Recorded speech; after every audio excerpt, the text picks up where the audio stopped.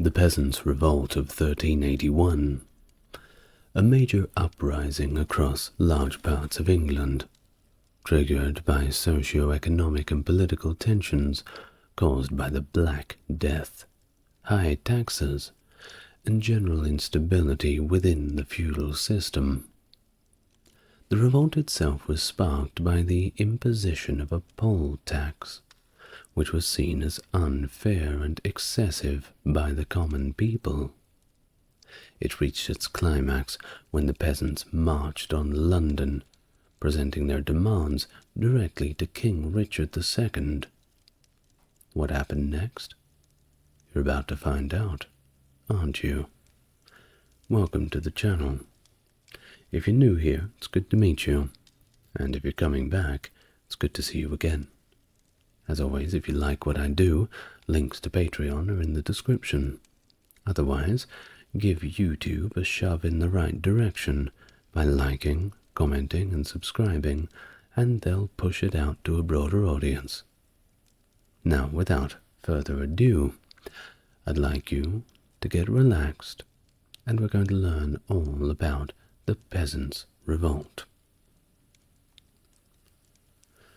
The Peasants' Revolt was deeply rooted in the economic and social upheaval of the 14th century.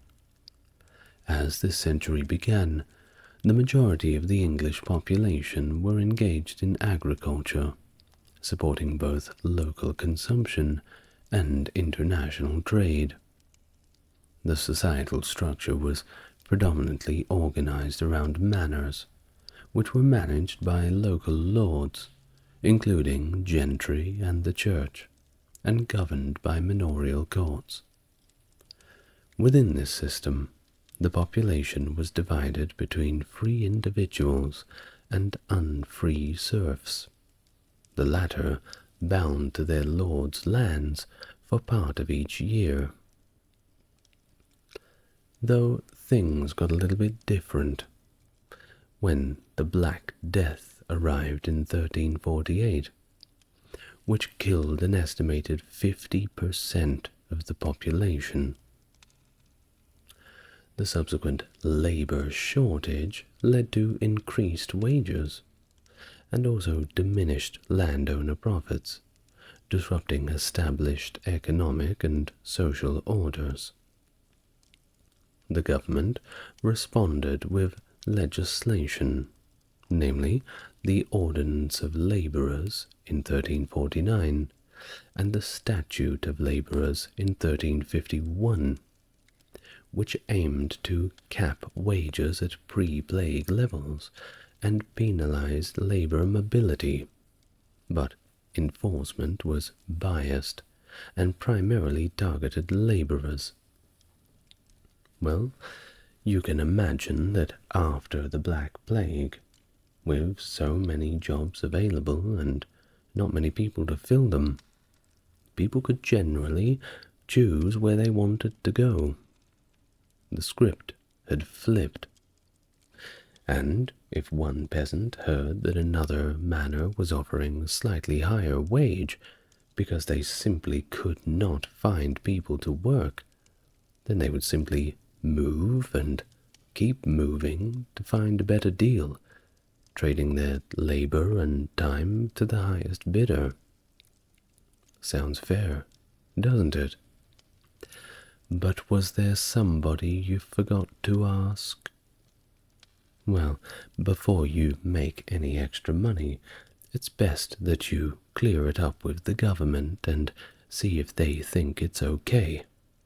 Well, spoiler alert, back in 1349, they did not think it was okay.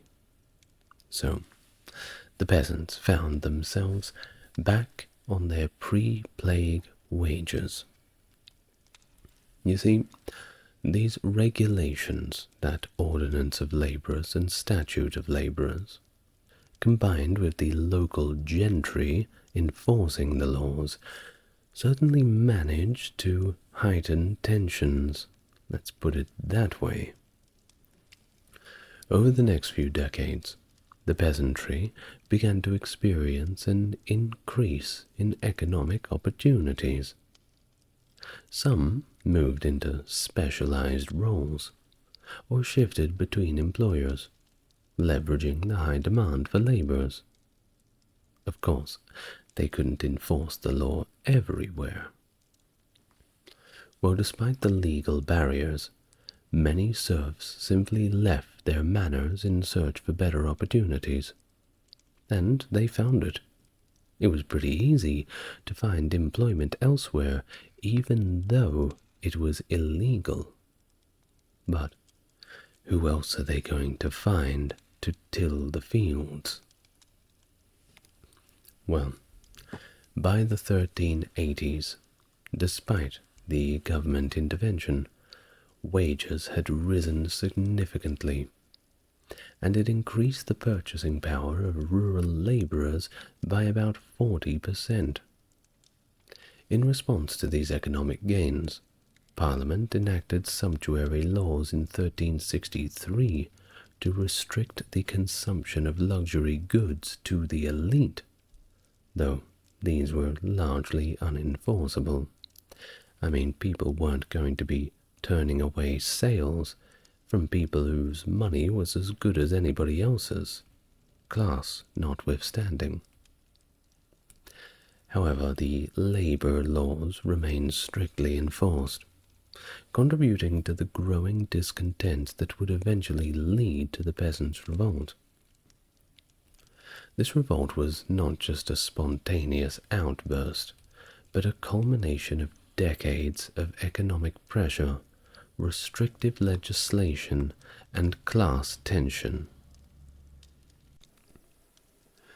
The conduct of the 100 Years' War was a significant factor contributing to the Peasants' Revolt.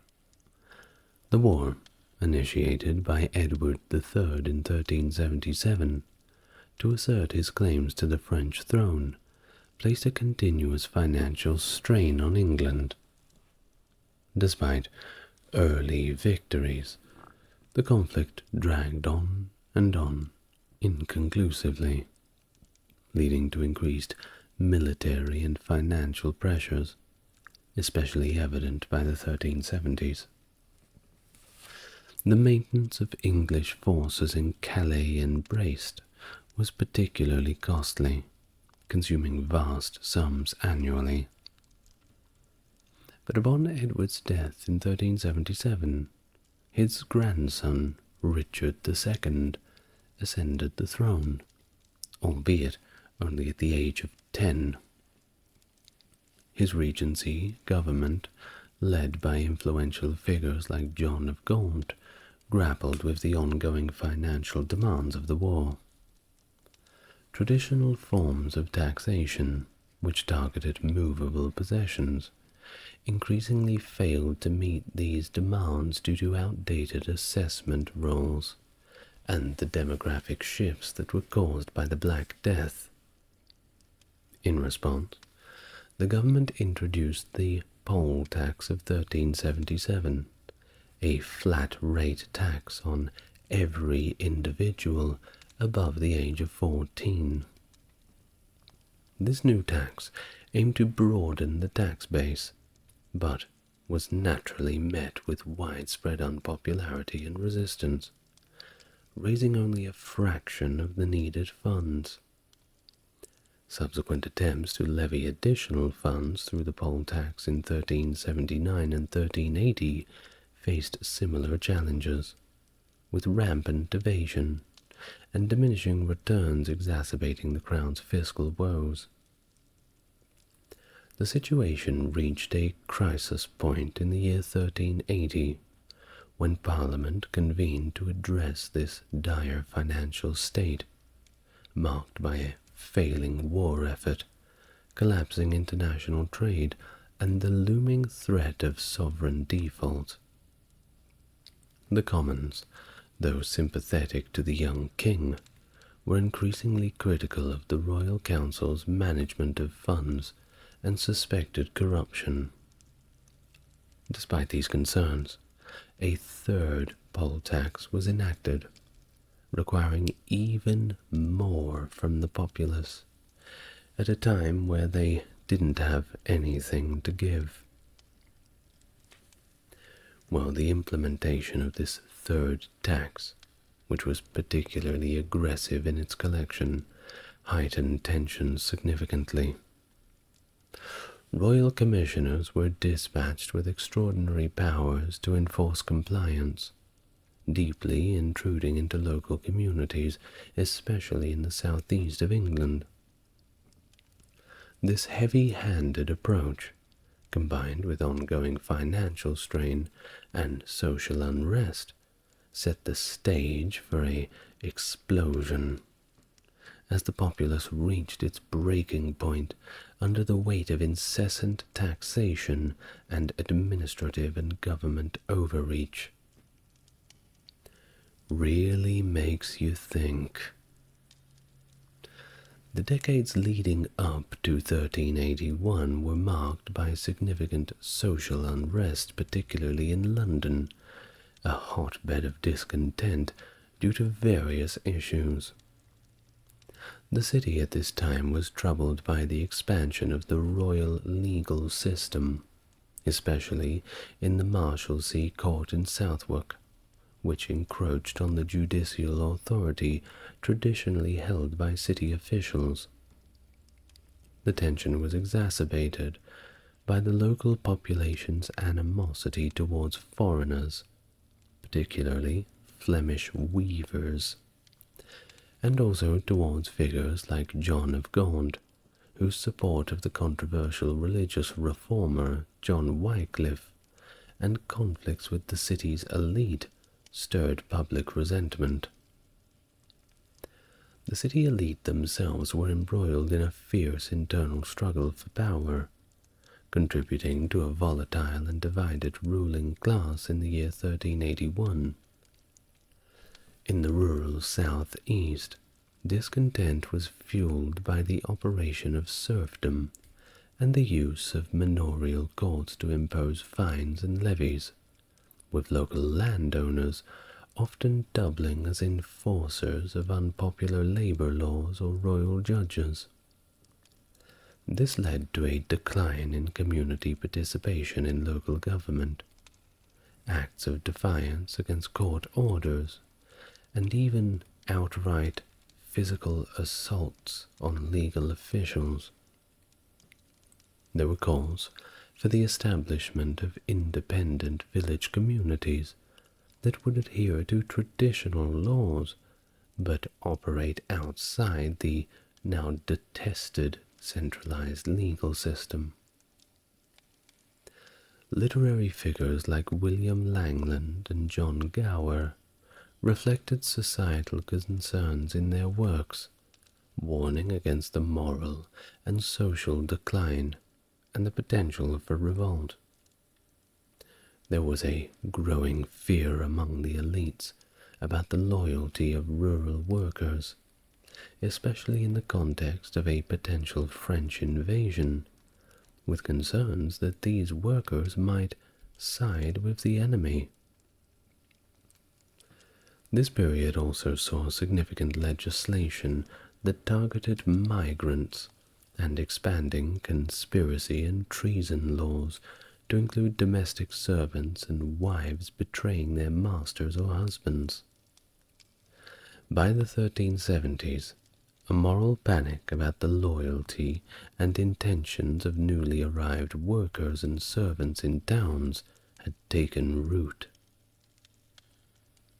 The tension eventually escalated into open protest with the Great Rumour of 1377, where rural workers in the southeast and southwest organized themselves, refusing to work for their lords and claiming exemptions based on the Domesday Book.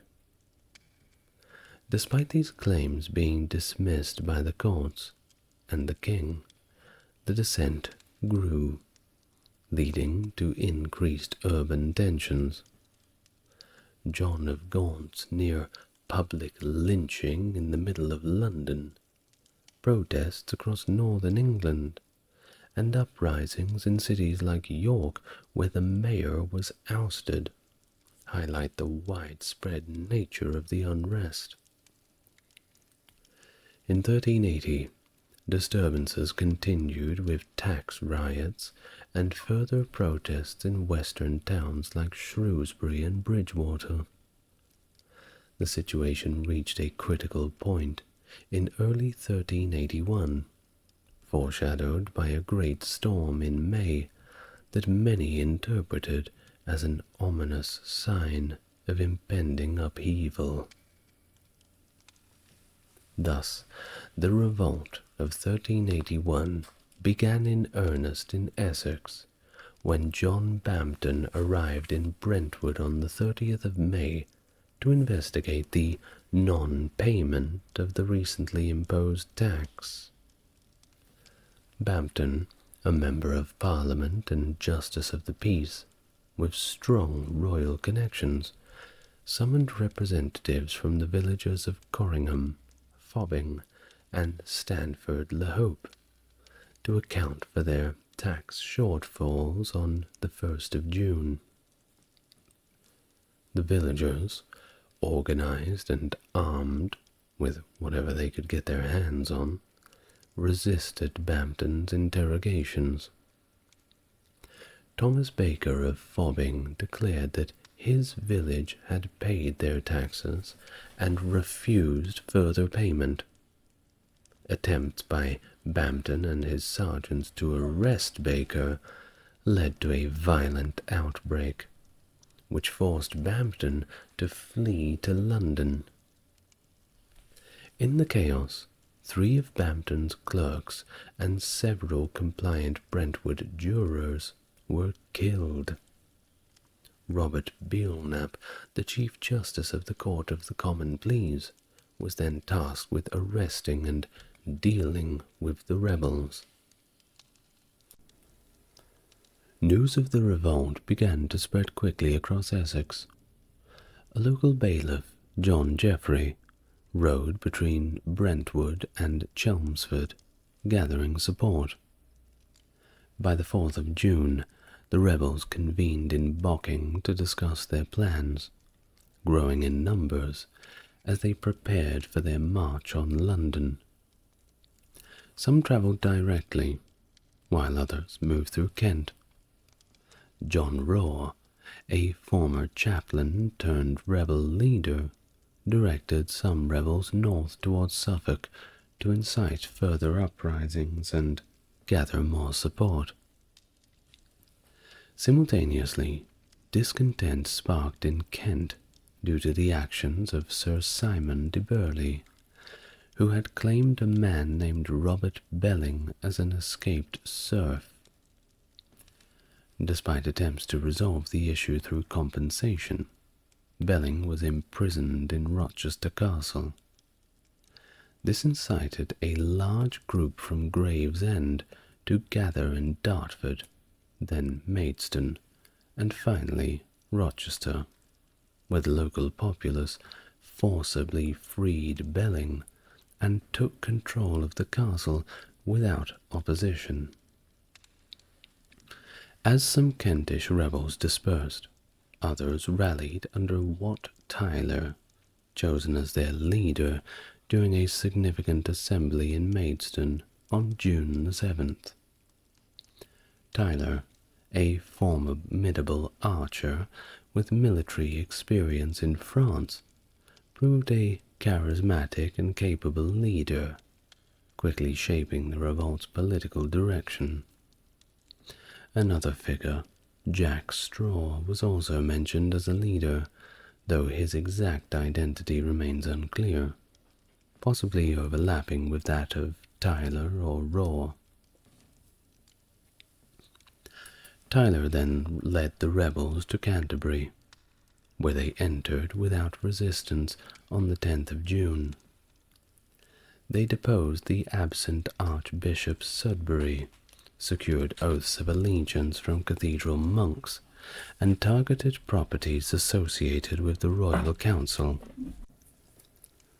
Suspected adversaries were dragged from their homes and executed, and the city's prison was opened.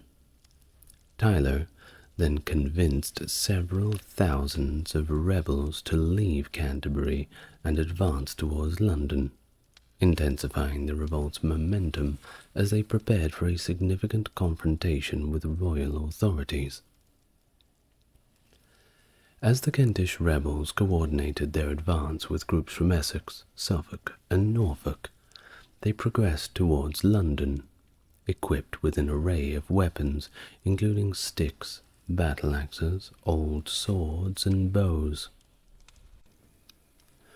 During their march, they encountered Lady Joan, the king's mother, who was heading back to London to avoid the upheaval.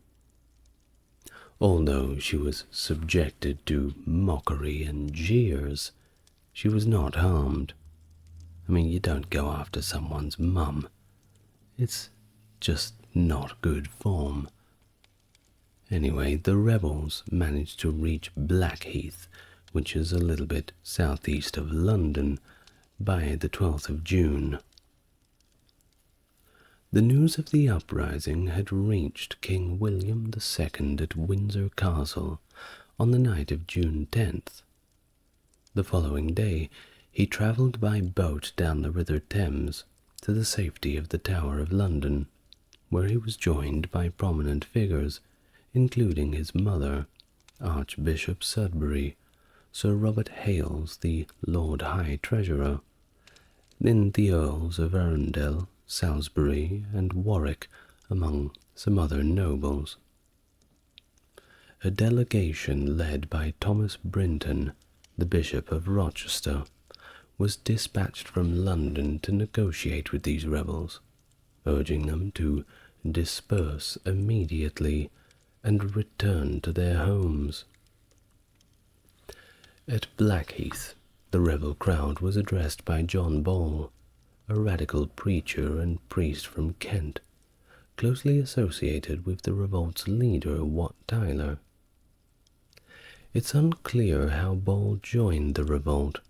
He may have been liberated from Maidstone prison by the rebels, or was already free when the revolt began. Either way, Ball delivered a sermon that included the rhetorical question, "When Adam delved and Eve span, who was then a gentleman?" promoting the idea that no natural social hierarchy justified the serfdom and inequality imposed by the nobility and the church. He emphasized the rebels' significance to King Richard and the true commons of England, indicating their loyalty to the monarchy, but opposition to the king's current advisers. The rebels were unpersuaded by the Bishop of Rochester's plea to disband, and instead prepared to march directly on London. Within the Tower of London itself, discussions ensued about how to possibly manage this rebellion. The king was severely undermanned, having only the Tower's garrison, his bodyguards, and at most a few hundred soldiers at his disposal. Most seasoned military commanders were abroad, and significant forces were stationed in northern England, poised against potential Scottish aggression. English law further complicated the situation, stipulating that only the king himself could lawfully summon local militias, or execute rebels, leaving local lords somewhat hesitant to suppress the uprisings without royal backing and command. Given the unsuccessful negotiations at Blackheath, it was decided that King Richard II should simply go and meet the rebels himself. On the 13th of June, guarded by soldiers on 4 barges, he sailed from the Tower to Greenwich on the southern bank of the Thames to meet with the rebels. The meeting, unfortunately, ended in failure, as Richard was reluctant to come on shore. I wonder why. And the rebels, of course, refused to negotiate unless he did so. Obviously, he thought this was simply a trick, which, well, it may have been.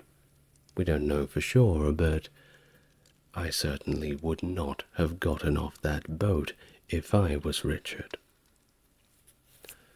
Well, consequently, Richard returned back to the safety of the tower across the river. Back to the drawing board.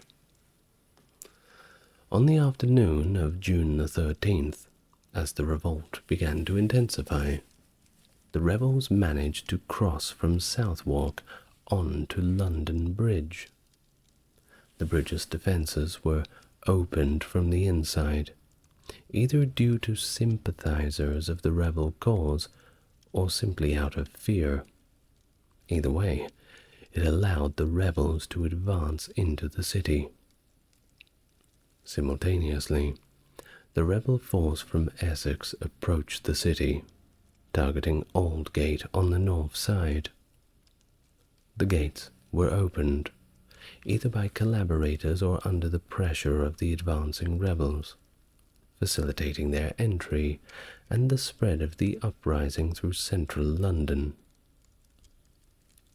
The Kentish rebels, with a growing list of enemies they wanted the king to surrender for execution, included high-profile national figures, such as the aforementioned John of Gaunt, Archbishop Sudbury, and Sir Robert Hales, along with other key members of the Royal Council and officials who had intervened in Kent.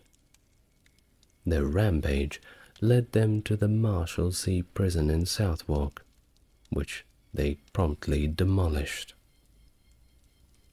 By this point, the Kent and Essex rebels were joined by many Londoners who were sympathetic and became outright supporters of the revolt. This led to attacks on Fleet and Newgate prisons, and targeting properties that were owned by Flemish immigrants. They were apparently doing a little too well for themselves. The rebels continued their destructive path towards Smithfield and Clerkenwell Priory, the headquarters of the Knights Hospitaller, which was led by Sir Robert Hales. They destroyed the priory and the nearby manor, moving west along Fleet Street.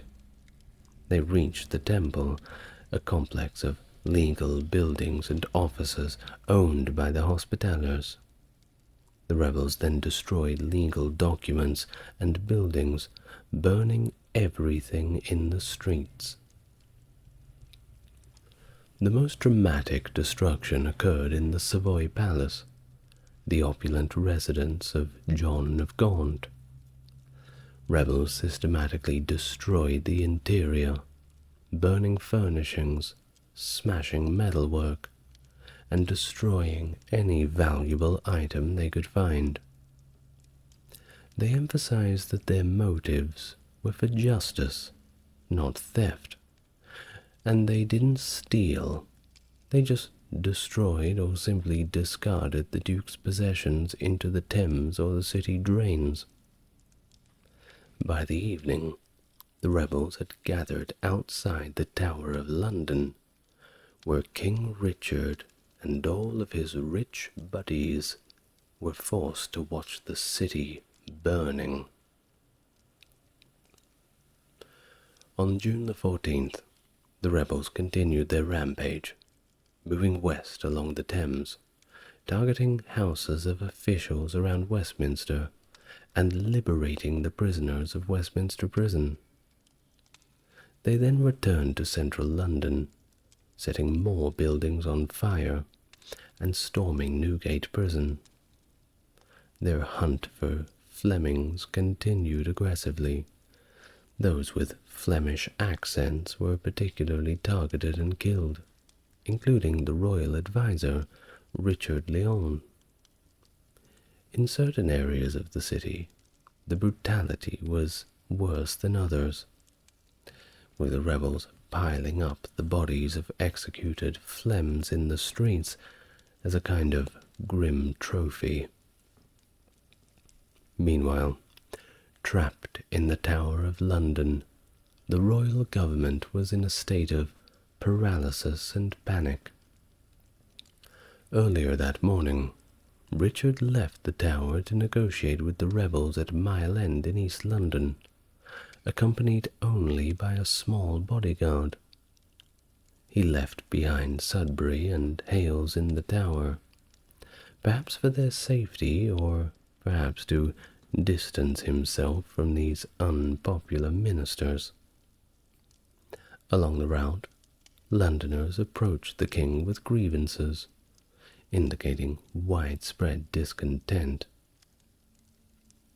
At Mile End, the rebels, whose spokespersons' identities remain unclear, presented their demands.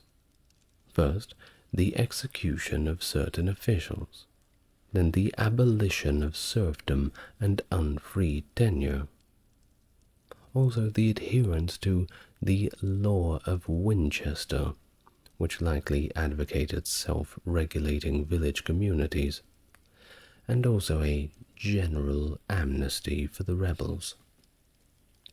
King Richard responded by issuing charters that announced the abolition of serfdom, which began to be circulated around the country, although he refused to surrender any officials for execution. Well, you give a little, you get a little. Meanwhile, another group of rebels were storming the Tower of London. The gates had rather sillily been left open. That's right, in a time like this. Possibly it was to allow King Richard's return, but instead of Richard coming through the gate, about 400 angry rebels went through, and nobody had the guts to stop them. They quickly located Archbishop Sudbury, Robert Hales, and others, taking them to Tower Hill, where they were executed. Their heads were later displayed on London Bridge.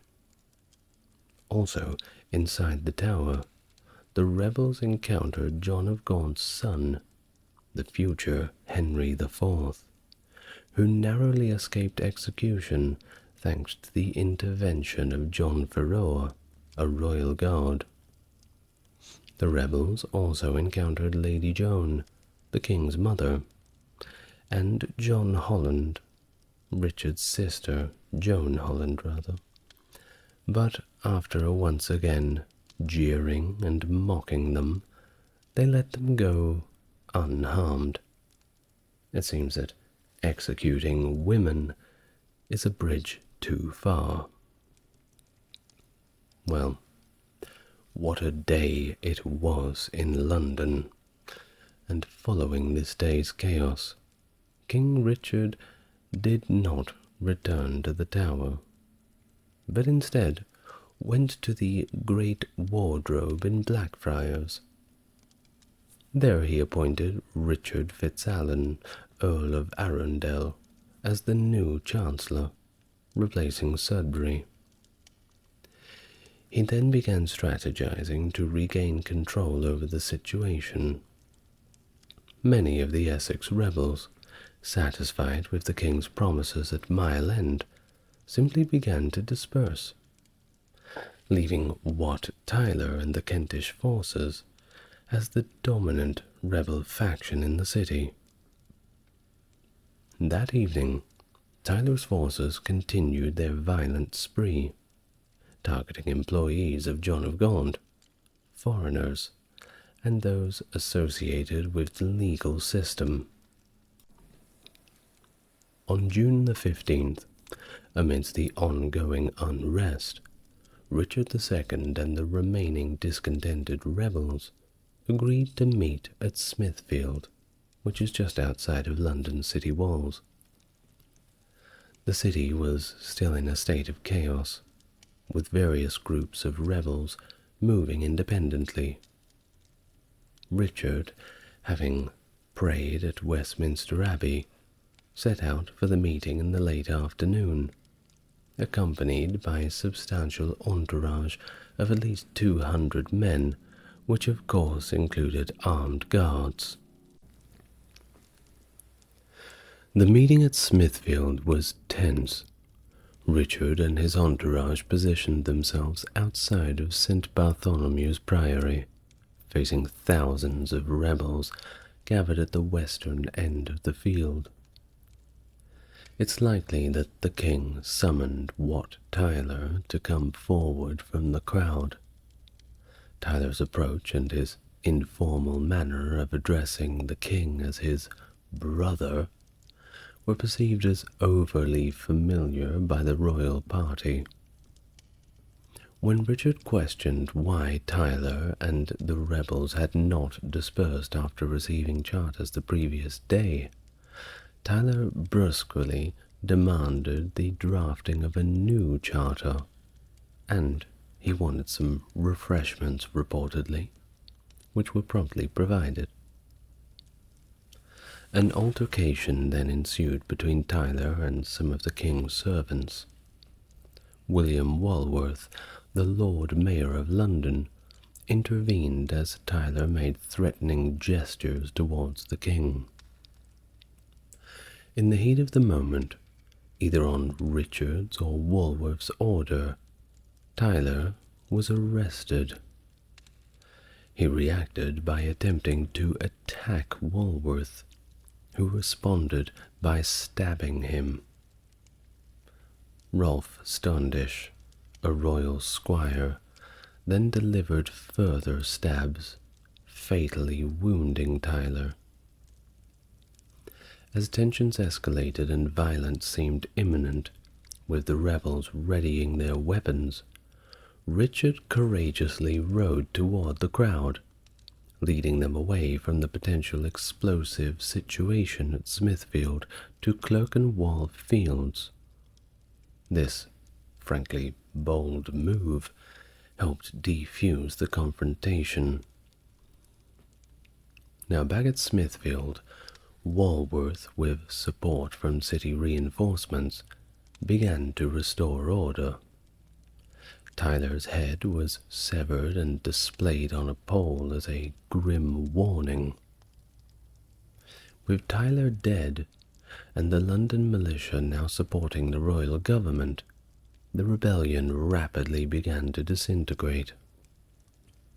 In recognition of their actions, Richard knighted Walworth and several of his key supporters, consolidating his control over the city and marking the beginning of the end of the peasants' revolt. During June 1381, the revolt spread across the east of England, leading to significant uprisings in Suffolk, Hertfordshire, Cambridgeshire, and Norfolk, spearheaded by various local leaders and fueled by widespread dissatisfaction. In Suffolk, John Raw, influential in the Eastern England revolt, led his forces to attack properties belonging to unpopular officials and nobles, gaining support as they progressed.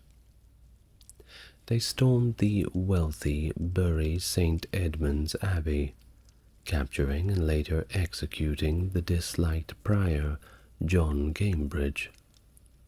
Further violence and extortion spread through the region, including the murder of Sir John Cavendish, Chief Justice of the King's Bench.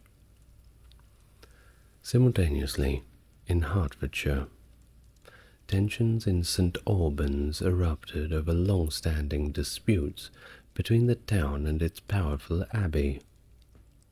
Rebels led by William Grindecob secured a temporary authority from Wat Tyler in London to act against the abbey. They forced Abbot Thomas de la Mare to surrender the abbey's rights and privileges, a victory that saw the destruction of the abbey properties and records across the country.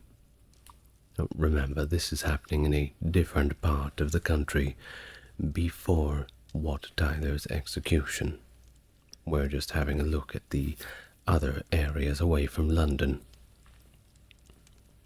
Now, in Cambridgeshire, the revolt targeted the actual University of Cambridge and its affiliations with the privileged clergy, including John of Gaunt. Rebels, backed by the mayor of Cambridge, attacked Corpus Christi College and destroyed the university's library and archives, signaling a rejection of the elite clerical learning. Norfolk saw a coordinated revolt led by Geoffrey Lister, who was a weaver and involved local gentry like Sir Roger Bacon. The rebels assembled outside Norwich, killed Sir Robert Sale, who tried to defend the city, and then looted the city upon gaining entry. The revolt spread throughout the country, with the killing of Flemish immigrants, destruction of court records, and looting of properties. The revolts in Beverley, Leicester, York, Scarborough, and Bridgewater show the widespread unrest across all of England, extending beyond the southeast where the rebellion had originated and somewhat ended abruptly. Well, out in Beverley, tensions between the mercantile elite and the poorer townspeople escalated into violence, leading to a takeover of the town administered by the rebels. This upheaval culminated in arbitration through Archbishop Alexander Neville, highlighting the involvement of high-ranking clergy in attempts to mediate the conflicts. Leicester then prepared itself for an anticipated attack due to its association with John of Gaunt, a prominent target of the rebels. However, luckily for them, the attack never came. It just simply didn't happen.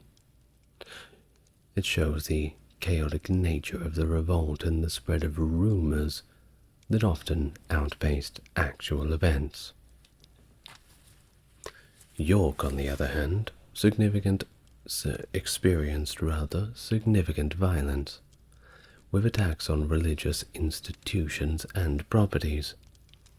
The city saw a brief takeover by armed men under John de Gisborne, indicating that the rebellion's influence reached far into the north and disrupted local governance.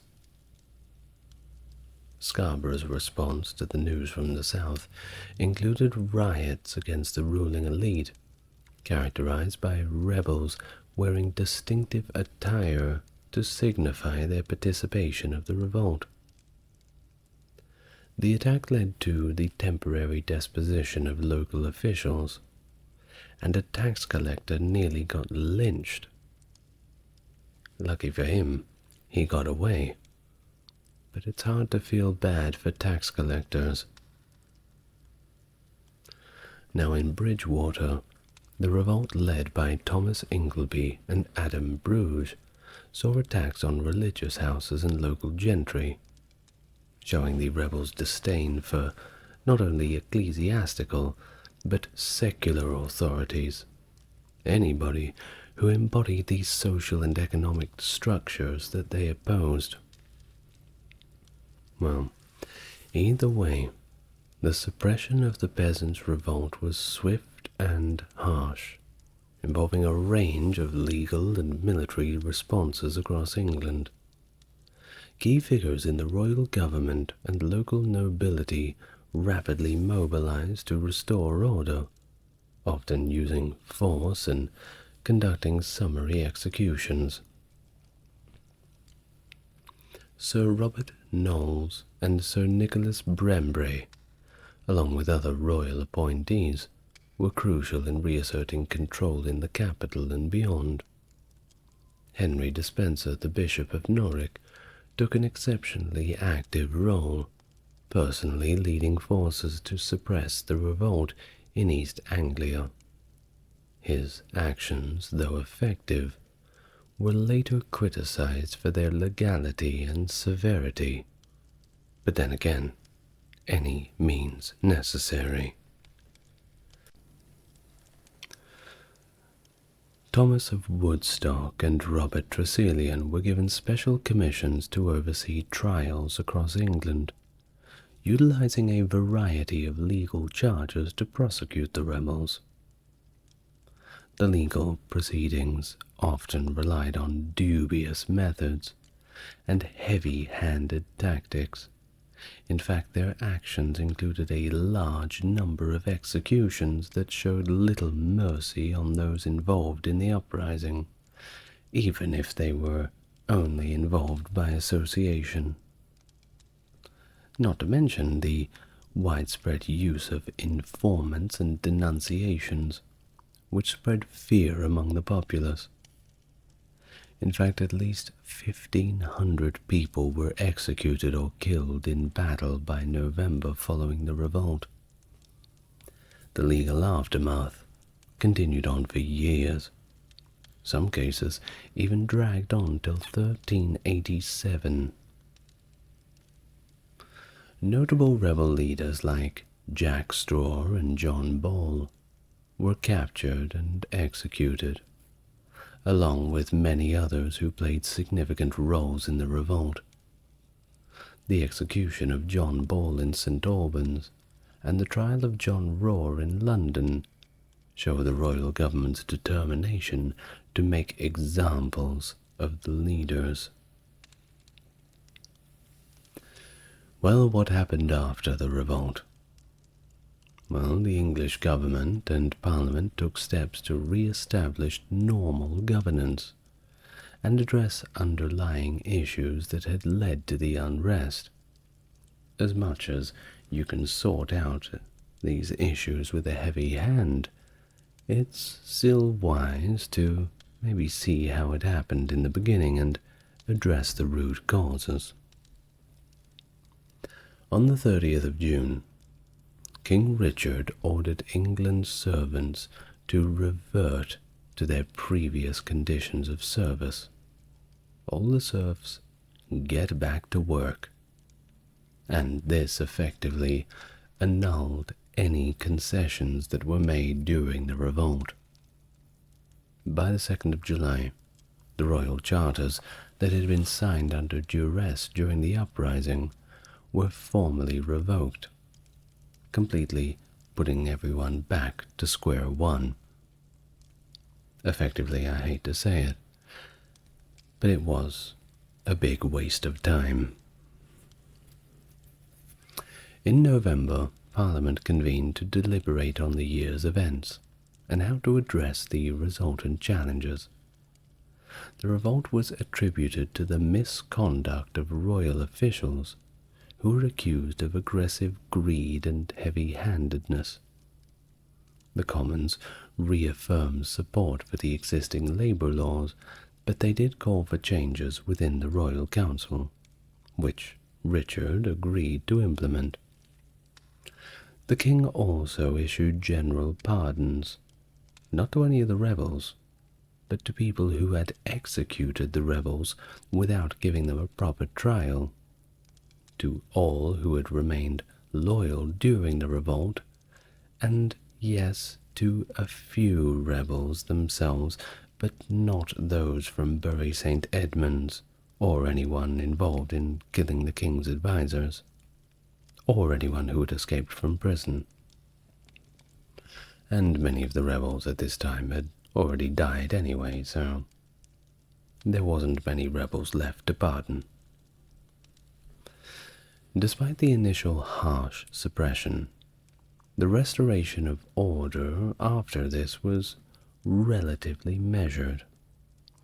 Local lords and government were a little cautious. They were wary of potential further uprisings. Legal reprisals against peasants were largely confined to the courts after this, avoiding direct retribution. Nonetheless, You can't keep a good man down. Low-level unrest persisted in the following years, with incidents in Norfolk in September 1382, and actually a plot against the Sheriff of Devon in March 1383.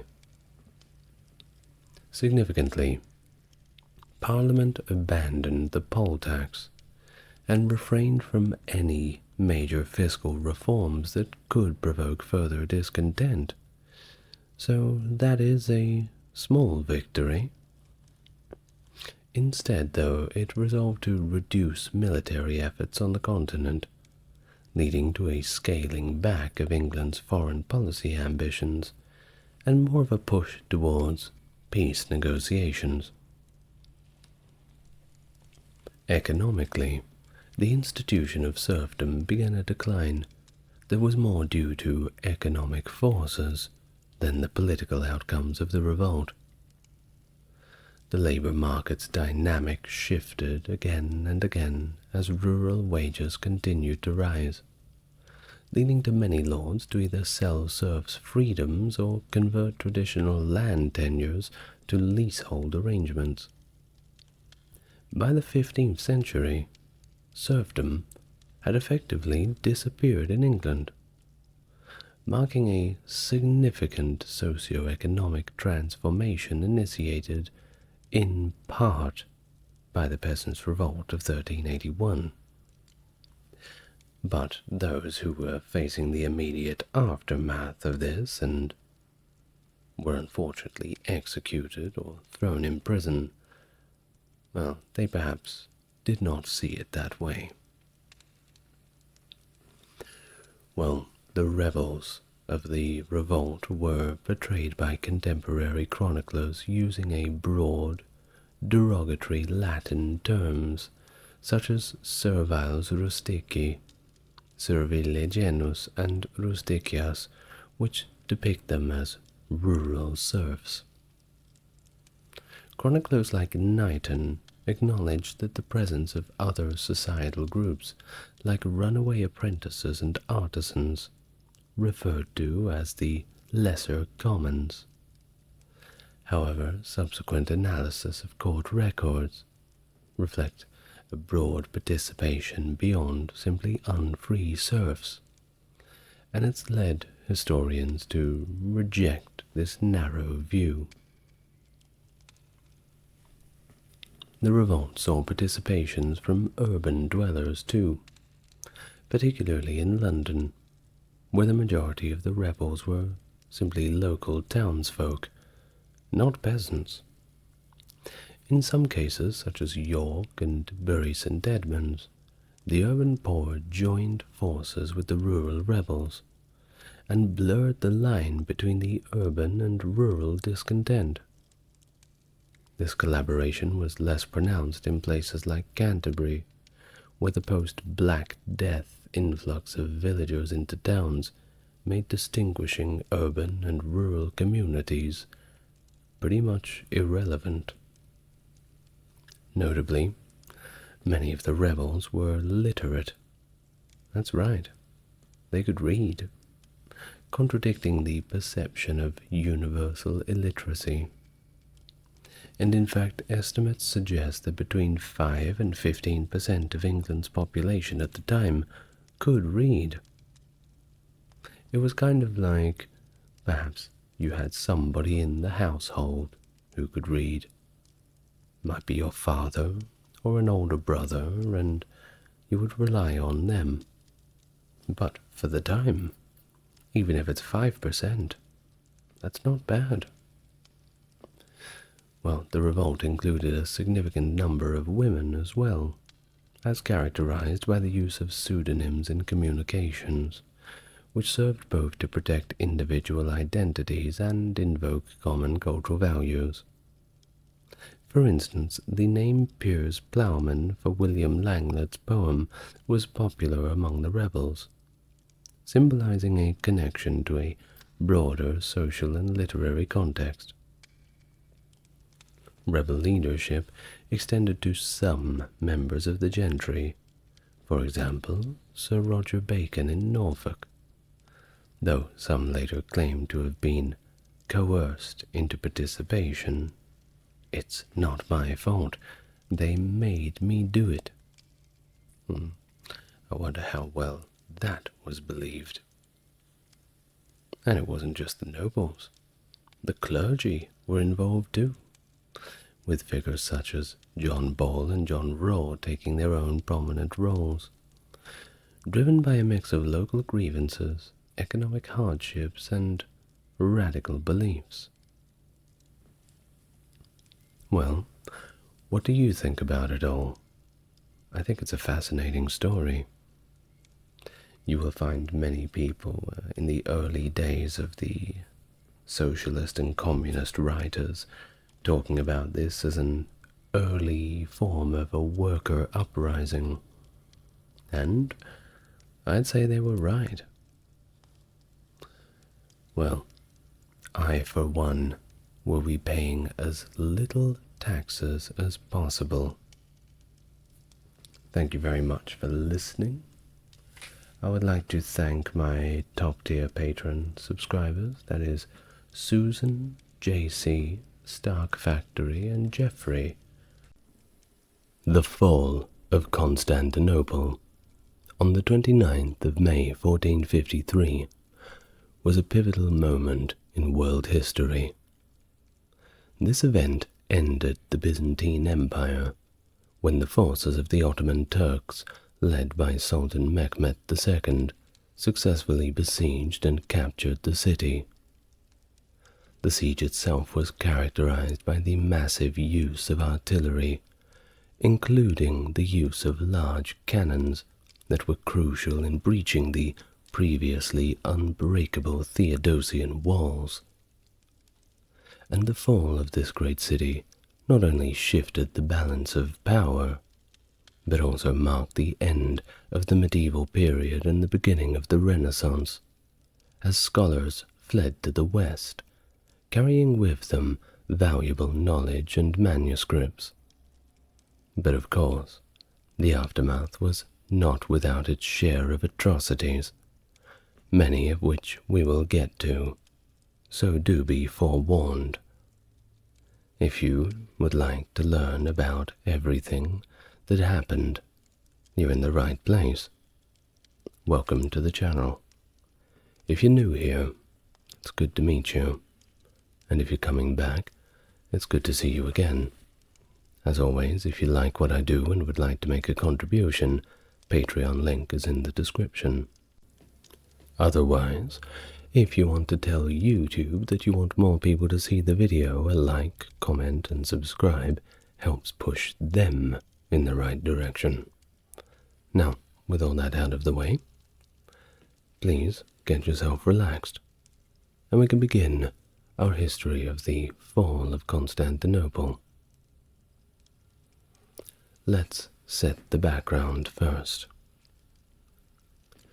Constantinople, established as an imperial capital by Constantine the Great all the way back in the year 330 AD, had already faced numerous sieges across 11 centuries, but was only captured once before 1453.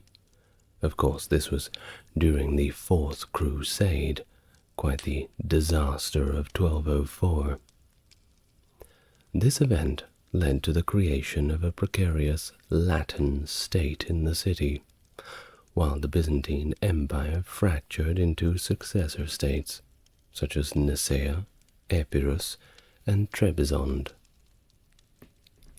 These states contested both against the Latin rulers and among themselves for control over the Byzantine throne. It was the Nicaeans who eventually reclaimed Constantinople in 1261, restoring the Byzantine Empire under the Palaiologos dynasty. However, the empire, now significantly weakened, continued to face threats from various directions, including the Latins, Serbs, Bulgarians, and of course, the rising power of the Ottoman Turks. Foreshadowing. The Black Death between 1346 and 49 drastically reduced the city's population, exacerbated by the empire's general decline. By 1453, Constantinople had shrunk substantially, comprising mainly a series of walled villages within the ancient Theodosian walls and largely surrounded by empty fields. The once vast empire was now reduced to the city itself and a few islands in the Sea of Marmara, not to mention a cultural outpost in the Peloponnese centered around Mistras. Additionally, the Empire of Trebizond, one of the Byzantine successor states, established after the Fourth Crusade, continued to exist on the Black Sea coast. Now, onto the Ottoman side. When Mehmed II ascended to the Ottoman throne in 1451, at the age of 19 years old, European courts underestimated his potential impact, expecting his youth and inexperience to actually weaken Ottoman influence in the Balkans and the Aegean. This sentiment was encouraged by Mehmed's initial diplomatic gestures towards European envoys, which seemed friendly and more or less conciliatory. However, Mehmed's actions soon belied these peaceful overtures. Early in 1452, he began constructing Rumeli Hisari, a formidable fortress on the European side of the Bosphorus, directly opposite the Andalu Hisari, built by his great-grandfather Bayezid I. This strategic move effectively gave the Ottomans control over the maritime traffic through the strait, and served as a defensive measure against potential attacks from the Genoese colonies along the Black Sea coast. The name Bogas Kesen, meaning strait blocker or throat cutter, highlights the strategic significance of this fortress, playing on the dual meaning of Bogas in Turkish, which refers to both a strait and a throat. This fortress was part of the broader strategic plan to isolate Constantinople and prevent any assistance from the despots in southern Greece, Thomas and Demetrios, who might have supported their brother Constantine the 11th Palaiologos during the looming siege. In preparation for the siege itself, Mehmed also ordered improvements to infrastructure to facilitate the movement of large cannons and troops from Adrianople to Constantinople, including enhancing roads and bridges. Mehmed's intentions were further clarified in a speech recorded by the Greek historian Michael Critobulus, in which he rallied his troops by invoking the legacy of his forebears, who had established and expanded the Ottoman Empire through considerable sacrifice and valor. Here we have a snippet of said speech, and I'll begin reading now. My friends and men of my empire, you all know very well that our forefathers secured this kingdom that we now hold at the cost of many struggles and great dangers that, having passed it along in succession from their fathers, from father to son, they have handed it down to me. For some of the oldest of you were sharers in many of the exploits carried through by them. Those at least of you who are of maturer years, and the younger of you have heard of these deeds from your fathers. They are not such very ancient events, nor of such a sort as to be forgotten through the lapse of time. Still, The eyewitness of those who have seen testifies better than does the hearing of deeds that happened but yesterday or the day before. End of passage.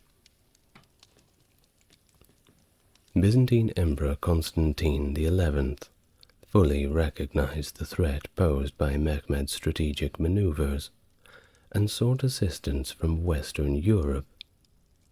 However, long-standing tensions between the Eastern Orthodox and Roman Catholic churches since their schism in 1054 made these efforts more than a little bit difficult.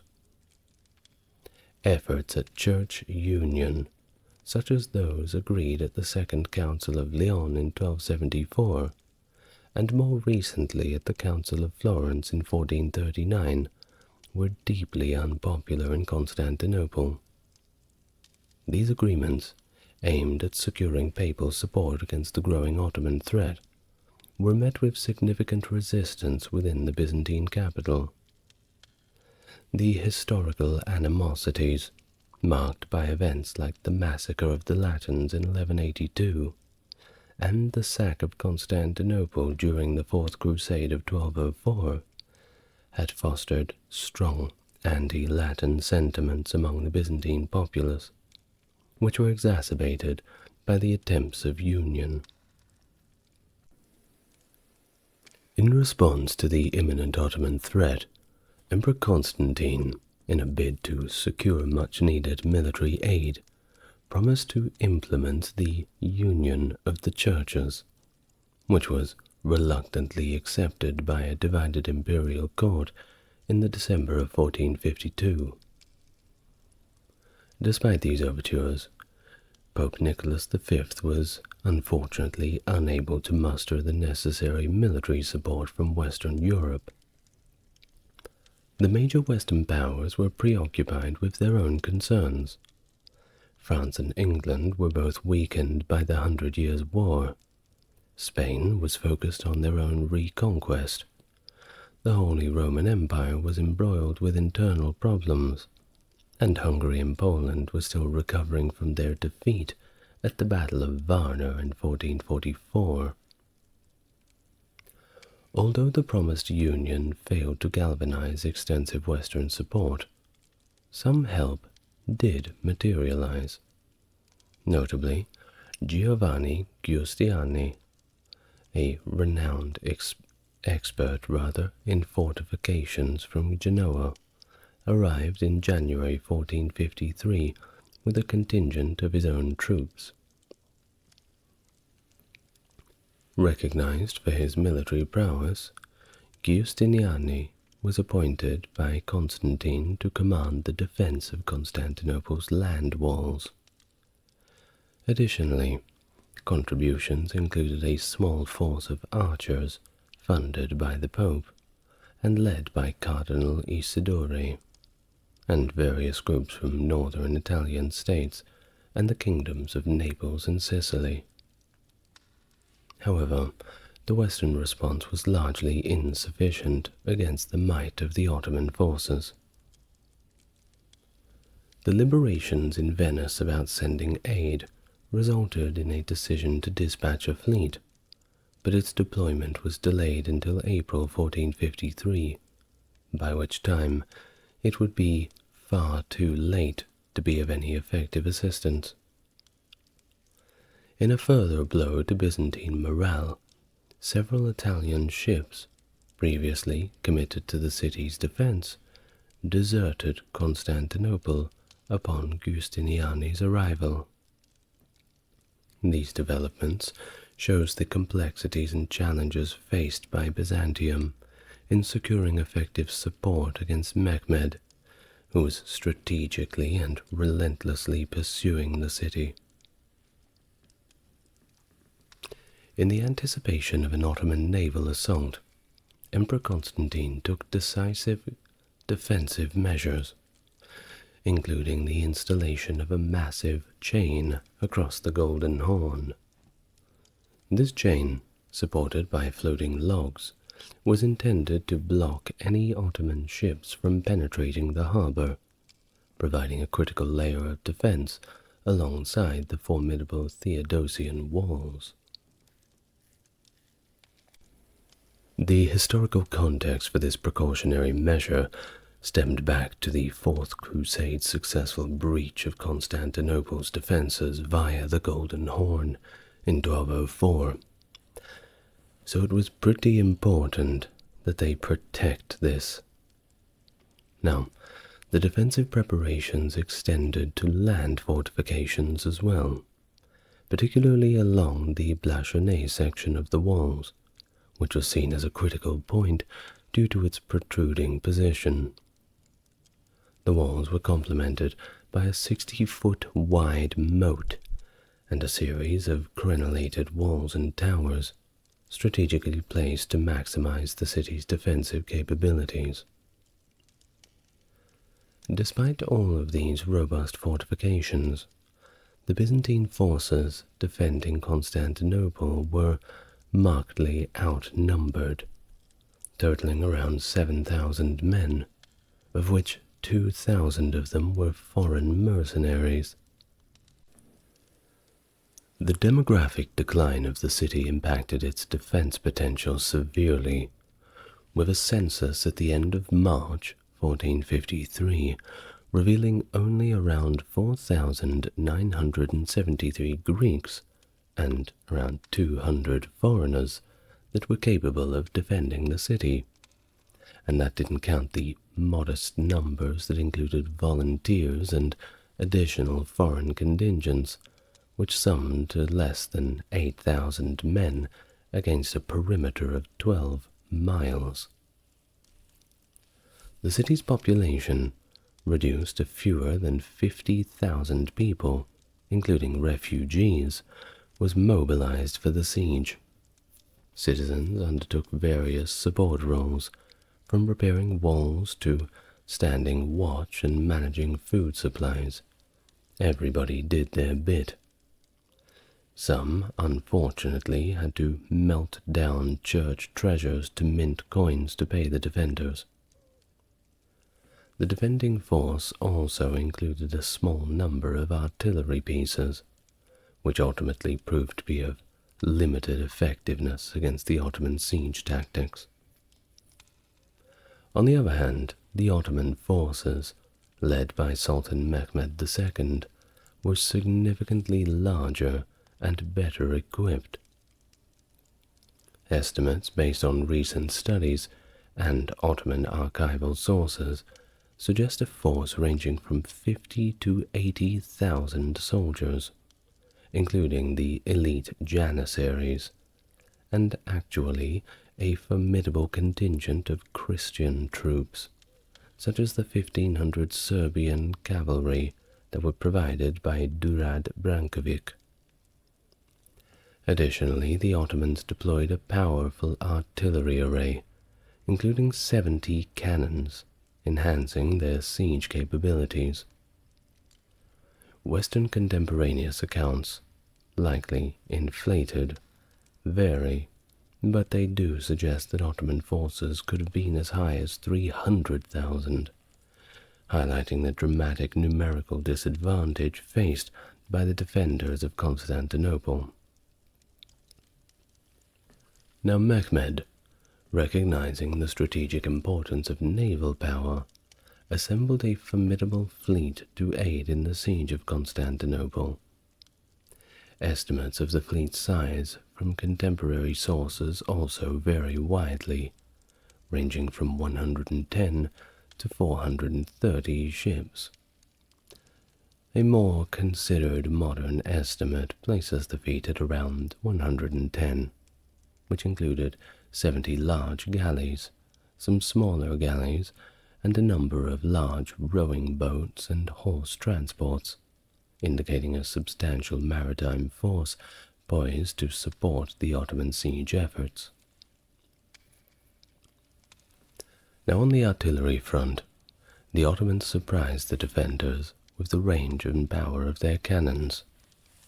These cannons, numbering between 12 and 62, were produced in Turkish foundries under the direction of engineers like Saruka and, notably, Orban, a foreign engineer whose contributions were critical.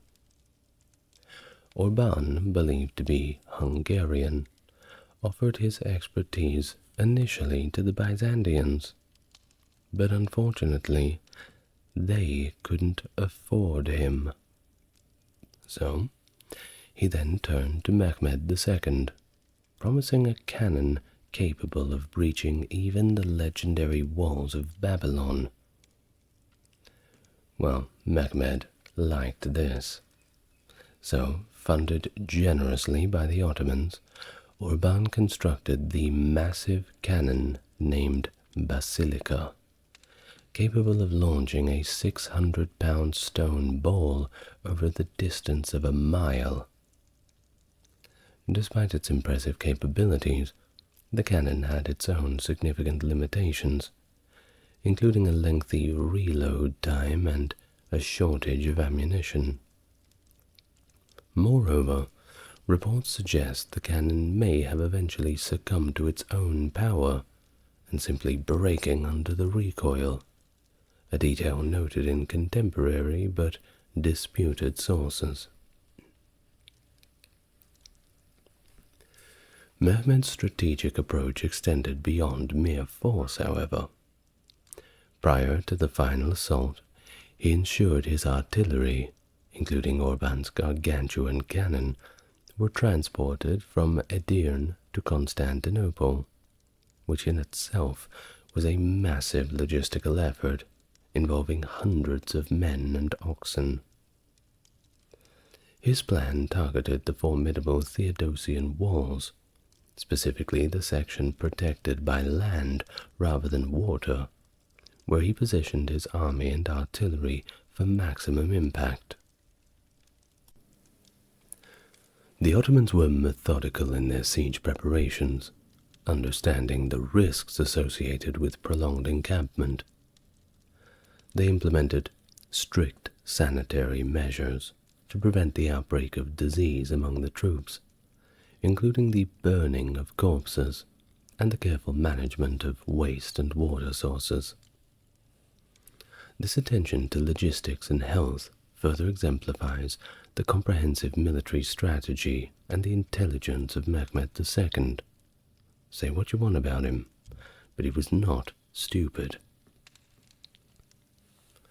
Now, the Byzantine capital of Constantinople at this time was one of the most fortified cities in the medieval world, featuring approximately 20 kilometers of massive walls that had been refined and strengthened over the centuries.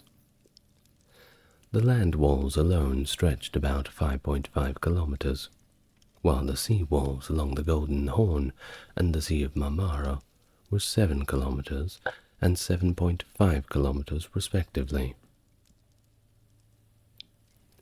These fortifications were in good condition, despite having been recently repaired during the reign of Emperor John VIII, providing the city's defenders with strong hope and reason to believe that they could withstand a siege until the reinforcements from Western Europe had arrived. The Byzantine defensive strategy was thusly comprehensive, covering both land and sea approaches. The city's defenders, although outnumbered, were strategically deployed along the walls and equipped with a small fleet of 26 ships from various European powers, including Genoa, Venice, and even one from France. The fleet was crucial for controlling the seaways and potentially resupplying the city. On the landward sides, the defense was concentrated along the outer walls. Emperor Constantine XI himself guarded Mesotechion, the central section of the land walls crossed by the river Lycus, which was deemed the most vulnerable point of the fortifications.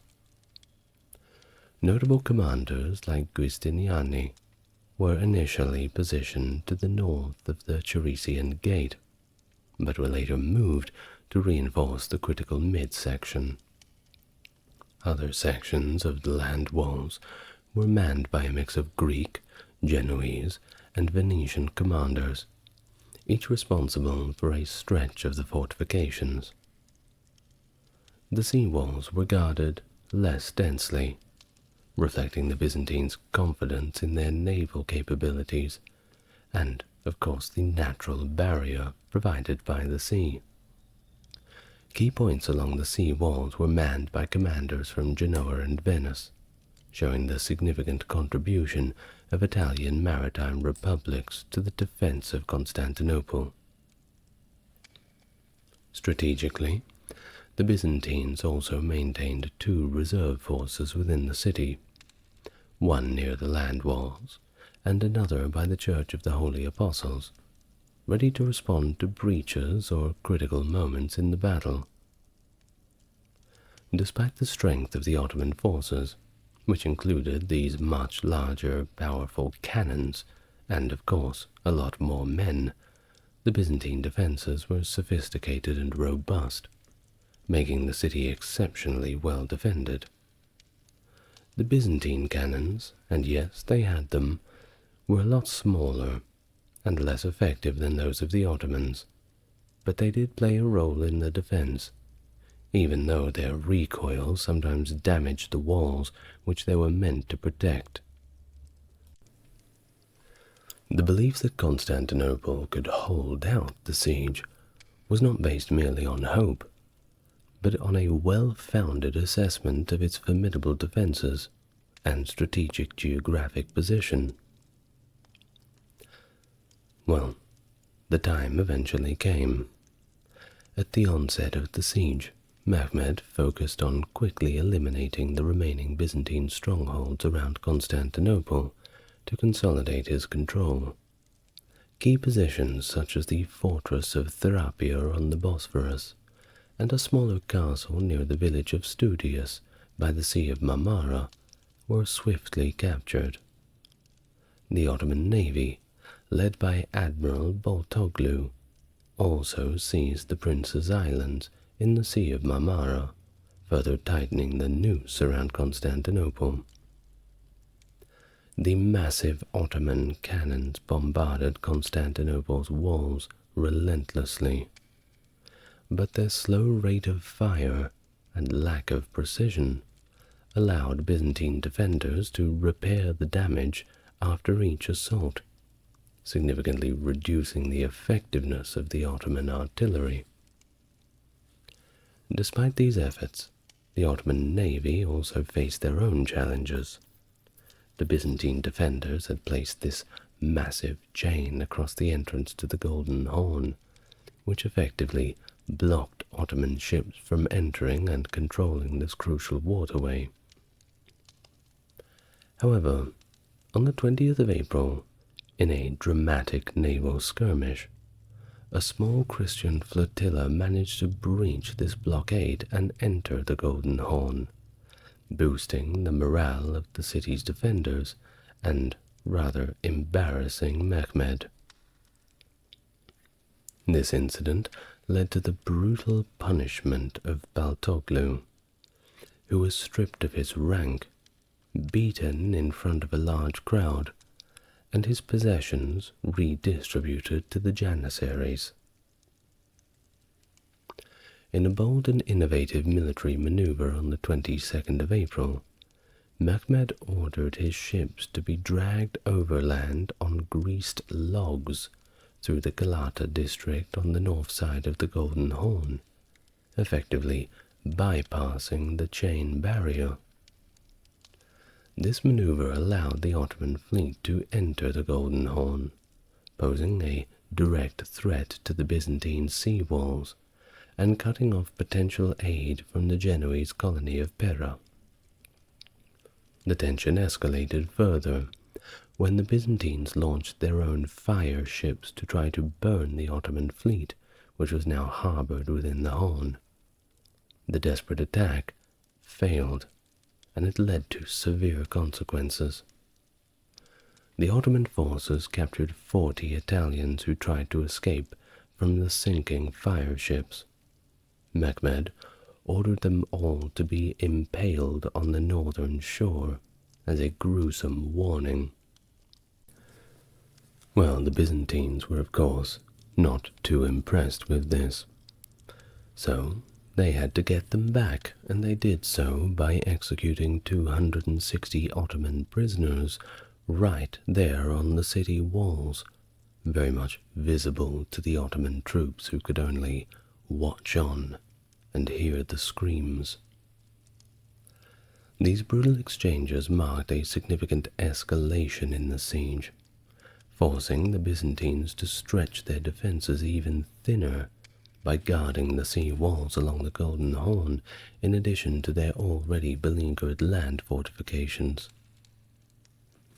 The Turks had made several unsuccessful attacks on the walls, and there was a Venetian present at the time, a surgeon by the name of Niccolo Barbaro, who recorded his recollection of events as follows, and I will read from this journal he kept.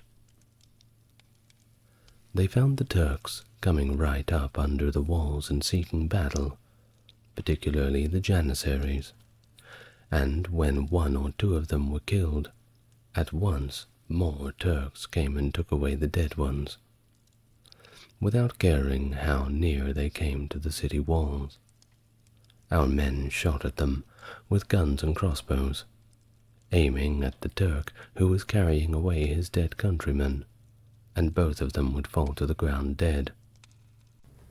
And then there came other Turks and took them away, none fearing death, but being willing to let 10 of themselves be killed, rather than suffer the shame of leaving a single Turkish corpse by the walls. End of quote. As the siege of Constantinople progressed into late May, Mehmed's strategy intensified. Despite ongoing artillery bombardment, the Ottomans struggled to breach the formidable Theodosian walls through conventional means. Therefore, from mid-May to the 25th of May, Mehmed resorted to mining operations aimed at undermining the structural integrity of the walls. These efforts involved Serbian miners from Novo Brdo, known for their expertise, who were commanded by Zagan Pasha. The Byzantines, led by an engineer named Johannes Grant from the Genoese contingent, employed their own counter-mining tactics. They successfully intercepted the Ottoman tunnels, engaging the miners in close combat and utilizing Greek fire to halt their progress. Key interceptions occurred on multiple nights, culminating in significant engagements on the 21st, 23rd, and 25th of May, during which the Byzantines managed to capture and extract crucial information from 2 Turkish officers. This intelligence led to the discovery and destruction of all Ottoman mining attempts under the walls. During this critical phase, Mehmed offered terms of surrender to Emperor Constantine on the 21st of May. He proposed that the siege would be lifted if the city was surrendered peacefully. He even promised safe passage for the emperor and any inhabitants who wished to leave, recognition of the emperor as the governor of the Peloponnese, and security for those choosing to remain in the city. However, Constantine showed a steadfast resolve.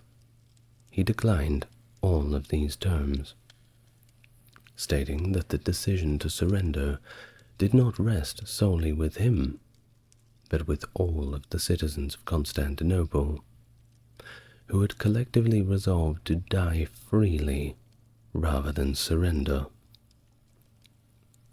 Amidst these tense negotiations, internal dissent appeared within Mehmed's council.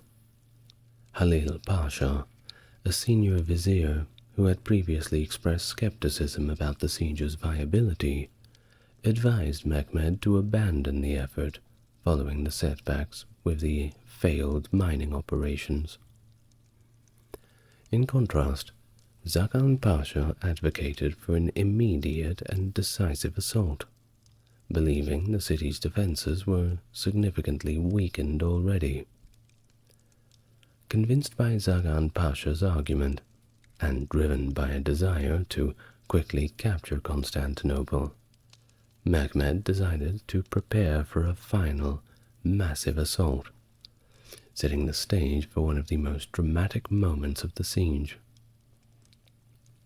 This planned attack aimed to overwhelm the Byzantine defenses through sheer force, signaling a pivotal shift from a protracted siege to an all-out offensive designed to conclude the Battle of Constantinople once and for all. The final preparations for the Ottoman assault were meticulously planned and executed with precision. On the evening of the 26th of May, 1453, Mehmed initiated extensive mobilization of his forces, marking the beginning of a 36-hour period dedicated to final preparations. The soldiers were given time to rest and pray on the 28th of May, the day before the planned attack, signifying the gravity of the upcoming battle. Meanwhile, the defenders of Constantinople, under the command of Constantine XI, were bolstered in spirit by the arrival of a small Venetian fleet on the 27th of May. However, this fleet brought with it the disheartening news that no large-scale relief force was coming to save them.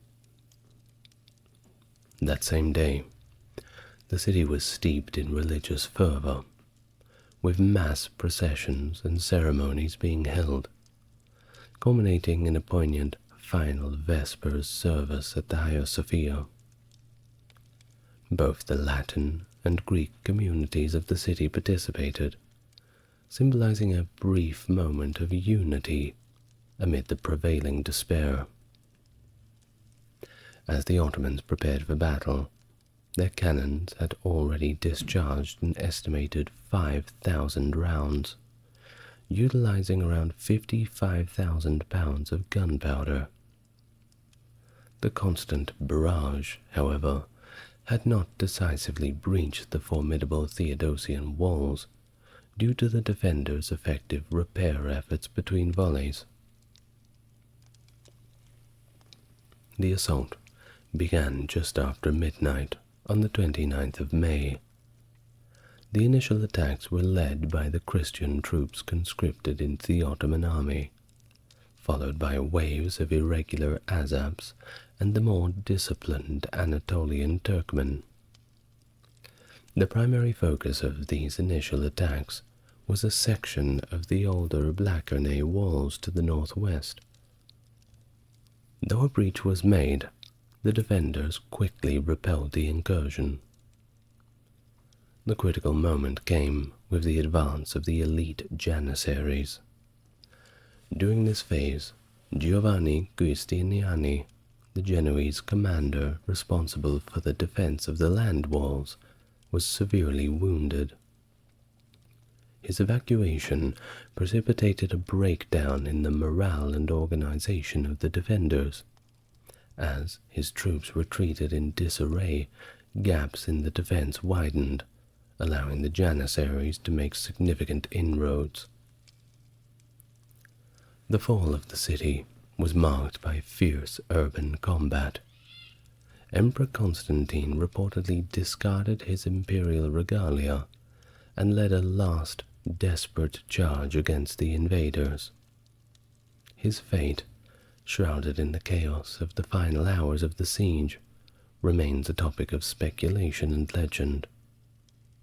Some accounts suggest that he died fighting near the San Romano Gate, while others, like the diary of Niccolo Barbaro, controversially suggested he took his own life, a claim not widely supported by other sources. As the city fell, Mehmed directed his soldiers to secure key sites, including the Church of the Holy Apostles, intended as the seat for the new Orthodox Patriarch under Ottoman rule. The Hagia Sophia, filled with refugees, was breached, and its occupants were tragically sorted for either slavery or ransom, or worse.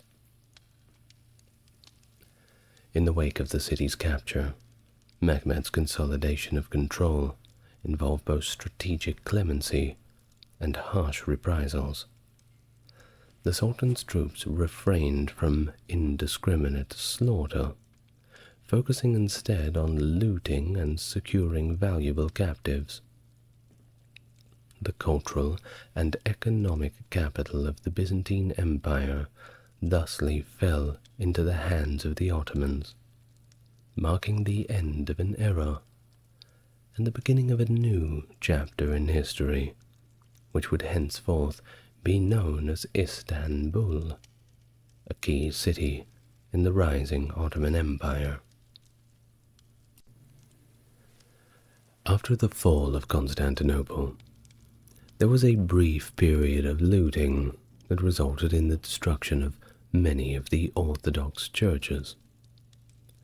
This period of chaos left the city largely in ruins by the 2nd of June, with desecrated churches, uninhabited houses, and emptied stores and shops. Mehmed was reportedly moved to tears by the devastation, lamenting, "What a city we have given over to plunder and destruction."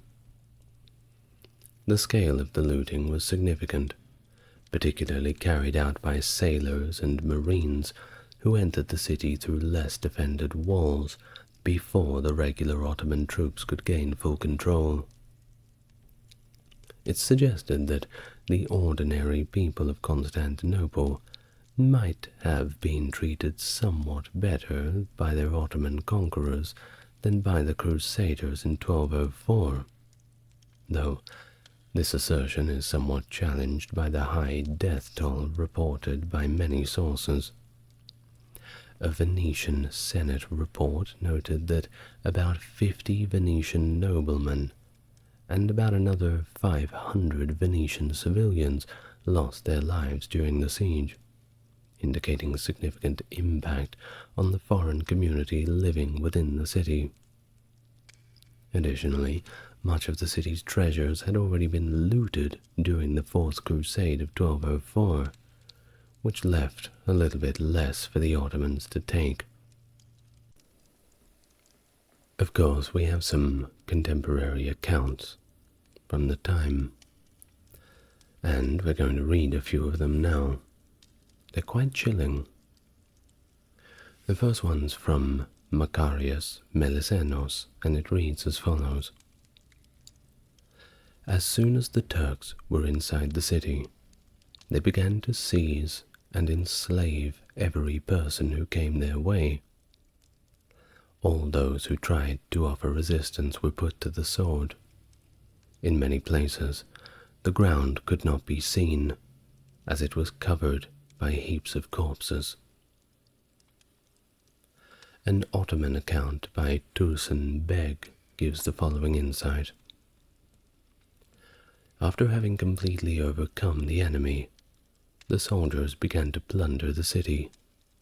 They enslaved boys and girls, and took silver and gold vessels, precious stones, and all sorts of valuable goods and fabrics from the imperial palace and the houses of the rich. Every tent was filled with handsome boys and beautiful girls. Another account by Leonard of Chios goes thusly. All the valuables and other booty were taken to their camp, and as many as 60,000 Christians who had been captured. The crosses, which had been placed on the roofs or the walls of the churches, were torn down and trampled. Women were assaulted, virgins and youths forced to take part in shameful obscenities. The nuns left behind, even those who were obviously such, were disgraced with the foulest of debaucheries. The aftermath of the fall of Constantinople was marked by significant and grim events, reflecting the harsh realities of medieval sieges and their brutal impact on civilian populations. Nicholas de Nicolet's account reveals the grim fate of those captured during the siege, stating that the slaves were openly displayed and sold naked in the city's slave markets, with young girls being particularly vulnerable to purchase. The situation inside the Hagia Sophia was notably dire. According to George Safrantes, it became a scene of indiscriminate violence, where people of both genders suffered assault and brutality. The elderly, the infirm, and those wounded who sought refuge in churches were either killed or sold into slavery. The emotional toll of the siege is encapsulated in a quote that illustrates the widespread despair. Everywhere there was misfortune. Everyone was touched by pain. This account conveys the pervasive atmosphere of grief and terror that had enveloped Constantinople. Mehmed himself, upon entering the Grand Basilica of the Hagia Sophia, reacted to a soldier damaging the property not for looting, but under the pretense of faith, which prompted Mehmed to execute him, declaring that the physical city belonged to him, not to individual soldiers or their acts of destruction. One particularly chilling episode involves Mehmed's actions during the victory celebrations, where he reportedly entertained his officers by having captives killed for sport. A more controversial and debated account involves the Grand Duke Lucas Notaras, who, according to Byzantine historian Ducas, was commanded by Mehmed to hand over his youngest son for the Sultan's amusement. Notaras's refusal and his subsequent execution alongside his sons highlight the personal tragedies that unfolded against the larger backdrop of the city's fall.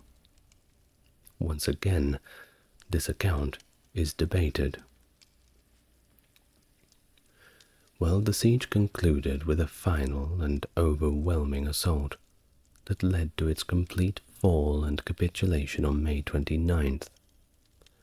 The events that followed were unimaginable for those who thought the Theodosian walls would protect them forever.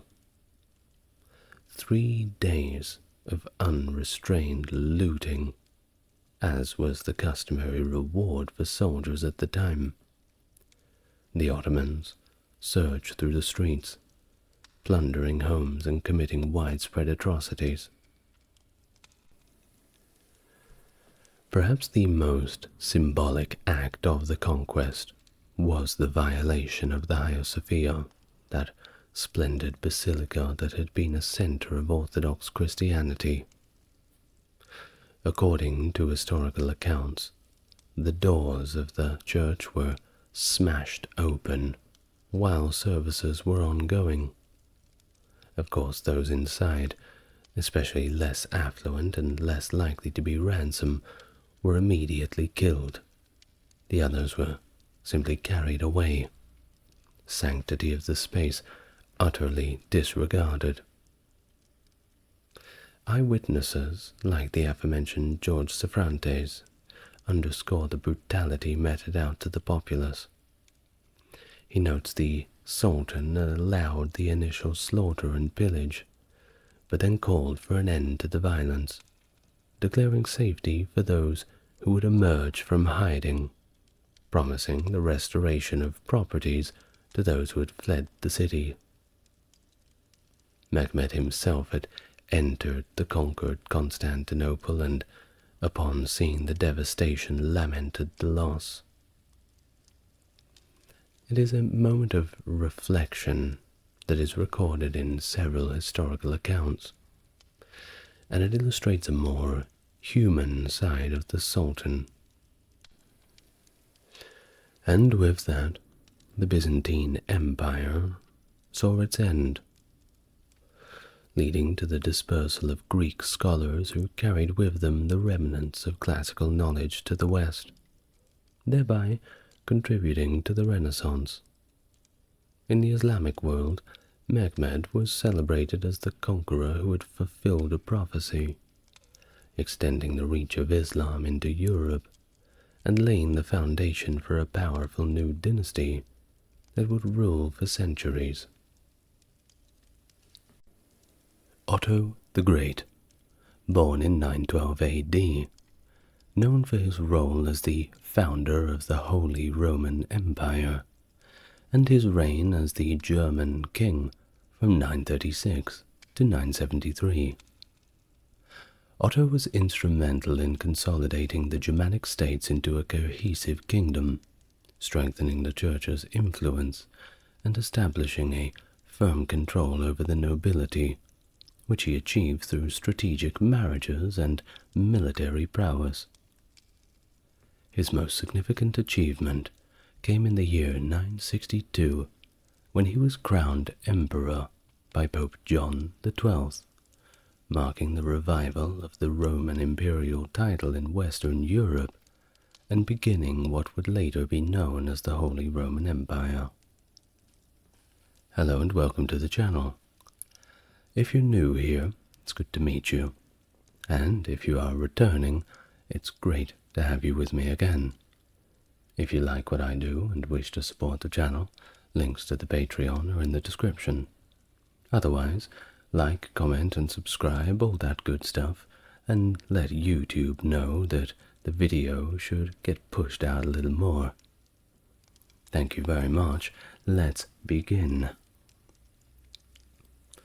Otto was born in the year 912, specifically on November 23rd, as the firstborn son to Henry the Fowler, the Duke of Saxony, and his second wife, whose name was Matilda, the daughter of Dietrich of Ringelheim, a Saxon count. Before this union, Henry had been married to Hathburg of Merseburg, also of Saxon nobility, but it fell apart in 909, and the marriage was annulled following the birth of Thankmar, Otto's older half-brother. Otto grew up with 4 siblings: Bruno, Gerberga, Henry, and Hedwig. The death of Conrad I, the King of East Francia and Duke of Franconia, on December the 23rd, 918, set the stage for significant shifts in the kingdom's leadership. Conrad, on his deathbed, influenced by Widukind of Corvey's account in The Deeds of the Saxons, convinced his brother Eberhard of Franconia to endorse Henry, Otto's father, as his successor. This was despite their previous conflicts and Conrad's weakening political position due to his ongoing skirmishes with German dukes like Arnulf of Bavaria and Burkhard II of Swabia. In the May of 919, and after much deliberation, Eberhard and leaders from both Saxon and Frankish territories appointed Henry as king during the imperial diet at Fritzlar, marking a pivotal moment where a Saxon assumed control over the kingdom for the very first time. Although Burkhard II of Swabia pledged allegiance to Henry swiftly, Arnulf of Bavaria opposed him leading to his proclamation as king by the Bavarians. However, his reign was fleeting, as Henry soon defeated him in 2 military campaigns.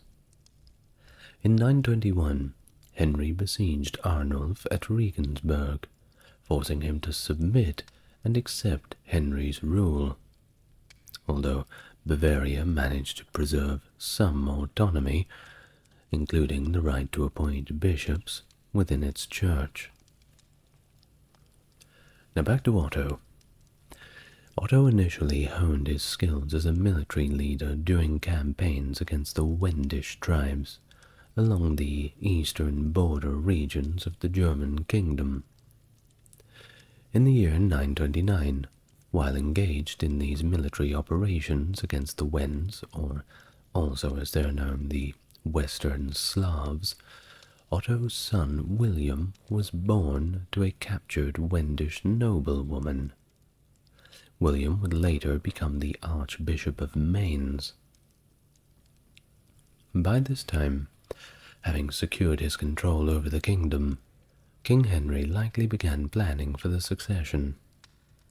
Although there is no surviving written record of these plans, it is during this period that Otto is first referred to as king in a document from the Abbey of Reichenau.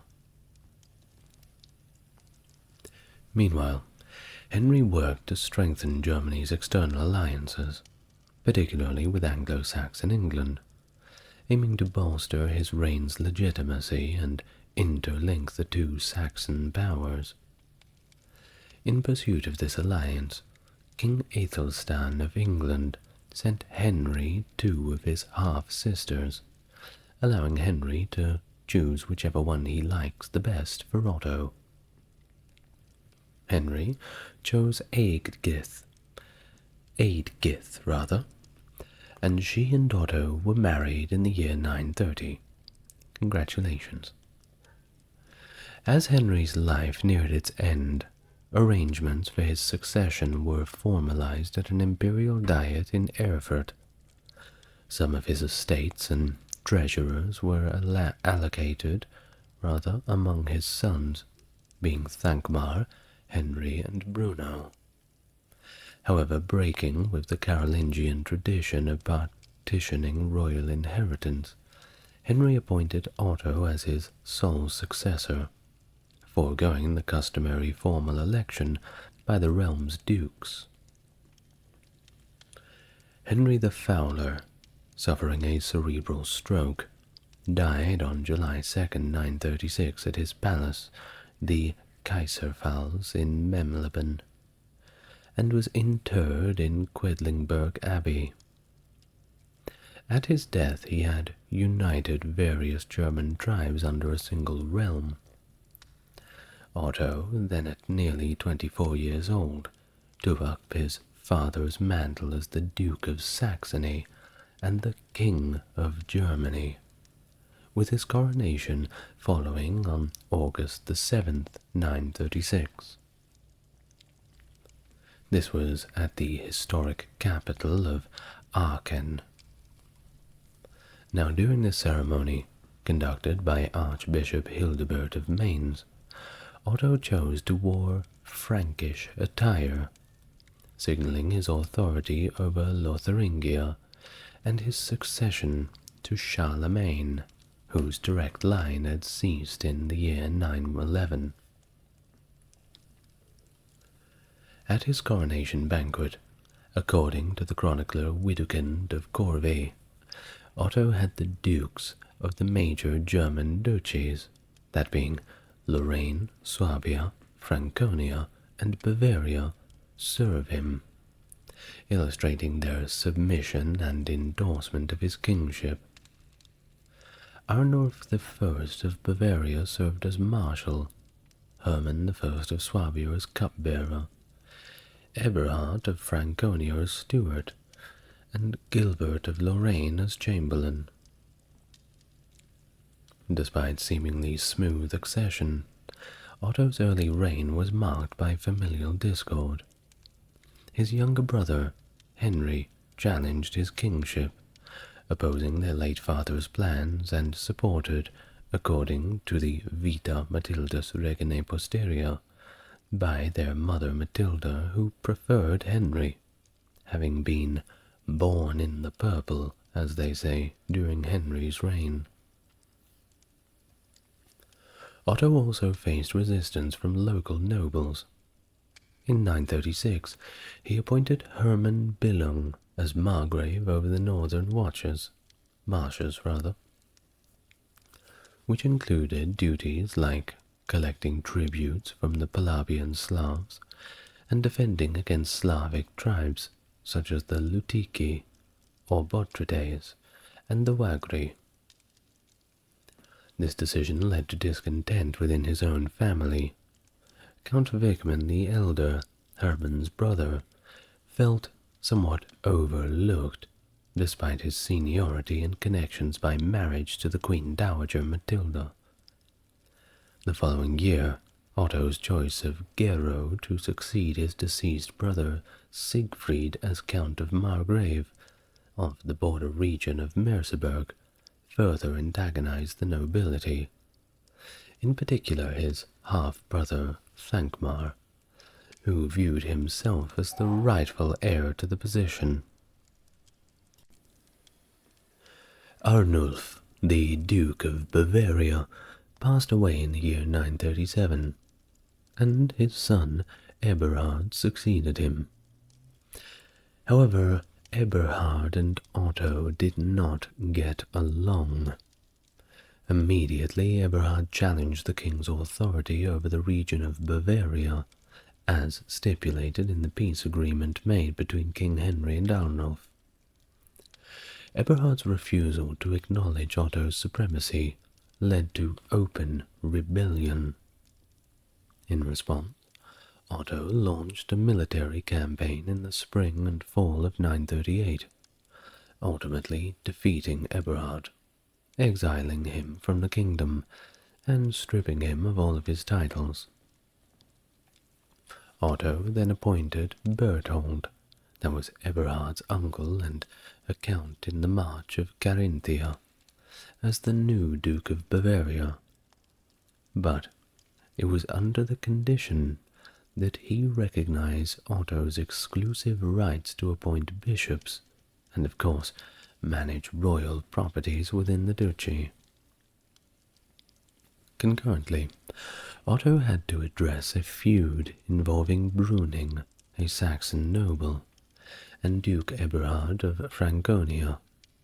That was a different Eberhard, also, by the way, not Eberhard of Bavaria. This was the brother of the late King Conrad I. After a Saxon ascended to the throne, Bruning refused to pledge allegiance to any non-Saxon ruler, which of course led Eberhard of Franconia attacking and destroying Bruning's castle at Helmern. Otto then summoned the feuding parties to his court in Magdeburg, where he fined Duke Eberhard and sentenced his lieutenants to the humiliating punishment of carrying dead dogs around town publicly. I know, strange punishment, but that's the Germans for you.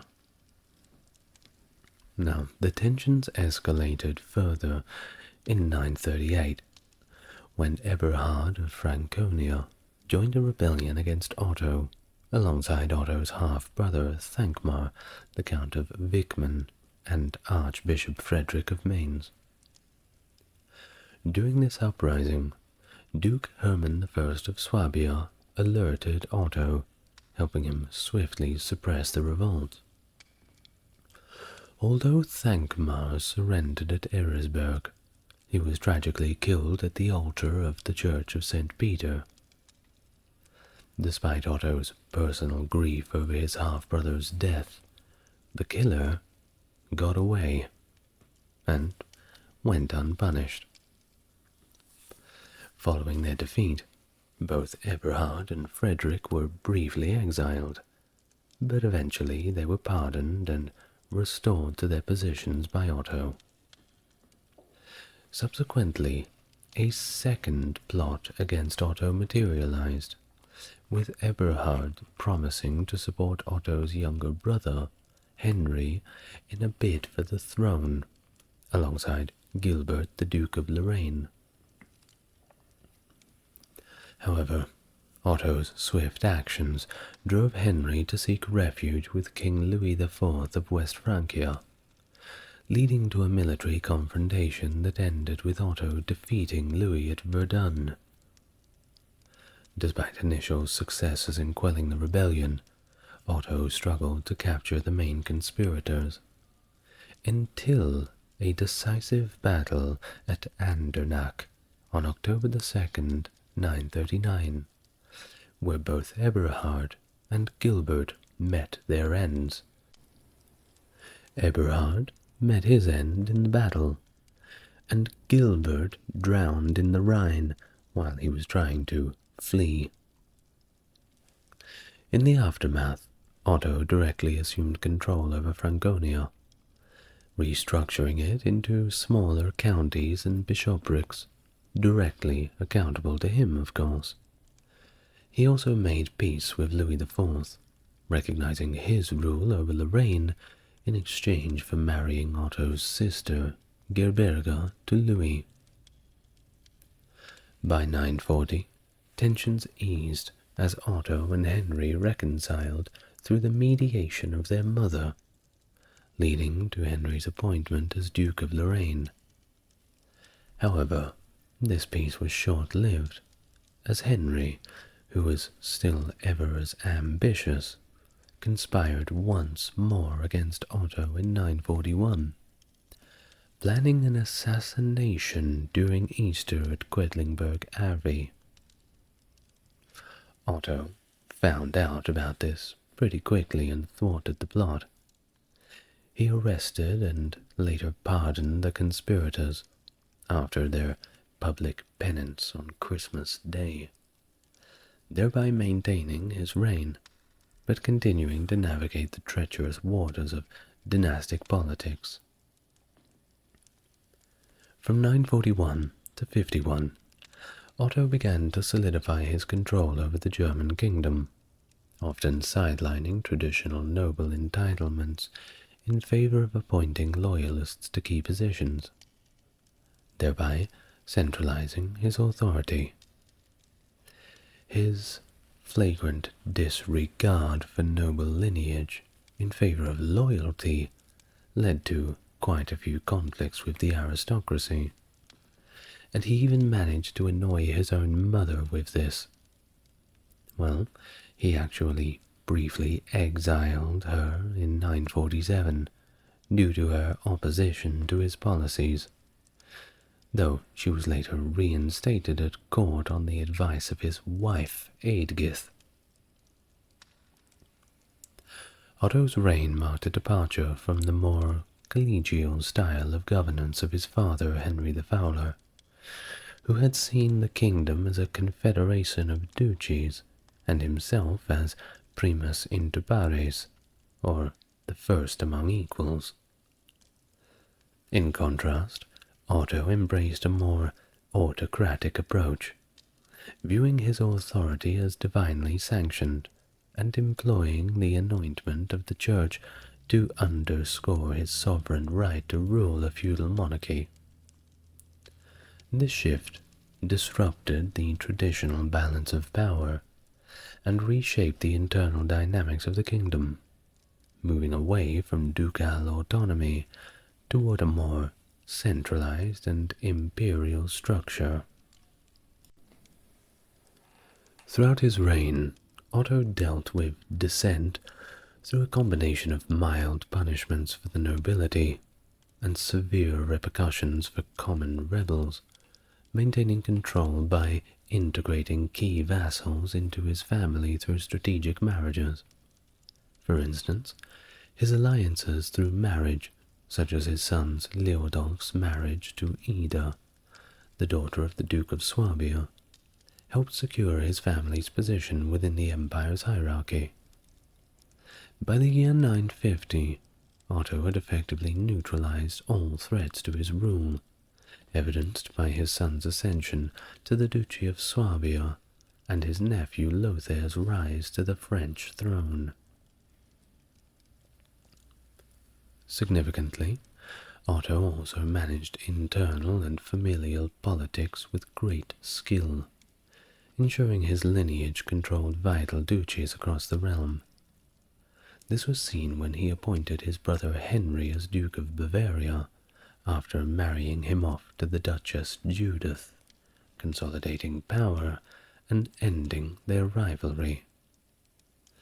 By the time of his wife Eadgith's death in 946, Otto was already making arrangements for his own succession, ensuring that all major kingdom figures swore allegiance to his son Leodolf, thus securing an undisputed claim for his continuation of the dynasty.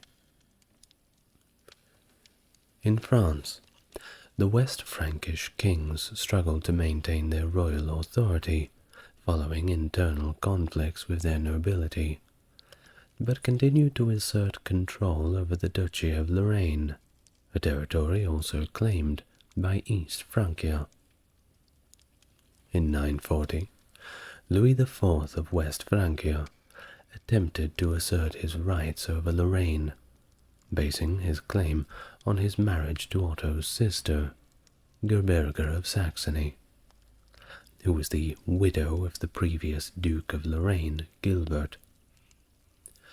However, Otto, the German king, did not acknowledge Louis's claim, and instead appointed his brother Henry as the duke. Despite ongoing efforts from both sides to exert influence in the region, Lorraine remained firmly under Otto's control. The relationship between Otto and the West Frankish kingdom was further complicated by familial ties, as both Louis and his chief domestic rival, Hugh the Great, were connected to Otto through marriage. In 942, Otto brokered a peace agreement, which included Hugh's act of submission to Louis IV, who, in turn, agreed to renounce any claims that he had on Lorraine. The peace, however, was short-lived.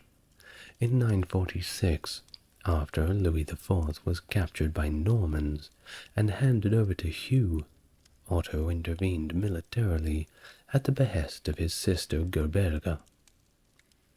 Although Otto's forces were unable to capture key cities like Reims, Laon, and Paris, he lifted the siege after 3 months.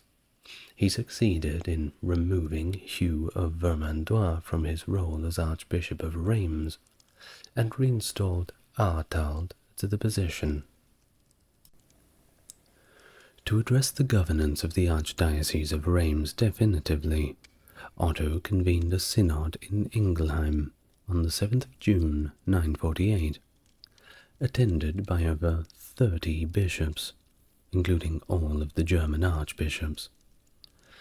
The synod validated Otto's appointment of Artald as the Archbishop of Reims, who admonished Hugh to respect royal authority.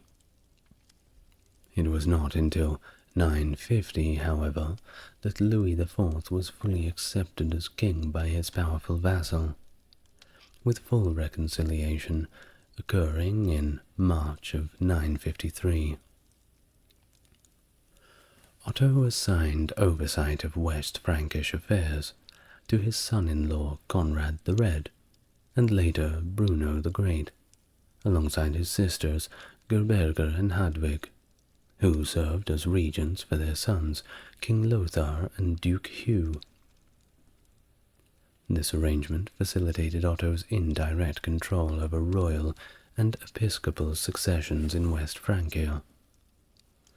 Bruno's military interventions in 958 in West Francia against the Reginivids in Lotharingia highlighted the personal nature of Ottonian hegemony, which diminished swiftly through Hugh Capet's rise to power in 987.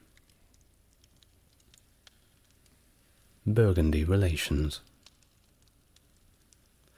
Under Otto's reign, the harmonious relations between Germany and the Kingdom of Burgundy, initiated by his father, were maintained. Burgundy, which was once part of Middle Francia as per the Treaty of Verdun in 843, found itself in a bit of a succession crisis when King Rudolf II died on July 11, 937. His son, Conrad of Burgundy, with Otto's backing, successfully claimed the throne against Hugh of Provence, the King of Italy and Rudolf's primary rival. This solidified Burgundy as a crucial yet formally independent ally within Otto's sphere of influence, ensuring continued peace between the two realms. Bohemian affairs. In 935, Boleslaus I ascended to the Bohemian throne, but ceased tribute payments to East Francia the following year, breaching a treaty with Otto's father. This led to escalated conflicts, including a significant Bohemian invasion in 936, which was countered by Otto only in 950, after a prolonged series of border skirmishes. Finally, Otto besieged a castle held by Boleslaus's son, compelling Boleslaus to agree to a treaty to resume tributes. Boleslaus later allied with Otto against the Magyars at the Battle of Lech River in 955, and played a key role in quelling regional Slavic uprisings. The Magyars are the precursors to the Hungarians, by the way, if you weren't aware. Byzantine diplomacy. Otto cultivated a strong diplomatic relationship with the Byzantine Empire during Emperor Constantine VII's reign, which included frequent exchanges of ambassadors and quite lavish gifts. This period of amity was marked by Otto's attempts to forge marital ties with the Byzantine royal family, reflecting his ambition to enhance his imperial stature. Slavic wars. Conflict with the Slavic tribes along the Elbe River intensified during Otto's reign. Following a notorious incident in 939, where Otto's lieutenant, Gero, massacred several Slavic chieftains during a feast, the Slavs were understandably upset and rallied an army in retaliation. Otto temporarily paused his ongoing suppression of his brother Henry's rebellion to assist Gero, successfully defeating the Slavic forces. In 941, Gero and a Slavic ally, Tugomir, orchestrated another assault, solidifying German dominance in the region. Tugomir, having secured his position by eliminating rivals, acknowledged Otto's overlordship, effectively integrating his lands into Otto's kingdom under the title of Duke. These events highlight Otto's foreign policy and military strategies, which significantly shaped the political landscape of his reign, extending German influence across Central Europe and solidifying his control over contested territories. Now, just to rewind it back a little bit, following Emperor Charles the Fat's death, I know, funny name, right? In 888, the once unified empire of Charlemagne had fragmented into several distinct territories, and that included East and West Francia, also the kingdoms of Lower and Upper Burgundy, and each one of them was led by its own monarch. The Kingdom of Italy also saw part of this division, and it saw its kings crowned as quote-unquote emperors by the Pope in Rome, though their authority rarely extended beyond the Italian peninsula. After the assassination of Berengar I of Italy in 924, the imperial title remained vacant until King Rudolph II of Upper Burgundy and Hugh, Count of Provence and ruler of Lower Burgundy, vied for control of Italy. In 926, Hugh defeated Rudolph, taking the crown for himself and later appointing his son Lothair as co-ruler in 931. Thus, a peace treaty between Hugh and Rudolph in 933 led to Lothair's betrothal to Rudolph's daughter, Adelaide, consolidating peace between the families. In 940, Berengar II of Ivrea, grandson of Berengar I, led a rebellion against his uncle Hugh. With forewarning from Lothair, Hugh exiled Berengar II, who fled to Otto's court in Germany.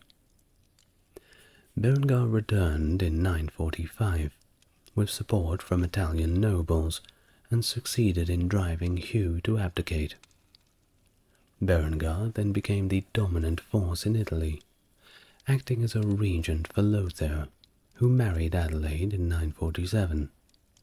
And when Hugh died in 948, Lothar nominally ascended the throne, but Berengar retained real power. Lothar's death in 950 led to Berengar's coronation on December 15th of the same year, with his son Adalbert as co-ruler. Facing opposition, Berengar tried to secure his position by forcing Adelaide, the widow of the last three kings, into a marriage with Adalbert. Adelaide resisted and escaped imprisonment, seeking Otto's aid from her refuge in Canossa. Adelaide's plea for rescue and an offer of marriage reached Otto, who recognized the strategic advantage of the union for claiming the Italian throne. Things were about to heat up on the peninsula. In the summer of 951, Otto's son, Leodolf, preemptively invaded Lombardy, possibly to aid Adelaide or to strengthen his own political standing, or perhaps a little bit of both. Despite lacking local support and facing near defeat, Leodolf's campaign was salvaged when Otto's forces arrived. Otto's army received support from the Italian nobility, weakening Berengar II's position significantly. By September of 951, Otto entered Pavia unopposed, proclaiming himself King of Italy and assuming the titles Rex Italicorum and Rex Langobardum. He married Adelaide, solidifying his claim. After Otto's marriage, disturbances in Germany necessitated his return, leaving Conrad, Duke of Lorraine, and Otto's son-in-law as regent to manage Italian affairs and continue the campaign against Berengar. Back in Italy, facing a precarious military position with limited troops, Otto's regent, Conrad, sought a diplomatic resolution by initiating peace talks with Berengar. Recognizing the high cost a military conflict would impose on Germany, especially when facing threats from the Danes, the Slavs, the Hungarians, Conrad proposed maintaining Italy as a client state under German oversight. He offered Berengar a treaty that would allow him to remain king of Italy, provided he acknowledged Otto as the overlord. It wasn't a bad deal. Berengar accepted the proposal, and the two prepared to travel north to sign off and finalize the agreement with Otto. However, not everybody was happy. The treaty was unfavorably received by Adelaide and Henry. Adelaide, who was of Burgundian descent, but culturally Italian, had strong ties to Italy, having been its queen, and having suffered imprisonment by Berengar for refusing to marry his son. And all of a sudden, Berengar was getting this good deal. Well, she was not impressed. Henry, the Duke of Bavaria, saw an opportunity to expand his own territories into Italy, should Berengar be ousted, hoping to annex land south of the Alps into his duchy. This treaty thus not only failed to align with their interests, but also strained the already tense relationship between Henry and Conrad. Together, Adelaide and Henry sought to convince Otto to dismiss the peace agreement. Upon their arrival in Magdeburg, Conrad and Berengar were made to wait 3 days for an audience with Otto, an intentional slight that underscored the tension. Although Adelaide and Henry advocated for immediate rejection of the treaty, Otto decided to defer the decision to an imperial diet. At this diet, convened in Augsburg on August of 952, Otto required Berengar II and his son Adalbert to formally swear fealty to him.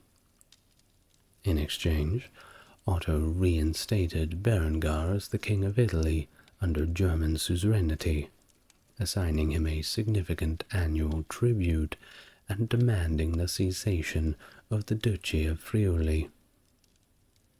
Otto restructured this territory into the March of Verona, which he awarded to Henry in recognition of his support, significantly enhancing Henry's power and also the stature of Bavaria within the German realm. In the late 940s, Otto began significant internal policy reforms, strategically utilizing the Catholic Church's structure to bolster royal administration, paving the way for what would become known as the Ottonian imperial church system. Otto embraced his divine right to rule and positioned himself as the Church's protector, fundamentally intertwining secular and ecclesiastical governance.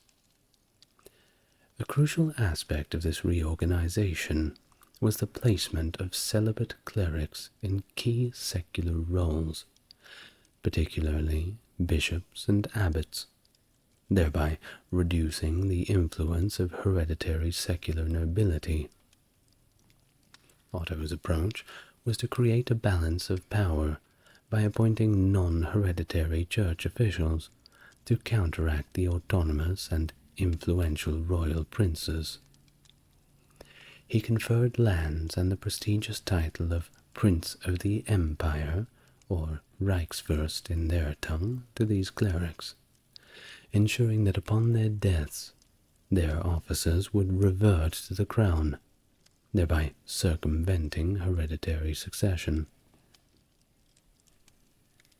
These conditions rendered clerical elections largely ceremonial within the Ottonian realm, with the king populating the episcopacy predominantly with his relatives and loyal clerks from his chancery, who were appointed to lead major German monasteries.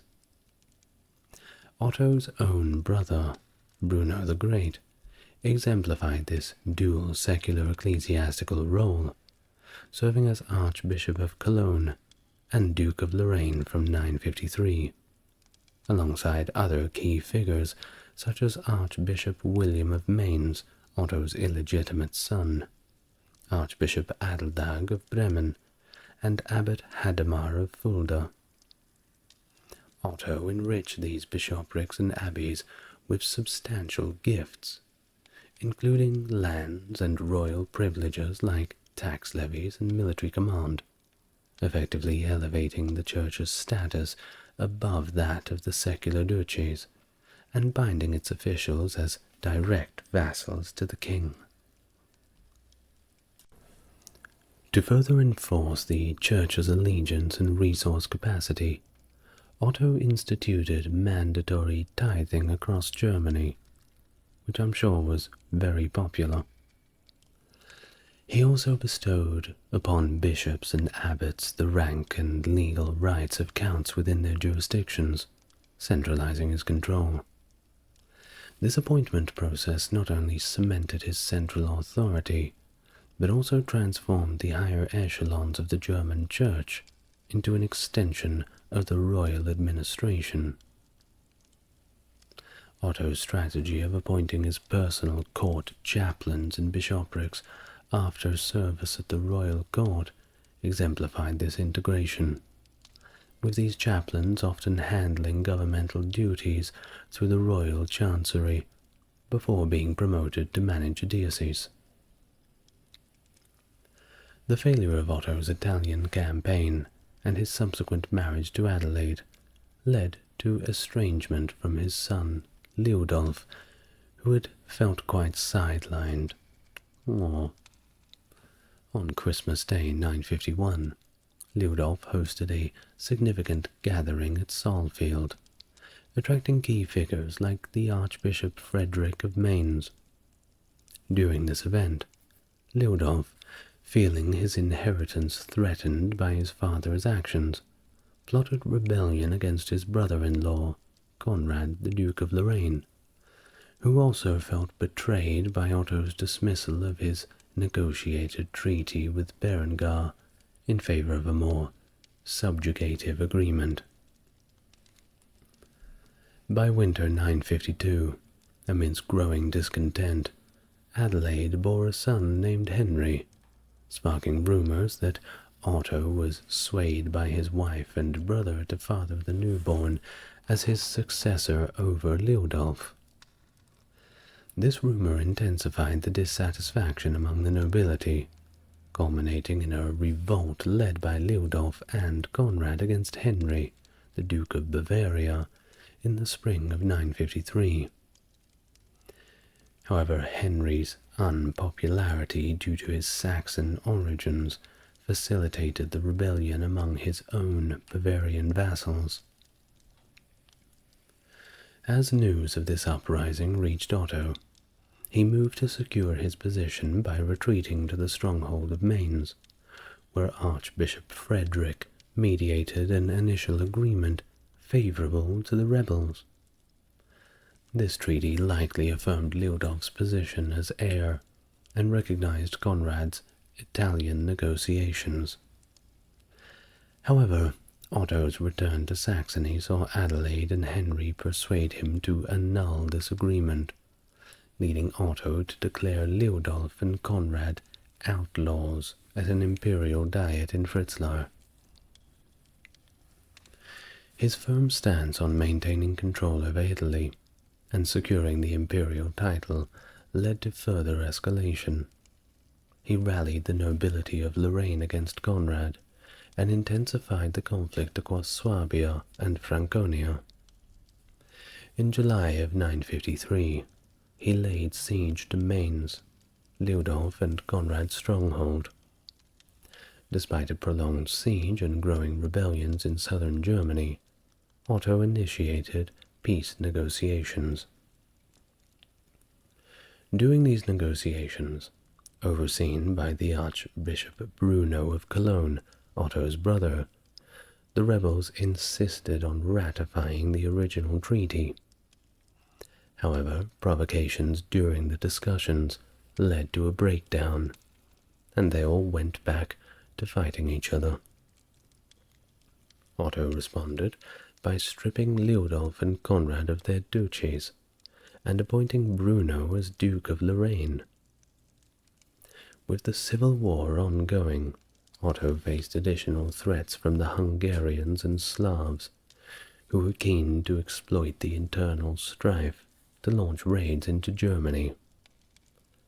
By 954, the situation was dire, prompting Otto to seek a conclusive end to the rebellion.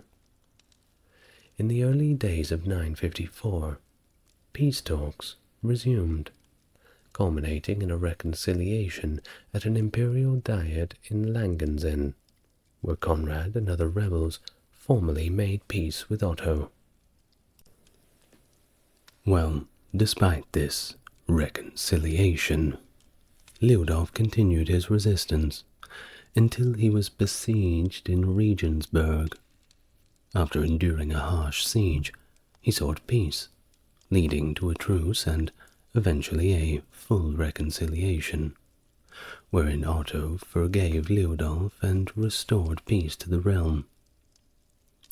By December 954, at the imperial diet in Arnstadt, the civil war formally concluded, with Liudolf and Conrad reaffirming their loyalty to Otto, though they didn't have their former titles anymore.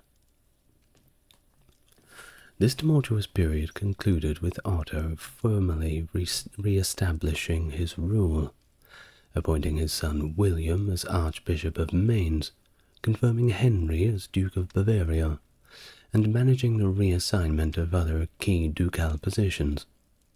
The resolution of civil war not only quelled the immediate threats to Otto's authority, but also solidified his status as the absolute ruler of Germany, setting the stage for further consolidation of his power.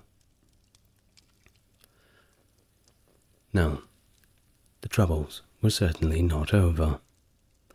During the chaotic period following the Hungarian invasions of Europe, Otto's German kingdom faced more challenges. In the spring of 954, as Otto grappled with Liudolf's civil war, the Hungarians were launching destructive raids into Bavaria. Although Liudolf and Conrad managed to protect their territories in the west, the Hungarians wreaked havoc in Bavaria and Franconia. They even reached the Rhine River. In 955, the situation escalated further, with yet another Hungarian incursion. This time, Otto was a little more freed up from the constraints of civil conflict, and was very much prepared to confront the invaders. As the Hungarians besieged Augsburg, defended valiantly by Bishop Ulrich, Otto rallied his forces for a decisive confrontation. The Battle of Lechfeld on August 10, 955, saw Otto command a diverse army, including troops from Swabia and Bohemia, under Dukes Burkhard III and Boleslaus I respectively. Despite being outnumbered, Otto's forces achieved a significant victory. The battle began with a Hungarian assault across the Lech River, targeting the Bohemian contingent and then the Swabians. Otto responded swiftly, sending Conrad to reinforce the beleaguered units. Following a fierce melee, Otto's army drove the Hungarians back, disrupting their favored tactics and inflicting heavy casualties. Widukind of Corvey reported that in the aftermath, Otto was hailed as Father of the Fatherland, and even proclaimed emperor during victory celebrations. While the Hungarians were not pursued into their territory, the battle effectively ended their century-long incursions into Western Europe. That was how much of a beat-down Otto gave them. They certainly were not going to be coming back for a while. Simultaneously, the north had its own issues. Otto faced insurrections from the Obotrite Slavs. Led by Count Wichman the Younger, the Slavs exploited Otto's focus on the south to raid Saxony, prompting a severe response from Otto after his victory at Lechfeld. In October 955, Otto decisively defeated the Slavs at the Battle of Recknitz, cementing his authority and rejecting their offer for a tributary relationship in favor of direct rule. These victories were thusly celebrated across the kingdom, with church leaders attributing Otto's success to divine favor, reinforcing his divine right to rule. The year 955 was certainly a pivotal moment in Otto's reign, securing his control over Germany and diminishing the likelihood of future rebellions. However, the Battle of Lechfeld was not all celebrations. It also brought personal losses. Otto's son-in-law, Conrad, and his brother, Henry I of Bavaria, both sustained fatal injuries. Henry's death led to the appointment of his young son, Henry II, as Duke of Bavaria, and his mother Judith's regency. Liudolf was tasked with leading a military campaign against Italy, but he died of a fever in 957, further depleting Otto's family, with his first two sons by Adelaide also having died. By 957, Otto's third son with Adelaide, 2-year-old, also named Otto, was designated as the new heir apparent, shaping the future succession of the kingdom. The turmoil in Otto's realm intensified following the imprisonment of Queen Adelaide of Italy by Berengar of Ivrea in 950. Responding to Adelaide's plea for help, Otto marched into Italy in 951 and married her, effectively securing the Italian crown. In 952, Berengar was forced into vassalage under Otto through a peace treaty that confirmed his subservience and also stripped him of control over the March of Verona. The politics of the region shifted further after the deaths of Otto's son Liudolf in 957 and Henry. These losses, coupled with Otto's engagements in northern Germany, allowed Berengar to exploit the instability. In 958, Berengar attacked Verona and extended his aggression towards the Papal States and Rome. Very brave, prompting Pope John XII and leading Italian figures to seek Otto's intervention in 960. In preparation for his second Italian campaign, and of course to secure his imperial ambitions, Otto convened the imperial diet at Worms in May of 961, where he designated his young son Otto II as co-ruler and heir. The succession was solidified with Otto II's coronation in Aachen Cathedral. Otto then advanced into Italy, reaching Rome in January of 962, where he was crowned emperor by Pope John, thereby establishing the Holy Roman Empire. It was holy, it was Roman, and it was an empire.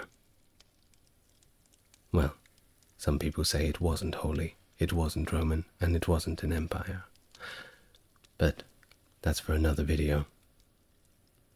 Anyway, of course, if you're going to crown Otto the Emperor, you need an empress, right? Thus, Adelaide was also crowned empress, and then they ruled jointly. The crowning was followed by the 962 Synod in Rome, which reinforced Otto and Pope John's mutual support through the Diploma Ottonianum. This agreement confirmed John's spiritual leadership and Otto's secular protection over the Church, while expanding the Papal States. However, the relationship somewhat soured when Otto's growing influence in Italy began to alarm the Pope, leading him to conspire with Berengard's son, Adalbert of Italy. Hard to get good friends, isn't it? Well, Otto wasn't going to take this lying down. He responded to these threats by capturing and deposing Berengar, after besieging him at San Leo in 963. Upon Otto's return to Rome and discovering the Pope's betrayal, he convened a council that deposed John and appointed Leo VIII as Pope, ensuring Otto's dominion over the papal seat and having one of his best buddies in power. Now, this series of events marked Otto's consolidation of power across Germany and Italy, setting the foundation for the real empire and redefining European political politics into the medieval era. The establishment of the Archdiocese of Magdeburg further exemplified Otto's intent to extend Christian influence eastward and to commemorate his victories, particularly at the Battle of Lechfeld against the Hungarians, which was the real moment in the sun for him. After his departure from Italy in 963, Leo VIII, a layman pope, faced opposition from the Roman populace. They knew exactly why he was in the job, and they didn't take kindly to it. He was expelled in February of 964. The Romans reinstated the last pope, John XII, but he unfortunately died a few months later, so they elected Benedict V. Otto, who was still undeterred, returned to enforce his decision, and he besieged Rome in June of 964 until the Romans gave Leo his job back and exiled Benedict V. Well, by the January of 965, Otto returned to Germany, somewhat reassured of his control in Italy. However, the death of his frontier commander, Margrave Gero, in May of 965, prompted a strategic reorganization of the vast marchland. Otto divided it into 5 smaller territories, each governed by a margrave, ensuring tighter control and defense against external threats. Despite Otto's efforts, the peace in Italy was short-lived. Adalbert, Berengar's son, incited rebellion, challenging Ottonian rule.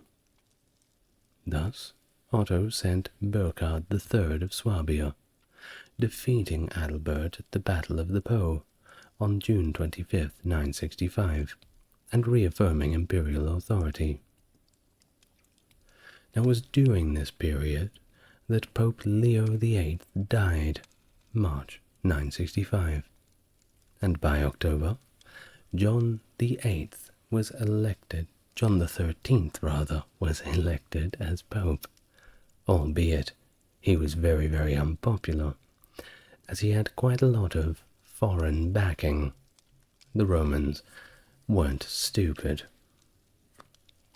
Well, by December 965, after rescuing John XIII from his Roman captors, Otto was preparing for a third Italian campaign. In the August of the following year, 966, he made governance arrangements, appointing his son, Archbishop William of Mainz, as regent of Germany, and setting off to Italy, where he quickly restored John XIII to the papacy. Otto took severe measures against the leaders of the Roman militia that had deposed John, executing them all and solidifying his influence in Rome, making sure they would not be trying that again. By 967, Otto had not only stabilized his rule in Italy, but extended it, receiving fealty from Lombard Pandulf Ironhead, Prince of Benevento. However, this expansion drew the ire of the Byzantines, leading to diplomatic engagements. Despite the Byzantine reservations about Otto's imperial title and his territorial ambitions in southern Italy, peace talks ensued, reflecting both parties' desire for stability. Otto's strategic matrimonial alliance came to fruition when the Byzantine princes sent Princess Theophanu to marry his son Otto II in April of 972. Yes, he had grown up a little bit by this time, marking a significant east-west rapprochement.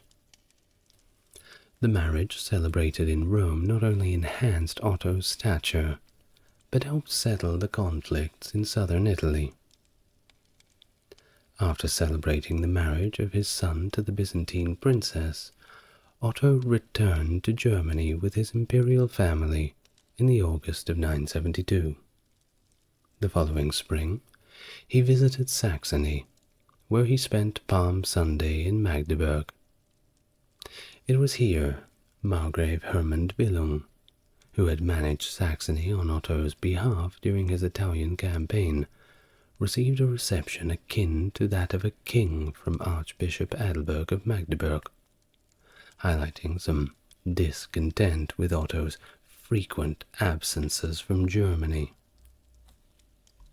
During the Easter festivities in Quedlinburg, Otto's influence and reach were unmistakably displayed. Theodemir of Merseburg chronicled the presence of numerous dignitaries at the assembly, including Duke Mieszko of Poland, Duke Boleslav of Bohemia, representatives from Byzantium and the Roman region of Benevento, as well as delegates from the Magyar, Bulgar, Danish, and Slavic lands. Later that year, envoys from England and Al-Andalus also made their way to Otto's court, further showing his extensive diplomatic work. After the Easter celebrations, Otto traveled to Memleben, the site of his father's death 37 years prior, and it was here that he began to fall ill, and then he felt a little more ill, and then he had a fever, and he was gravely ill. After receiving his final sacraments, he passed away on the 7th of May, 973, at the age of 60 years old. Not bad for the 10th century. Well, the transition of power to his then 17-year-old son, they grow up so fast, Otto II, was smooth and uncontested. That's right, no problems. On the day following Otto I's death, the empire's nobility confirmed Otto II as their sovereign. A grand funeral lasting 30 days was arranged for Otto, during which he was laid to rest near his first wife, Eadgith, in Magdeburg Cathedral. This marked the end of an era for Otto I, remembered as one of the most powerful rulers in Europe, the one who started the Holy Roman Empire. And it marked the beginning of the reign of Otto II. Well, thank you for listening. Gee, that biography just kept going, didn't it? But we had fun, didn't we? I certainly had fun. And I'm almost at 5,000 subscribers. You can't imagine the dopamine hit that I'm receiving every time I wake up and see it being higher. Really is something else. Now, I would like to thank my top-tier patrons. That's Stark Factory, JC, Jeffrey, and Susan. Thank you very much. And if you would like to to visit the Patreon, you know what to do. Just go in the description and find it. William the Conqueror. Born in 1028 as William of Normandy, earned his namesake for his successful invasion of England in the year 1066. After laying a claim for the English throne, William led his Norman forces to the victory at the Battle of Hastings, effectively changing the course of English history forever. His was a reign that introduced Norman culture and governance to England, leading to significant changes in language, architecture, and administration of the country. If you want to learn about William, you're in the right place. Hello and welcome to the channel. If you are new here, it's good to meet you, and if you're coming back, it is great to see you again. As always, if you like what I do and you want to support the channel, link to the Patreon is in the description. Otherwise, tell YouTube that you want more people to see it by liking, subscribing, and leaving your thoughts down below in the comments. Now, I'd like you to get yourself comfortable as we begin our full biography of William the Conqueror. William was born around the end of 1028 in Falaise, the Duchy of Normandy. He was the illegitimate son of Robert I, the Duke of Normandy, and his mother was Herleva, the daughter of Fulbert of Falaise, who may have worked as a tanner or perhaps an embalmer. Herleva was not married to Robert I, and later married Herluin of Conteville, with whom she had more children, including Otto of Bayeux and Count Robert of Mortain. Robert I succeeded his brother Richard III as Duke of Normandy on the 6th of August 1027, under contentious circumstances. Richard's sudden death led to suspicions of foul play that were solely directed at Robert.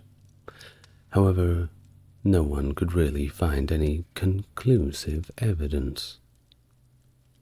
The political atmosphere in Normandy during this period was in a state of almost chaos, with ongoing strife within the duchy and against external threats such as Alan III of Brittany. By the year 1031, Duke Robert had consolidated considerable support from the Norman nobility, critical in shaping the future of William. Supporters included his uncle, the Archbishop of Rouen, and other notable figures like Gilbert of Brion. Robert I was a supporter of the exiled English princes, being Edward and Alfred, promoting connections between Normandy and England. There is a speculation that exists about Robert's brief engagement to a daughter of King Canute of England. However, no marriage occurred, and it is unclear how such a union might have affected William's succession. But nevertheless, William frequently appeared alongside his father in official documents, suggesting his recognition as the potential heir. In 1034, against the advice of his council, Robert embarked on a pilgrimage to Jerusalem.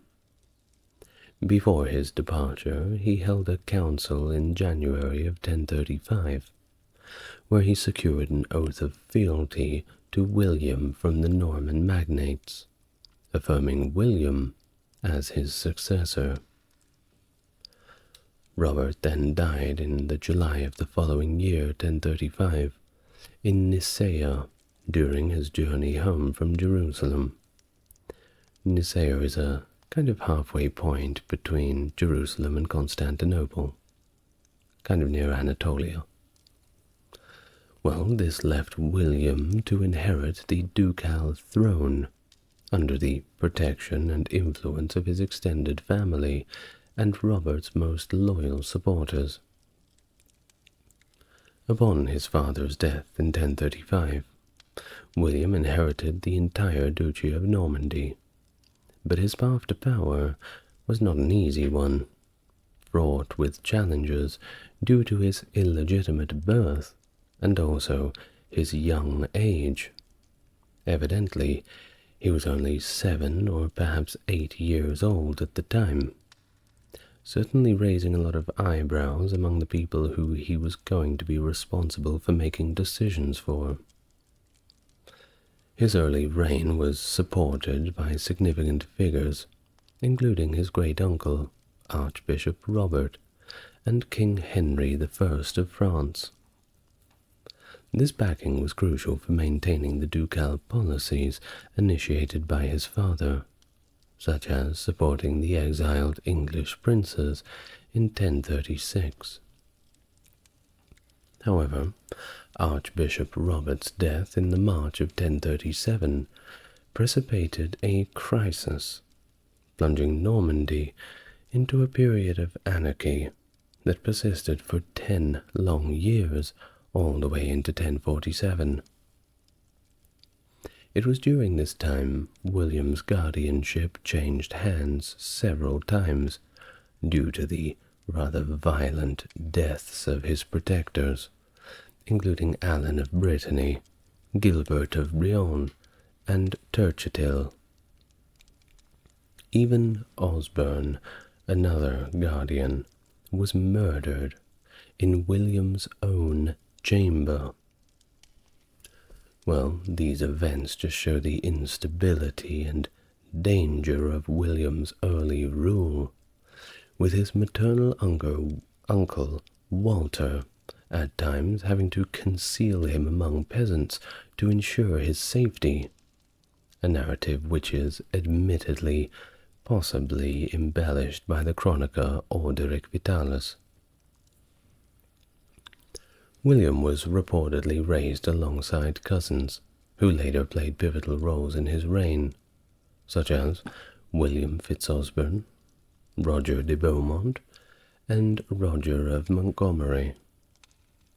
Despite these private wars and feuds among the Norman nobility, the ducal government maintained some semblance of control, with the backing of ecclesiastical hierarchy and continued support from Henry I. The rebellion in late 1046, led by Guy of Burgundy and supported by several Norman viscounts, marked a significant threat to William's rule. Fleeing an attempt on his life in Valognes, William sought refuge with King Henry. Together, in the early months of 1047, they returned to Normandy and achieved a crucial victory at the Battle of Valais-Dunes near Caen. This battle, while very important, was not solely won by William's efforts alone. King Henry's contribution was also significant. Regardless, following the victory, William firmly established his rule over Normandy and promoted the Truce of God, aiming to reduce warfare by limiting the days when fighting was allowed. This Battle of Valais-Dunes was a turning point, yet William's consolidation of power involved nearly continuous warfare from the years 1047 to 1054, and the challenges just kept coming, especially from the nobility, and they didn't stop hassling him until around 1060. After his father's death, though, William, still a child, succeeded to the duchy, and of course all of these troubles plagued him throughout his youth, though he did garner enough key support that was crucial for stabilizing his early reign. But this support did not help him maintain all of his father's policies, including support for the exiled princes in full. Of course, all of this was among a very destabilized Normandy.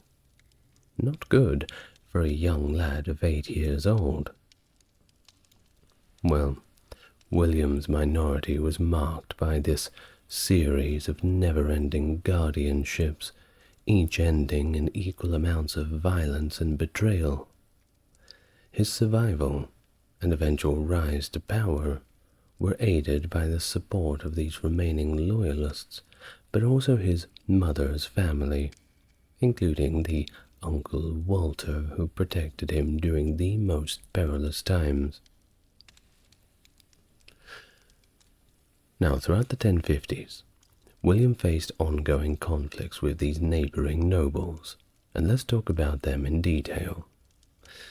We have names like Geoffrey Martel of Anjou, and even King Henry, who oscillated between support and opposition. The strategic marriage to Matilda of Flanders in the early 1050s, despite initial papal resistance, significantly enhanced his political stature and linked him to one of the most influential French territories. Despite lacking authentic portraits and having only conventional representations on things like the Bayeux Tapestry, historical depictions do suggest that William was quite robust and burly, with great physical strength and stamina, traits that suited his reputation as a formidable fighter, but also a skilled horseman. Of course, tough guys like William, their health remained fairly excellent until later life, although apparently he had become noticeably heavier.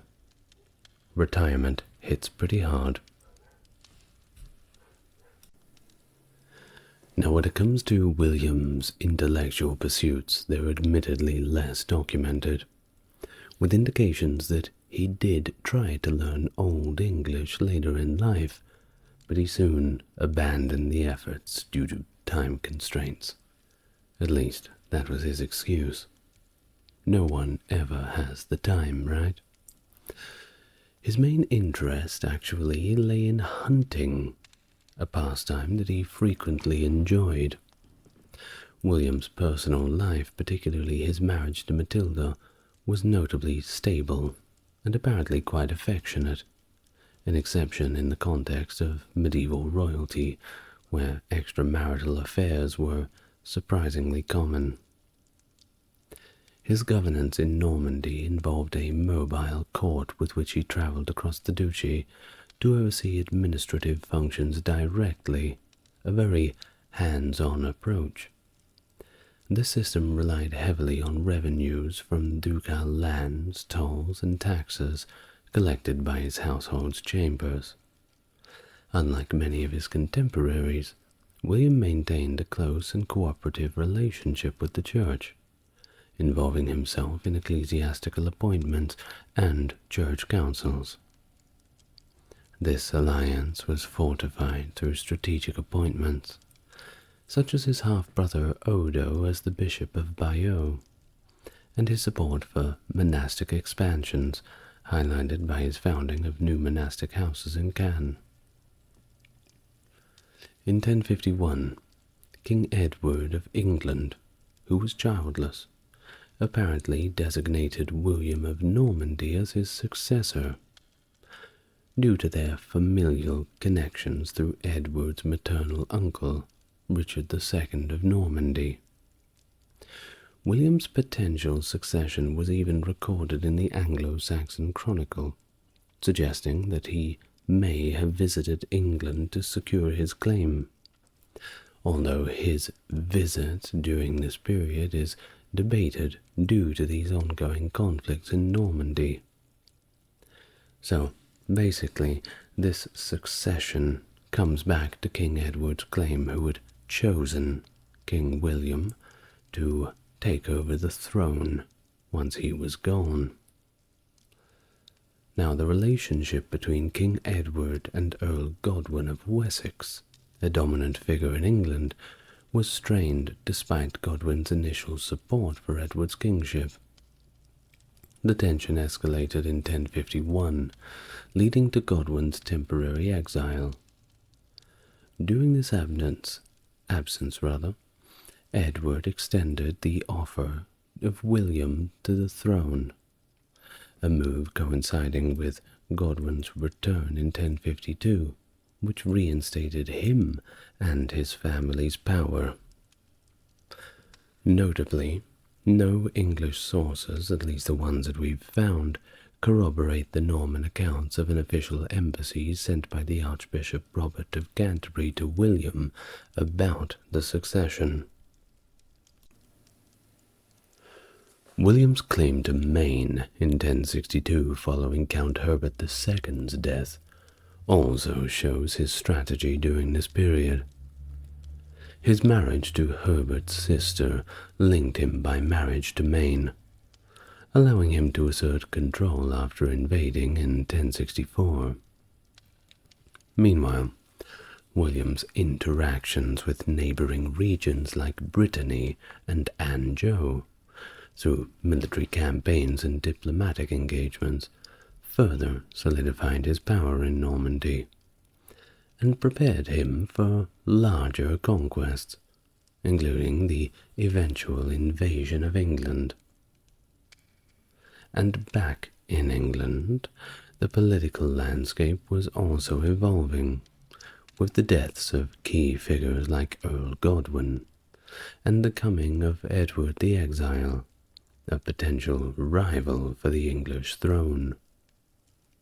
The political dynamic also continued to shift, particularly with the revolt against Tostig, Godwin's son, in Northumbria in 1065, which led Harold Godwinson's increasing prominence as a candidate for the throne after King Edward's death in the January of 1066. This succession crisis culminated with Harold's coronation, despite previous claims and promises that linked William to the English throne. Thus, Harold Godwinson was crowned on January the 6th, 1066, in the recently completed Westminster Abbey, built under Edward the Confessor in the Norman architectural style. Yes, Westminster is indeed that old. While the identity of the one who performed the coronation is still disputed, English sources suggest it was Ealdred, Archbishop of York, while Norman sources claim it was Stigand, whose position as Archbishop was considered illegitimate by the papacy. This moment marked the beginning of Harold's reign, amidst all the challenges due to various contenders to the throne, including his own exiled brother, Tostig, and foreign claimants like Harald Hardrada of Norway, and of course, our friend William of Normandy. Now Tostig Godwinson, Harold's brother, launched minor raids along England's southern coast in the May of 1066, with a fleet provided by Baldwin of Flanders.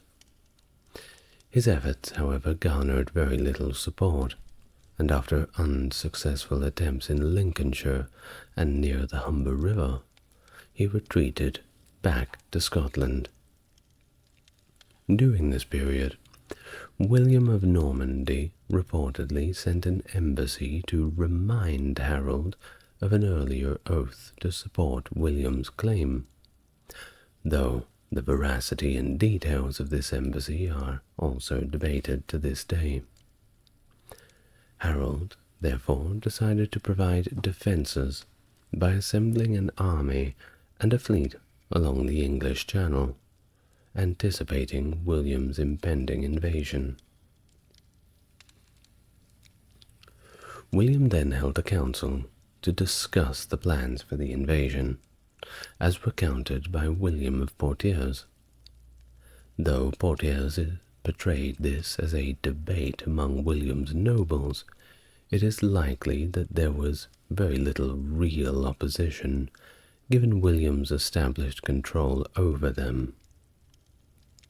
Poitiers also notes that William secured a papal banner and support of Pope Alexander II, claims that are corroborated to some extent by later events, and of course penance performed by William, suggesting post-conquest papal approval. Over the summer, William amassed a significant invasion force in Normandy, comprising not only Normans, but also mercenaries and volunteers from across northern France, Brittany, and the region of Flanders. The fleet, readied by early August, was unfortunately delayed by adverse winds until late September. This delay, however, was good news for Harold, as it allowed him to disperse his forces with the end of the threat season, only to reassemble them upon learning of the new threat from the north. Tostig and Harold Hardrada invaded Northumbria in the September of 1066, quickly defeating local forces at the Battle of Fulford near York. Harold Godwinson responded by marching north from London and decisively defeating and killing both Tostig and Hardrada at the Battle of Stamford Bridge on September 25th. This victory, however, left Harold's forces depleted and needing to march south again to meet with William's impending invasion. Meanwhile, William's fleet set sail from Saint-Valery-sur-Somme 2 days after Stamford Bridge, landing at Pevensey Bay on September the 28th. William then moved to Hastings, establishing a fortified base and awaiting Harold's return, all while harrying the surrounding countryside to try to provoke and draw Harold into an open battle. This strategic positioning set the stage for the pivotal confrontation at Hastings.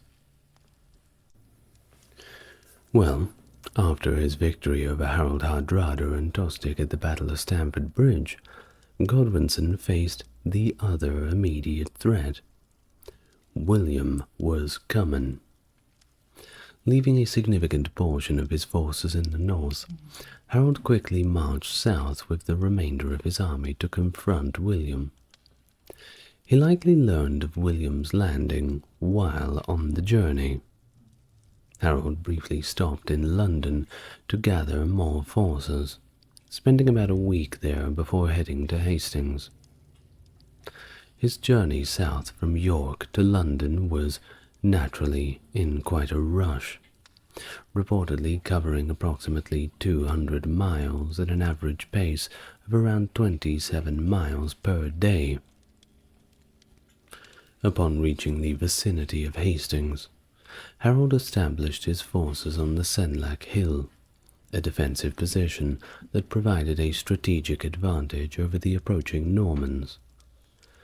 The Battle of Hastings commenced on the morning of October the 14th, 1066, and lasted the entire day.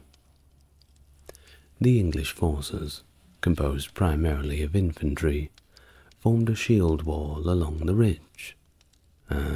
Good old shield wall, nothing beats that. If you want a full account of the Battle of Hastings, I made an hour-long video on that as well. Now initially, this formation successfully repelled the Norman attacks and inflicted heavy casualties.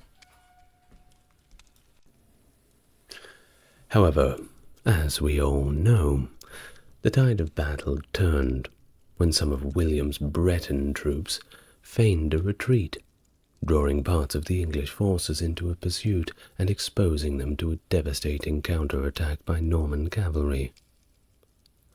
The battle's outcome was ultimately decided, though, by the death of Harold, circumstances of which remain a subject of debate, though it is widely believed, based on the accounts like that of William of Jumièges and the iconic image in the Bayeux tapestry, that Harold was killed by an arrow that struck him to the eye, although other sources suggest different causes.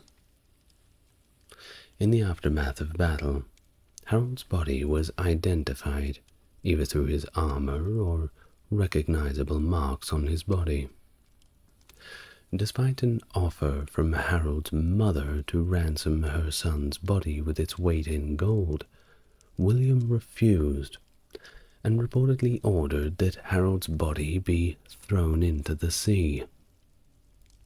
However, once again, this might just be a fable, and there were later claims by Waltham Abbey that Harold was secretly buried there.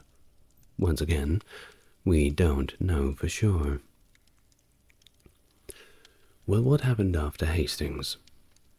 Well, following his victory, William expected a swift surrender from the English leadership, but this was not the case. The English nobility and clergy, though somewhat half-heartedly, nominated Edgar the Atheling as king. William then secured strategic locations in southern England, including Dover and Canterbury, and captured Winchester, which housed the royal treasury. His march towards London involved a wide encircling movement, coming from the south and the west, and culminated with the construction of a castle in London to consolidate his control. Finally, William crossed the Thames at Wallingford, where he received the submission of key English figures like Archbishop Stigand and Edgar the Atheling himself. William was then crowned King of England on Christmas Day 1077 at Westminster Abbey, marking the beginning of Norman rule in England. This swift and strategic series of actions following the Battle of Hastings showed William's effective leadership and marked the transition of power from Anglo-Saxon to Norman hands. Indeed, the end of an era. 2 years later, in 1068, Edwin and Morcar led a revolt, supported by Gospatric, the Earl of Northumbria, stemming from grievances that included the unfulfilled marriage promise between Edwin and one of William's daughters. Also, the growing power of William Fitzosborne in Herefordshire, which impinged on Edwin's influence in his own earldom. William responded by marching through Edwin's lands, where he constructed Warwick Castle. Despite Edwin and Morcar's submission, William continued his campaign, constructing additional castles at York, Nottingham, Lincoln, Huntingdon, and Cambridge, placing trusted allies such as William Peveril and Henry de Beaumont in charge of these strategic sites. After solidifying his control, William returned to Normandy by the end of the year 1068.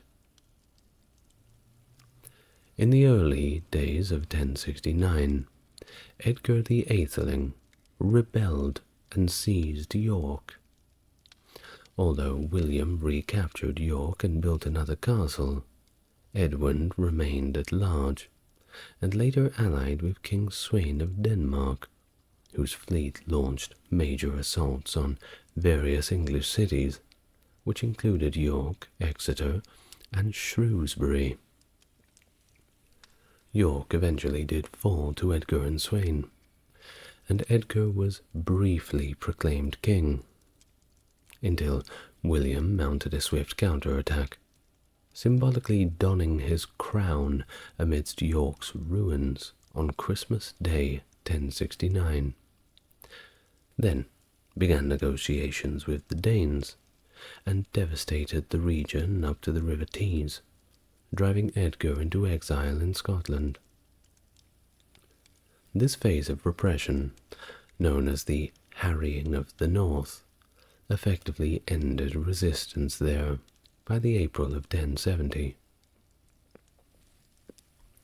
Now, onto some church affairs of this time, because there was a few notable events. In 1070, church affairs saw William meeting with 3 papal legates, who ceremonially crowned him during Easter, signalling papal endorsement of his role. And this was indeed a big deal, having the papacy on your side. This was followed by significant ecclesiastical restructuring. At councils held near Easter and Whitsun, several English bishops and abbots were deposed, including the controversial Stigand. Lanfranc was appointed as the new Archbishop of Canterbury, and Thomas of Bayeux as the Archbishop of York. These councils marked the beginning of extensive replacements of English ecclesiastical leaders with Norman ones, dramatically altering the church's structure in England. William also founded Battle Abbey at the site of his victory over Harold, serving as both a penitential act and a kind of commemorative monument. It's still there today. It looks nice. Now, meanwhile, in the early days of 1070, Sweyn of Denmark, despite previous promises to leave, decided to return to England and joined up with Hereward the Wake at the Isle of Ely. Hereward's forces had previously captured and looted Peterborough Abbey. William managed to negotiate Sweyn's departure later that year, allowing him to address the revolt in Maine and the succession crisis in Flanders following the death of Count Baldwin VI in July of 1070. Richilda, Baldwin's widow, faced challenges from Baldwin's brother Robert, and initially sought an alliance through marriage to William Fitzosborne, who was killed at the Battle of Cassel in February 1071, leading to Robert's rise as Count, and of course increasing tensions with King William. In 1071, William suppressed the last northern rebellion, constructing a causeway to reach the Isle of Ely, capturing Morcar, and facing the escape of Hereward. Earl Edwin was killed by his own men. Bad luck. William then turned to Scotland, defeating Malcolm and securing peace through the Treaty of Abernethy, which included Malcolm's son Duncan as a hostage, and the expulsion of Edgar the Aetheling from Malcolm's court. Returning then to Normandy in the early of 1073, William swiftly retook Le Mans from Fulk le Réchin of Anjou, consolidating his power in northern France. Despite these successes, the politics remained complex, with the new Count of Flanders hosting Edgar the Aetheling and forming new alliances against the Norman influence. William's governance over England proved to be stable enough for him to spend all of 1074 back in Normandy, leaving England under the administration of trusted lieutenants, for example, Richard Fitzgilbert and Lanfranc. Though in 1075, the Revolt of the Earls unfolded during William's absence. This rebellion was led by Ralph de Gale, Earl of Norfolk, and Roger de Breteuil, Earl of Hereford. Ralph with strong connections to Brittany due to his heritage and lands there, married a relative of Roger at a wedding in Engsning, Suffolk, which served as the rebellion's catalyst. Ralph's dissatisfaction with his diminished authority compared to his predecessors likely fueled his participation. And Roger, though a Norman and the son of an influential William Fitzosborne, also found his authority reduced from his father's levels. The rebellion included Waltheof, Earl of Northumbria, one of William's previously favoured lords, and attracted support from some Breton lords as well. Ralph sought additional support by requesting aid from the Danish king, highlighting the seriousness of the threat. William managed the revolt from Normandy, relying on his representatives in England to suppress the uprising. Roger was confined by local efforts to Herefordshire, preventing from joining Ralph by Wulfstan, Bishop of Worcester, and Aethelwig, Abbot of Evesham. Meanwhile, Ralph was besieged in Norwich Castle by forces led by Odo of Bayeux, Geoffrey de Montbray, Richard Fitzgilbert, and William de Warenne.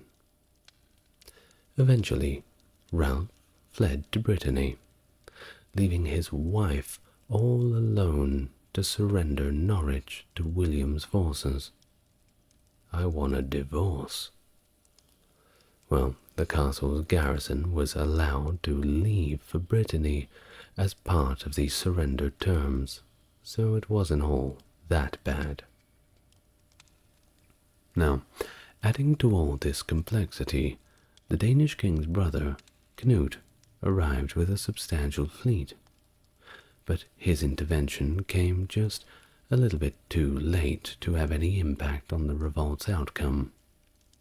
After a brief coastal raid, the Danish forces withdrew. William returned to England towards the end of 1075, focusing on securing the realm and managing the fallout of the rebellion. He left his wife, Matilda, in charge of Normandy.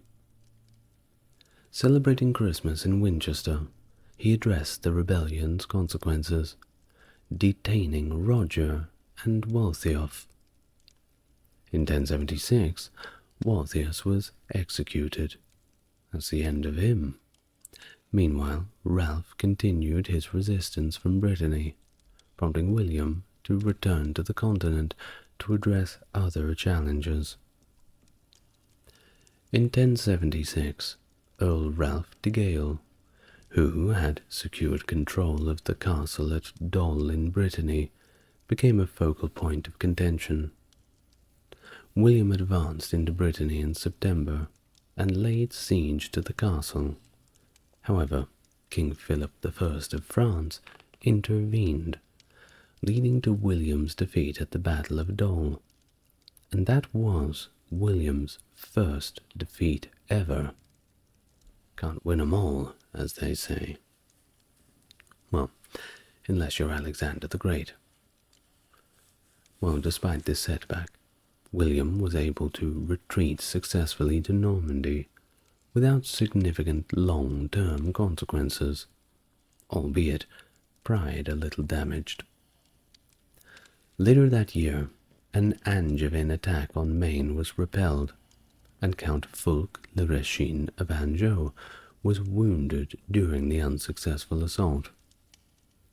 Another significant event occurred when Simon de Crepy, Count of Amiens, and a key ally of William, retired to a monastery and transferred his strategic county of the Vexin, a critical buffer between Normandy and the French royal land, to King Philip.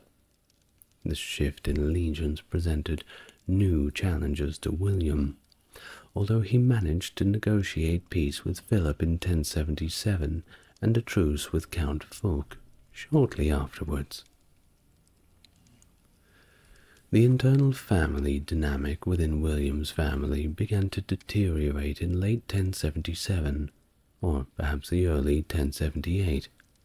Perhaps the cold was getting to them, particularly between William and his eldest son, Robert. Orderic Vitalis attributes the discord to a seemingly trivial quarrel involving Robert and his younger brothers, William, Rufus, and Henry, although it likely stemmed from deeper issues of inheritance and authority, as these things always do. Reportedly, Robert felt marginalized and had previously demanded control of Maine and Normandy, requests that were flatly denied. This familial strife led to Robert's departure from Normandy with a group of young nobles, who then engaged in raids against their own country from a base at Remoulade.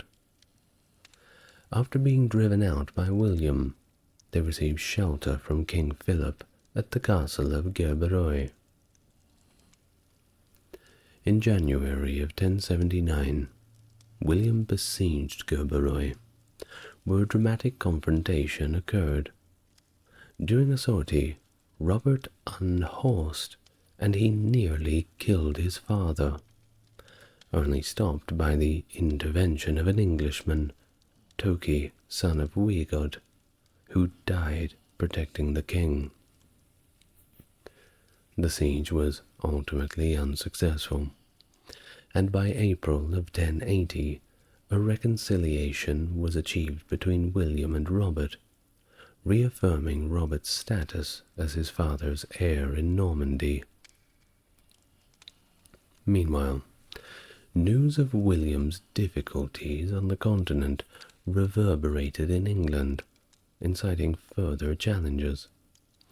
In the same year of 1079, King Malcolm of Scotland conducted a devastating raid into northern England, exploiting the perceived weakness of Norman authority. This was followed in the spring of 1080 by a Northumbrian rebellion against Walcher, Bishop of Durham and Earl of Northumbria, and that resulted in Walcher's death. William sent his half-brother Otto to suppress the uprising by any means necessary. Later that year, William's son, Robert, led a punitive expedition into Scotland, forcing King Malcolm to terms and constructing new fortifications at Newcastle upon Tyne. William then spent Christmas 1080 in Gloucester, and Whitsun 1081 in Winchester, asserting his authority through ceremonial displays. It was during this period he also dealt with the papal request for fealty, which he rejected. In 1081, William conducted a campaign in Wales, reported by English sources as a military action, and by Welsh sources as simply a pilgrimage, likely aiming to consolidate Norman influence in the region. By the end of 1081, William returned to the continent to address disturbances in Maine, resulting in a negotiated settlement facilitated by a papal legatee. Between 1082 and 1084, the historical record regarding William's activities goes a little hazy. This generally indicates a period of relative quiet or unrecorded events, particularly given William's presence on the continent during this time, leaving a little less for the Anglo-Saxon chronicle to document. In 1082, William faced internal challenges, notably involving his half-brother Odo, the Bishop of Bayeux. The exact reasons for their conflict are a little bit of a mystery, as contemporary sources don't give us any detail of the cause, However, the chronicler Orderic Vitalis provides a later account, suggesting that Odo had harbored ambitions to become pope, and had even attempted to rally William's vassals for an invasion of southern Italy. Such actions represent a direct challenge to William's authority over his vassals, leading to Odo's arrest and subsequent confinement for the remainder of William's reign, though his lands were notably not seized. The following year, 1083, was marked by personal and political issues. William's son, Robert, initiated another rebellion, and this time he had support from the French king. Compounding these difficulties was the death of Queen Matilda on the 2nd of November 1083, a profound personal loss for William, who was known to have been particularly close to his wife.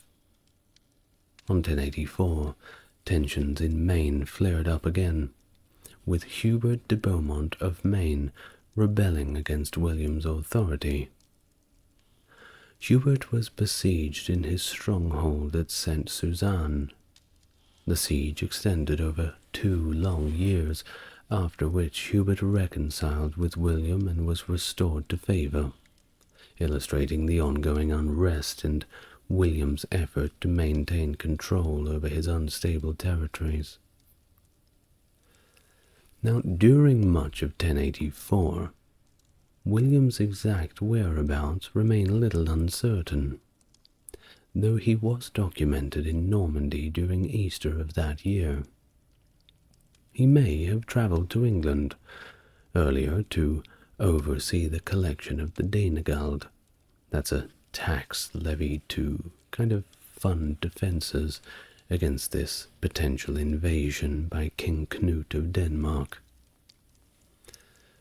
The threat of Danish invasion loomed throughout 1085 into 1086, but the danger receded with Knut's death in July, alleviating the immediate threats to William's realm.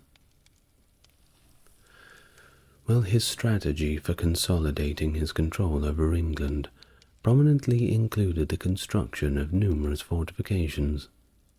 The most iconic of these was the White Tower, the central keep of the Tower of London, which epitomized the Norman ability to fortify their presence in key locations.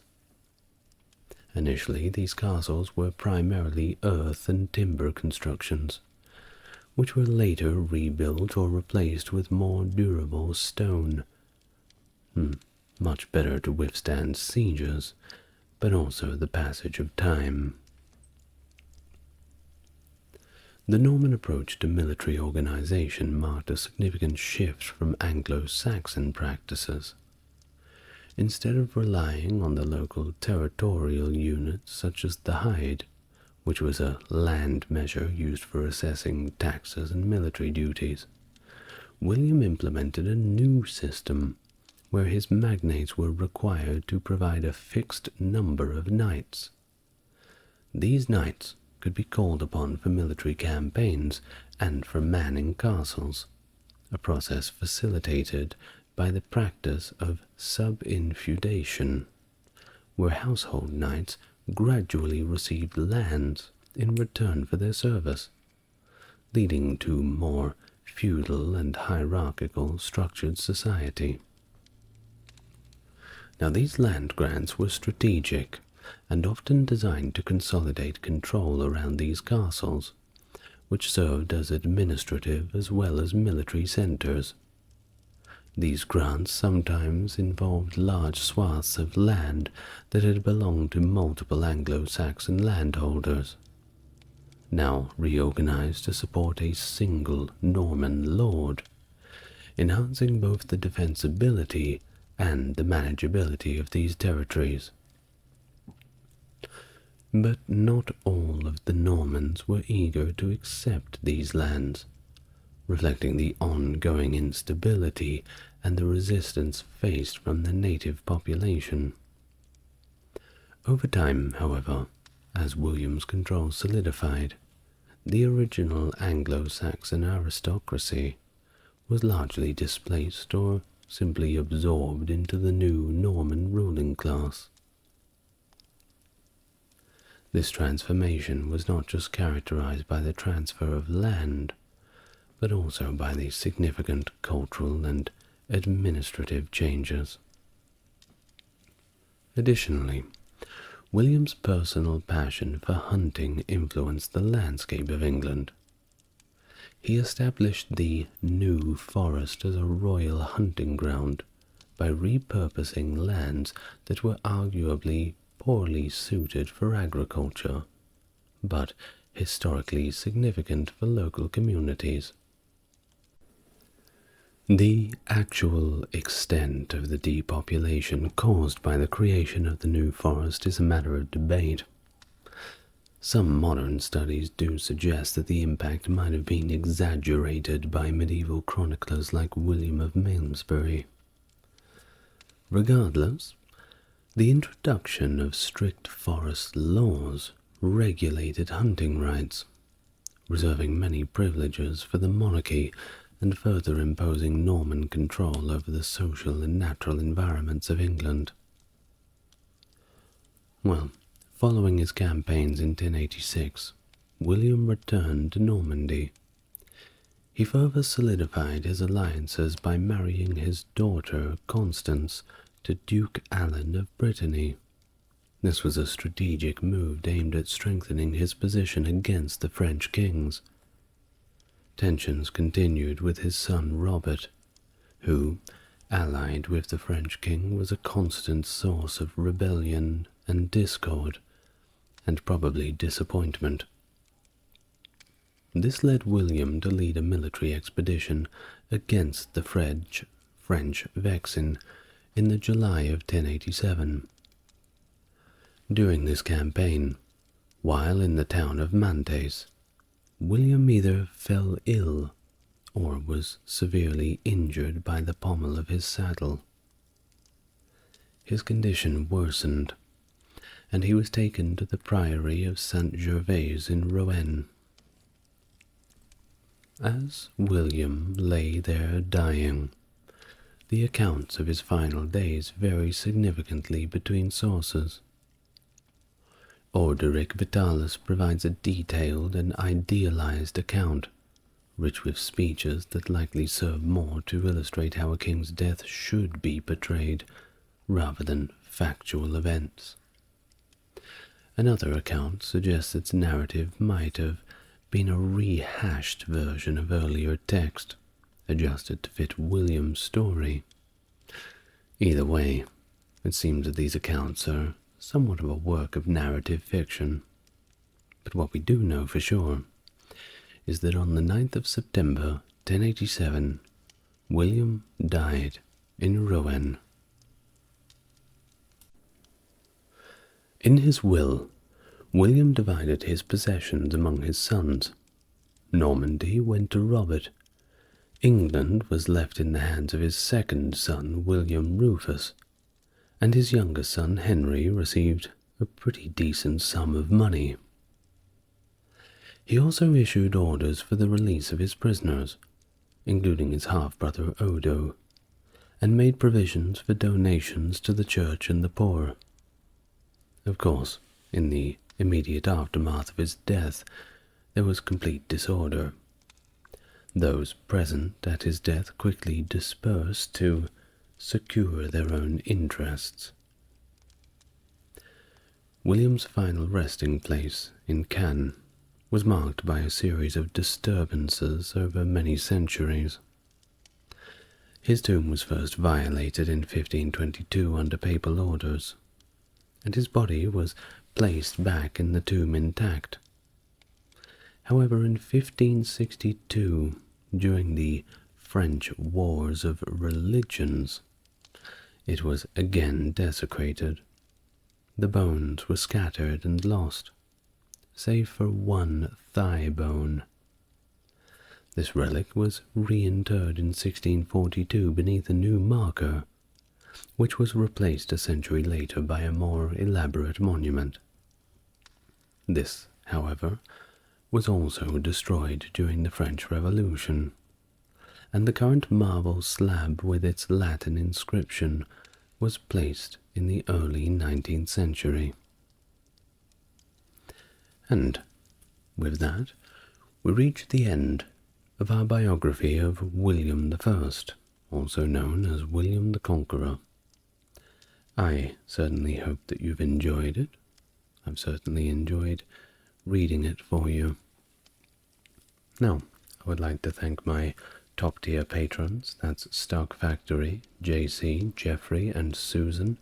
Thank you for your contributions. And if you would like to make a contribution, you know what to do.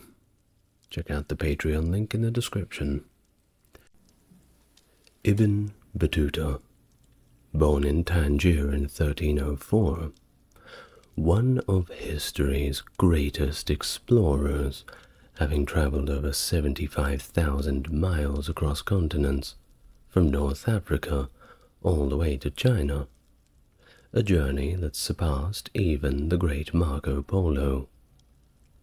His journeys, which lasted nearly 3 decades, are meticulously documented in his master work, the Rihla, or the Journey in our tongue, which offers a vivid panorama of 14th century cultures, governance, and religious practices. This detailed account provides invaluable insights into the Islamic world during the medieval period, and it marks him as a pivotal figure for scholars and history enthusiasts alike. Hello, welcome to the channel. Are you new here? Welcome. If you're coming back, it's good to see you again. If you like what I do and like to support the channel, link to the Patreon is in the bio. Otherwise, help YouTube push my video out to a broader audience by liking, commenting, and subscribing. Now with that out of the way, please make yourself relaxed, and we can begin our biography of Ibn Battuta. Ibn Battuta, born on the 24th of February 304 in Tangier, Morocco, during the Marinid dynasty, coming from a family of Islamic legal scholars, or Qadis as they're called, deeply rooted in the Berber tribe known as the Lawata. His early life was steeped in the religious and judicial traditions of his community, which adhered to the Sunni Maliki school of Islamic jurisprudence. This school was the predominant form of education and religious practice in North Africa during the time. Given his background and the traditions of his family, it was natural for Ibn Battuta to be requested to serve as a religious judge by his fellow Maliki Muslims, reflecting his deep engagement with the legal and also religious fabric of the society. On June 14th, 1325, he was at the age of 21, and he embarked on his first significant journey, a journey that many Muslims had taken, a pilgrimage to Mecca. In Islam, this is known as the Hajj. This marked the beginning of a vast exploration that would not see him return to his native Morocco for another 24 years. Setting out from his hometown, he expressed a profound personal drive and a long-held aspiration to visit the revered holy sites, feeling a compelling urge that overpowered all other considerations. Despite the deep sorrow of leaving his family behind, his desire for adventure and knowledge about distant lands pushed him to take this journey alone, without the company of fellow travelers or the security of a caravan. What we have here is a section from his diary about this early days, writing about the prospect of a lone journey. Let me read it. I set out alone, having neither fellow traveller in whose companionship I might find cheer, nor caravan whose part I might join, but swayed by an overmastering impulse within me, and a desire long cherished in my bosom to visit these illustrious sanctuaries. So I braced my resolution to quit my dear ones, female and male, and forsook my home as birds forsake their nests. My parents, being yet in the bonds of life, it weighed sorely upon me to part from them, and both they and I were afflicted with sorrow at this separation. End of passage. Ibn Battuta's route initially took him across North Africa's coastline, passing through regions ruled by the Abd al-Wadid and Hafsid dynasties. His journey led him further on, through the cities like Tlemcen, Béjaia, and Tunis, where he paused for 2 months.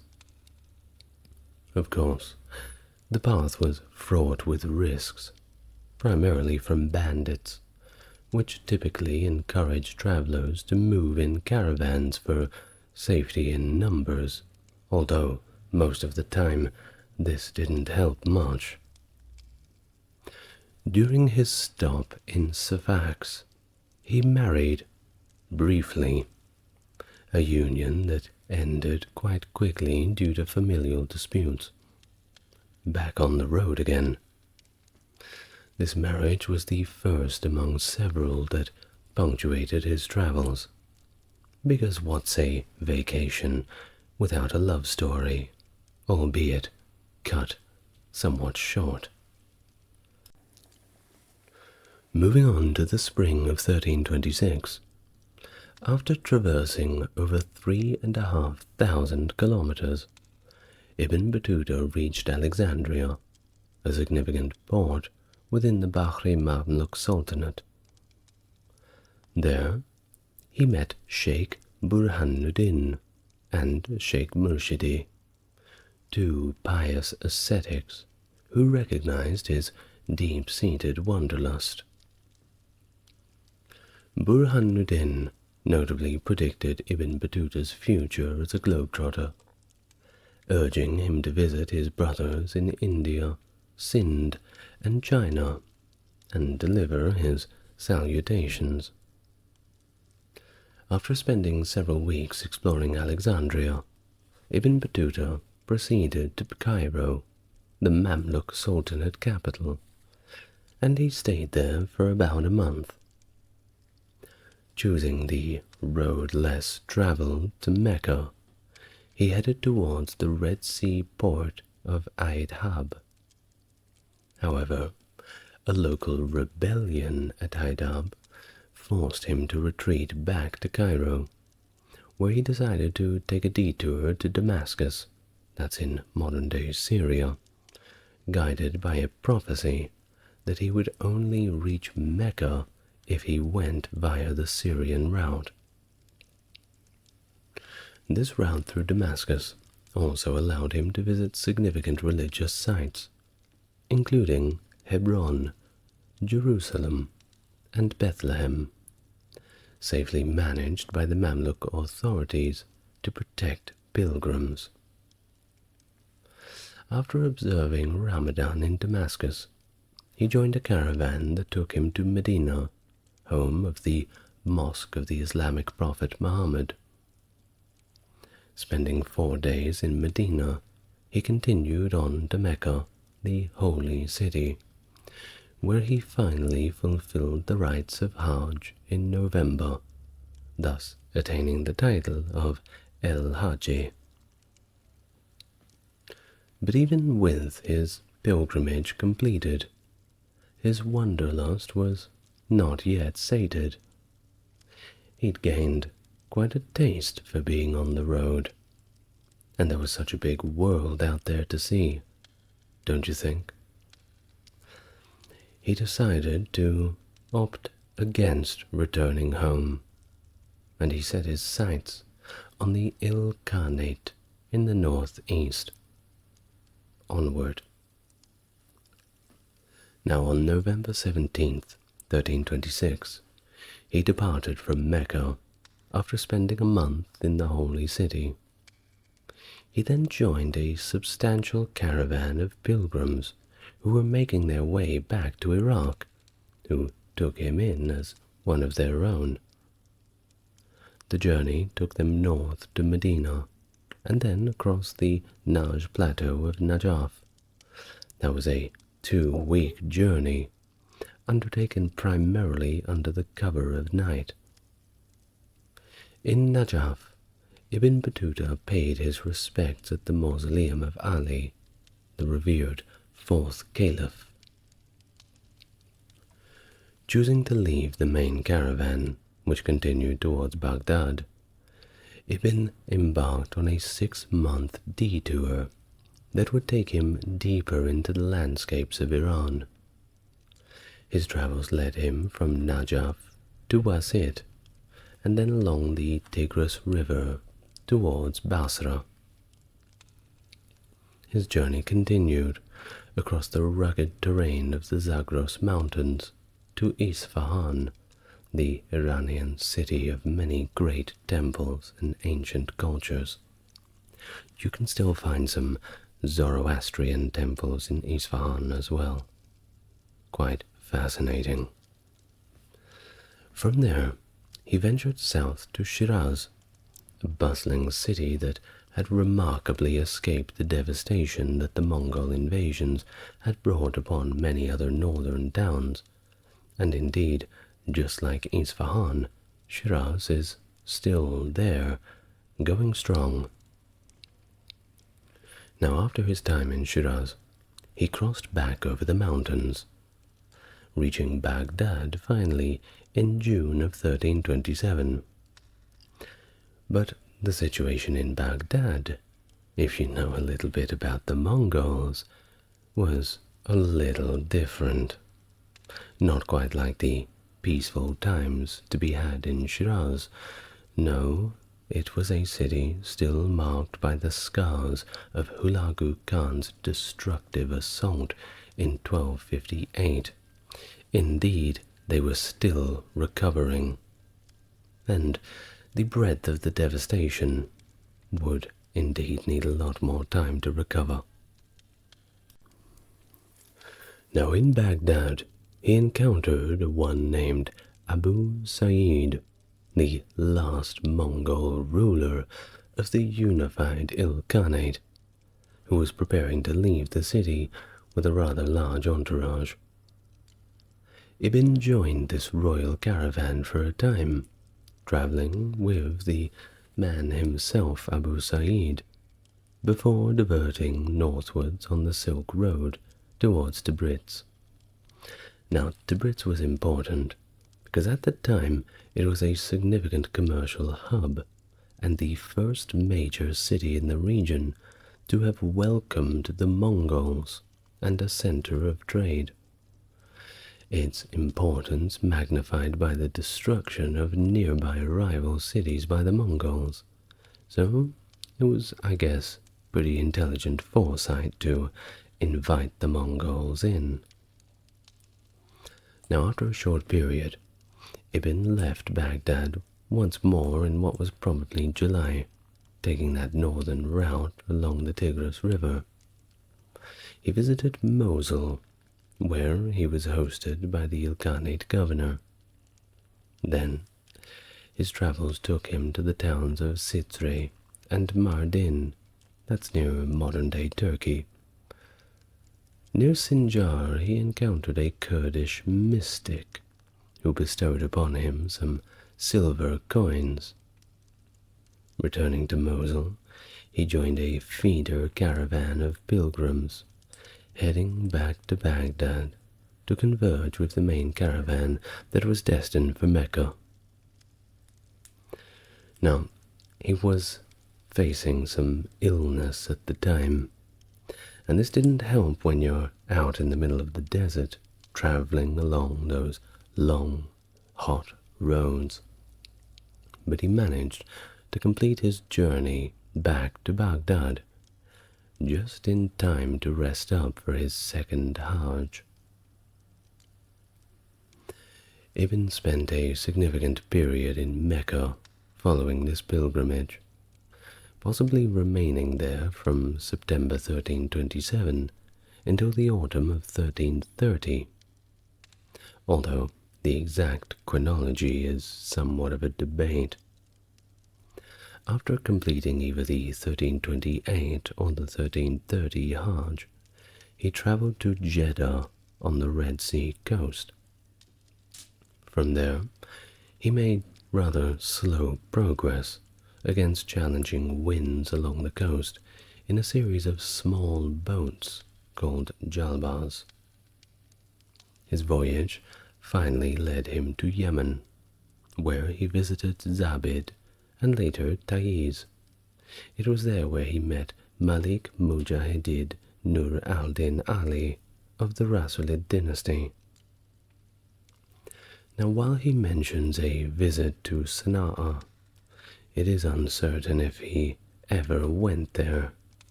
More likely, he traveled directly from Taiz to the vital trading port of Aden, arriving around the start of 1329 or 1331. Oh, and Aden was a huge port. From this bustling port, he finally set sail to Zayla on the Somali coast, dedicating about a week to explore this and other locations among the Somali seabed, such as Cape Guardafui. His journey through the region, often referred to in medieval Arabic texts as the Land of the Berbers, or in their tongue, Balad al-Barba, soon brought him to Mogadishu in 1332, and yes, that is indeed the modern city of Mogadishu. At that time, Mogadishu was the place to be in sub-Saharan Africa, a flourishing city, a hub of commerce and craftsmanship, widely renowned for its high-quality fabric that found its markets as far away as Egypt. He found Mogadishu under the rule of the Somali Sultan, Abu Bakr ibn Sheikh Umar, whom he described as a dark-skinned man, proficient in both his native Somali and Arabic. The Sultan's court was a bustling hierarchy of officials, including ministers, legal experts, military commanders, and of course, a large team of royal eunuchs, all poised to serve at his command. Continuing his voyage, he sailed south to the Swahili coast, known to the Arabs as the Land of the Zanj, Bilad al-Zanj. He made a brief overnight stop at the island town of Mombasa, that's in modern-day Kenya, which, though small at the time, was noted for its significance in later centuries. His travels then took him to Kilwa, in present-day Tanzania, a pivotal center of the gold trade. Kilwa impressed him with its architectural beauty and the extensive use of wood and reeds in its construction. He described it as one of the finest and most beautifully built towns. Glowing recommendation. While in Kilwa, he visited the court of Sultan al-Hasan ibn Sulayman, a descendant of the legendary Ali ibn al-Hasan Shirazi. I know, the Arabic names are a little bit long. I'm doing my best with them. He praised the Sultan's humility and piety, and noted their well-planned city, attributing its prosperity to such organization and good leadership. He then recorded significant architectural endeavors during the time, including the construction of the Husuni Kubwa Palace and the expansion of the Great Mosque of Kilwa, which was crafted from coral stones and noted for being the largest mosque of its kind. After his time on the Swahili coast, he awaited the monsoon winds to carry him back to Arabia. He returned via Oman and the Strait of Hormuz, eventually reaching Mecca to perform the Hajj of 330, or perhaps 332. Well, this was his third pilgrimage to Mecca. You think you'd get tired of it after a while. I've been to Tokyo 3 times, and I think it's the most boring city. Well, I suppose we have different motivations. Well, after his third pilgrimage, he was driven by a desire to serve under the Sultan of Delhi, Muhammad bin Tughlaq.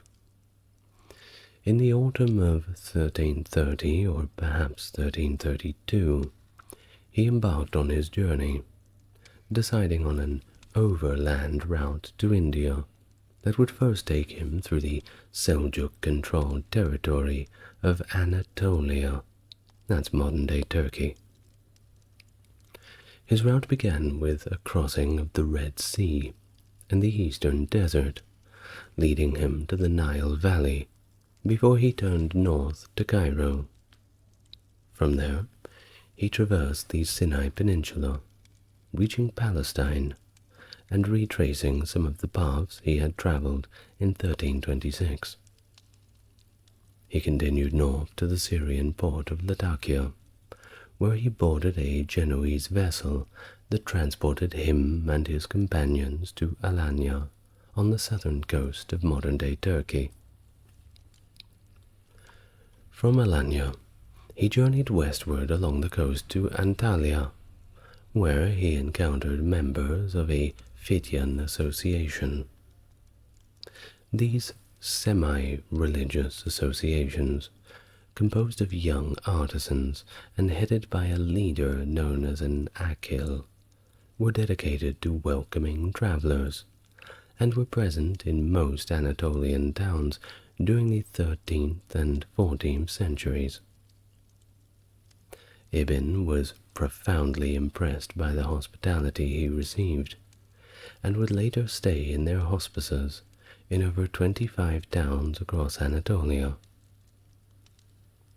His travels then took him inland to Agirda, the capital of the Hamidids, where he spent Ramadan in June 1331, or perhaps May 1333. Chronologies here are a little confusing. His account of his travels through Anatolia in his Rihla is notably confusing, with descriptions of his westward journey from Agirdir to Milas, followed by a sudden 420-kilometer eastward leap past Agirdir to Konya, and then continuing east to Erzurum, before inexplicably skipping back 1,160 kilometers to Birgi. Historians speculate that while Ibn visited many towns in central Anatolia, his recounting of the sequence might not have been accurate. Well, during these travels, he arrived in Iznik shortly after it had been conquered by Orhan, the Sultan of the nascent Ottoman Empire. In the absence of Orhan, his wife commanded the stationed soldiers. Ibn Battuta spoke very highly of her, noting her piety and excellent hospitality. He described Orhan as one of the greatest Turkmen kings, rich in wealth, lands, and military forces, and almost continuously inspecting his nearly 100 fortresses to ensure their well and constant upkeep. Then to the capital of the Ottoman Beylik, the city of Bursa. Ibn found a vibrant city, expansive bazaars and wide streets, encircled by the most lush and beautiful gardens and flowering springs. His journey also took him to the Beylik of Aydin, where the ruler gifted him a Greek slave, marking the first time he acquired a servant in his travels. This gesture was a conspicuous sign of the wealth and prestige that Ibn had come to command. Later, he would acquire more slaves during his stays in cities like Ephesus, Izmir, and Balıkesir. Talk about souvenirs. Well, after departing from Sinope, Ibn chose a maritime route that led him to the Crimean Peninsula, within the territory of the Golden Horde. His initial stop was at the port town of Azov, yes, that Azov, where he met the Emir of the Khan. He then travelled to Majar, a city he described as large and affluent. Leaving there, he sought an audience with Uzbek Khan's travelling court, which at the time was stationed near Mount Beshtal. He then continued northward towards Bulgar, marking the northernmost point of his travels, where he observed the short summer nights that were striking contrast to the subtropical regions he was used to. It's not so strange, though. Here's a fact about me. I have never seen snow in my entire life. Ever. But that's not really relevant, isn't it? In Bulgar, Ibn expressed a curiosity about venturing further north into what he referred to as the Land of Darkness, a region in northern Siberia, perpetually covered in snow, where the only mode of transport was dog-drawn sleds. Certainly a long way from home, long way indeed. Now he described a unique method of trade between the southern merchants and elusive inhabitants of this land. Goods were left in an open snowfield overnight, and by morning traders would find their items replaced with valuable fur skins, without ever even seeing the traders who took the goods. Despite the intrigue, Ibn decided against traveling to this remote land, seeing no personal advantage in it, as he was not a merchant, and there wasn't many Islamic holy sites to see in northern Siberia. Now Ibn's journey then took him back to the Khan's court, which had relocated once more to Astrakhan. It was here that he learned of Ozbek Khan granting permission for one of his pregnant wives, Princess Bayolun, daughter of the Byzantine Emperor Andronikos III Palaiologos, to return to Constantinople for childbirth. Seizing this opportunity, Ibn managed to join the expedition to Constantinople, stepping beyond the Islamic world for the first time. Arriving in Constantinople around the end of 1334, he met the Emperor Andronikos III Palaiologos. During his stay, he visited the renowned Hagia Sophia and engaged in discussions about his travels with an Eastern Orthodox priest, sharing insights from his time in Jerusalem. After spending a month in Constantinople, he returned to Astrakhan and traveled to the capital, Sarai al-Jadid, where he reported his travel accounts to Sultan Ozbeg Khan, who was reportedly extremely interested to hear them all. Continuing his extensive journey, he passed the Caspian and Aral seas to reach Bukhara and Samarkand, the latter of which he acclaimed as one of the grandest and finest cities, and the most perfect of them. He noted the dilapidated state of the city walls, however, a lingering result of the Mongol invasion and subsequent conflicts. From Samarkand, he ventured southward to Afghanistan, crossing the daunting mountain passes of the Hindu Kush into India. During this crossing, he reflected on the treacherous condition of the Hindu Kush, known as the Hindu Slayer, due to the numerous slaves from India who perished there from the extreme cold. It's more about the elevation in the Kush.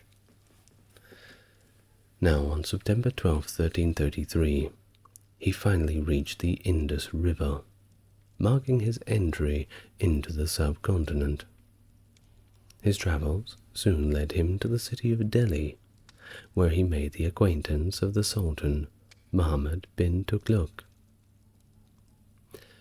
This Sultan, Muhammad bin Tughlaq, renowned for his wealth within the Muslim world, was a patron of scholars, Sufis, Qadis, viziers, and other key functionaries to strengthen his rule.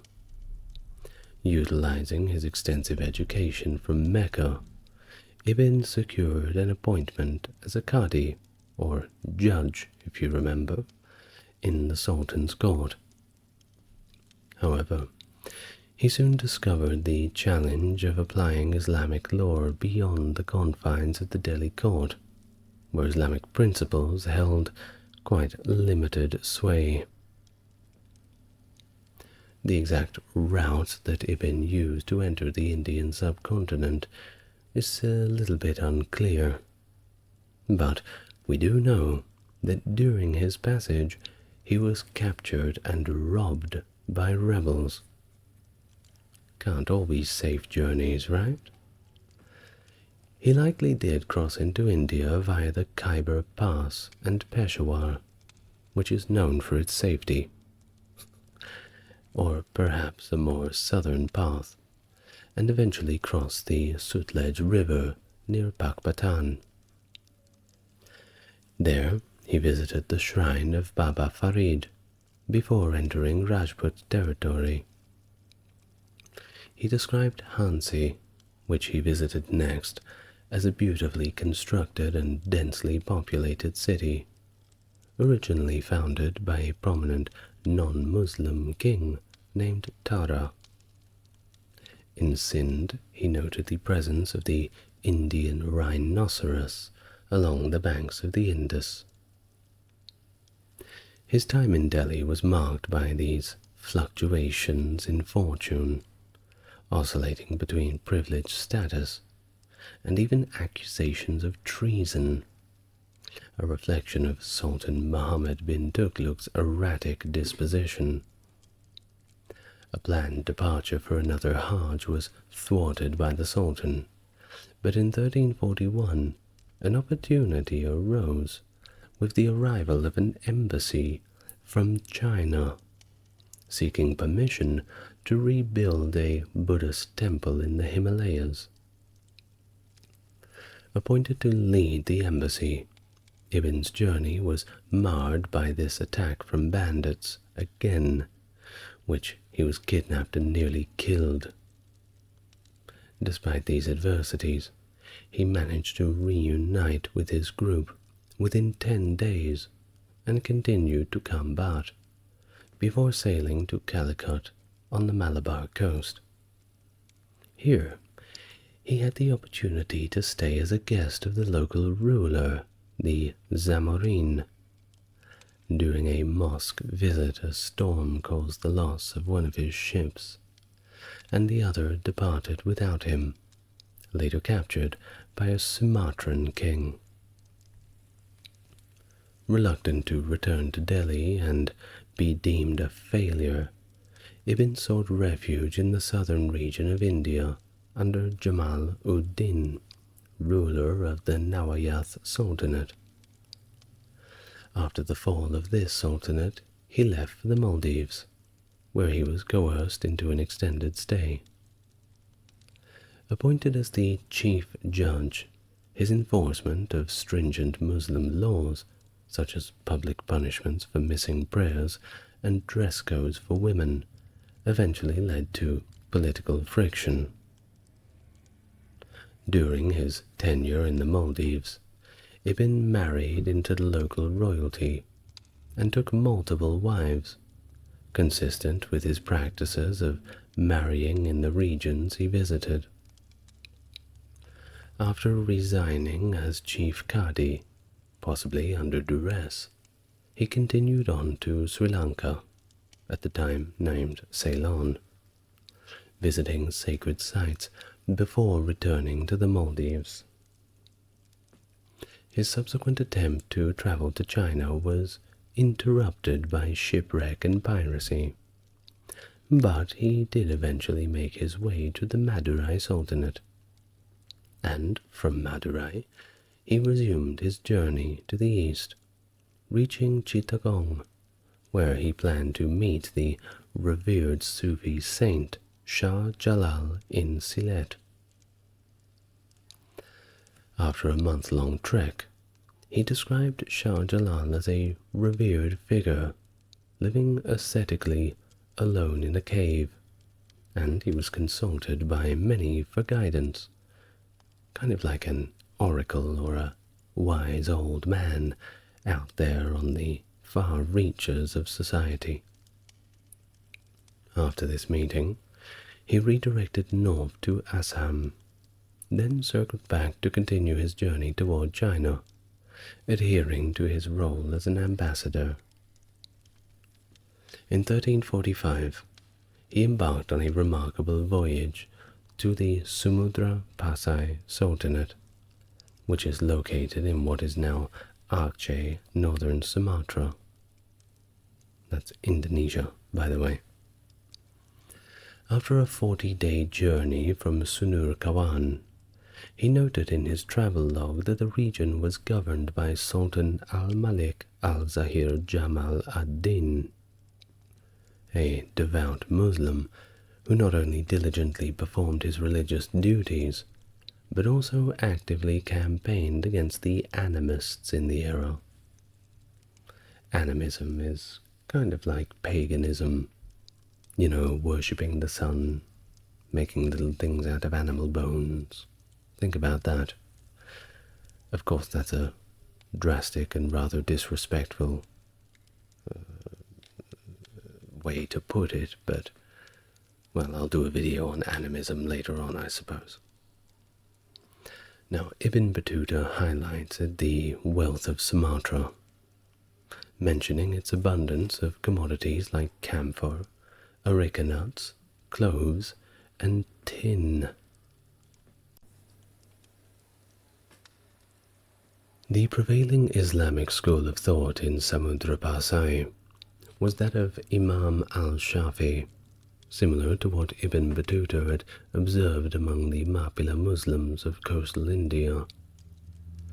The Sultanate represented the easternmost reach of the Dar al-Islam at the time, as territories further east were not under Muslim rule.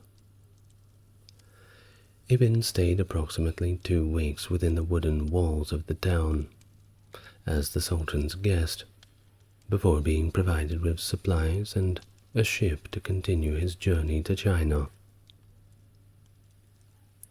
From there, he sailed for 21 days from Samudra Pasai to Mul Jawar, identified as the island of Java, or specifically the Majapahit Java, which was the center of a Hindu empire at the time.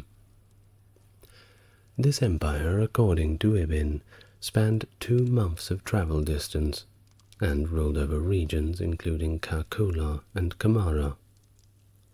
He noted the militaristic and economic activities of Kakula and Kuala, mentioning war junks. A junk is a boat, by the way, like a ship, warship, used for pirate raiding and toll collection, and the use of elephants for various tasks, possibly crushing people who did not pay their tolls. We don't know. No, his next destination was Kailukani, in the land of the Tawalisi, where he met the local princess, Urduja, known for bravery and opposition to the Yuan dynasty. That's the Mongol rule over China, by the way, the Yuan dynasty. Although described as an idolater, Urduja had the ability to write Bismillah in Islamic calligraphy, indicating some familiarity with Islamic culture. The exact locations of Kailukari and Tawalisi are somewhat debatable. The possibilities range from Champa, which is present-day southern Vietnam, to regions in the Philippines, Japan, and back on the island of Java. The historical existence of Urduja and Tawalisi has been questioned by scholars like Sir Henry Yule and William Henry Scott, who consider them to be possibly fictitious. Now, from Kailukari, Ibn finally reached Quanzhou in Fujian province, marking another significant leg in his extensive travels, and finally he had arrived in China. Quanzhou is beautiful, by the way, you should go. In 1345, he arrived in the city, a thriving port in China's Fujian province under the Mongol-led Yuan dynasty.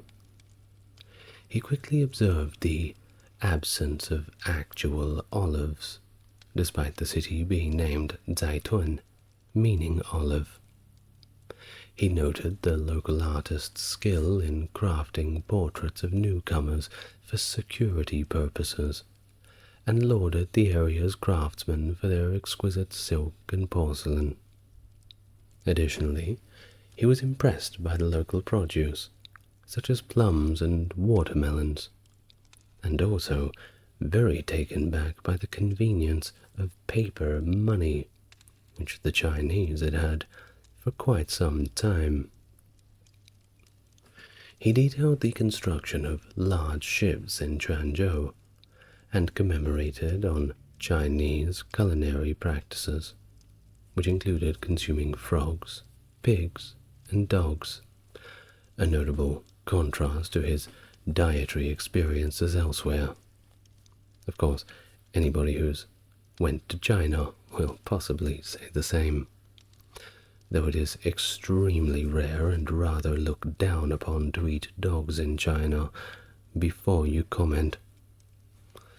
Now, his accounts, however, contain a few inaccuracies, such as misidentifications of the Yellow River and the Grand Canal, a misconception also that porcelain was made from coal. I don't know where he got that idea, but it was certainly a misconception. Now, in Quanzhou, Ibn was warmly welcomed by the local Muslim community, led by a figure possibly identified as a Fanjiang and the Sheikh al-Islam, who welcome him with traditional music and ceremony. This vibrant Muslim enclave featured its own mosques, markets, and hospitals. They were doing pretty well. Quite a vibrant little community inside the city. It was here that he encountered notable Iranians, such as Burhan al-Din of Khazarun and Sharif al-Din from Tibrit, influential figures in the Yuan administration. Of course, the Yuan administration were quite in the habit of employing foreigners for jobs such as this. They weren't thinking it was a strange concept to get the best help, regardless of where people came from. Now, following his time in Quanzhou, he journeyed south to Guangzhou, staying with a wealthy merchant for 2 weeks. He then revisited Quanzhou and traveled to Fuzhou, where he spent time with Zahir al-Din and met other prominent Muslims, including al-Bushri of Ceuta, who later financed gifts for the Emperor Huizong of Yuan. He then went to Hangzhou, and he described it as one of the largest cities he had ever seen, and he was charmed by its scenic lake and lush hills. The lake, of course, he was referring to as West Lake, which is one of the most popular tourist sites in Hangzhou. He noted the city's substantial Muslim quarter and stayed with a family of Egyptian origin. His experiences in Hangzhou were enriched by witnessing the sophisticated craftsmanship of Chinese wooden ships and attending a banquet hosted by the Yuan administrator, where he was entertained by the local conjurers and magicians. Traveling through the Grand Canal, he admired the vibrant life along the waterways, marked by fields, orchards, and elegantly dressed merchants and priests. Upon reaching Beijing, he claimed the title of ambassador from the Delhi Sultanate and was invited to the Yuan imperial court. Well, despite his prestigious welcome, he found that knowledge of the Great Wall among the locals was, unfortunately, elusive, contradicting his belief that it was built by the Quranic figure Dhul Qarnayn to contain Gog and Magog.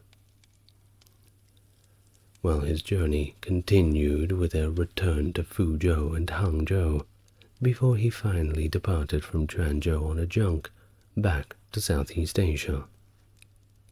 Unfortunately, during this leg of his journey, he was overcharged by the crew. That's right, they ripped him off, and it led to significant financial losses. In 1346, after a considerable period abroad, he decided it was time to go home to Morocco. Beginning his return journey in Quanzhou, he made his way to Kozhikode. Here, he contemplated revisiting Delhi to seek the favor of Muhammad bin Tughlaq once more, but ultimately resolved against it, choosing instead to proceed towards Mecca. As he traveled to Basra, he navigated through the Strait of Hormuz and received news of the death of Abu Sa'id, the last ruler of the Ilkhanate dynasty in Iran. This significant political change was marked by ensuing civil war, as the region descended into chaos between the Iranians and the Mongols. By 1348, he had reached Damascus, intending to follow the path of his first Hajj pilgrimage. It was during this time that he learned of his father's death, and it wasn't a recent death either. He had died 15 years ago. His journey became overshadowed by this somber news, and indeed the somber theme of death. Did you catch the date that I mentioned? 1348. The Black Death began to ravage all of the regions that he visited. He paused in Homs and witnessed the relentless spread of the plague through Syria, Palestine, and Arabia. Reports on devastating death tolls emerged from places like Gaza, and by the time he returned to Damascus in July, the city was suffering greatly, with daily death tolls reaching up to 2,500. His visit to Gaza revealed a depopulated city, a stark testament to the plague's deadly impact. Thus, his travels took him back to Egypt, where he stayed at Abu Sir, and he heard that daily deaths in Cairo had surged to about 1100. Despite the grim circumstances, he completed another pilgrimage to Mecca, reaffirming his faith amid this widespread suffering. After his Hajj, he finally resolved, that was enough, I'm going back home. Nearly 25 years after he first left. Though his journey did include a brief detour to Sardinia.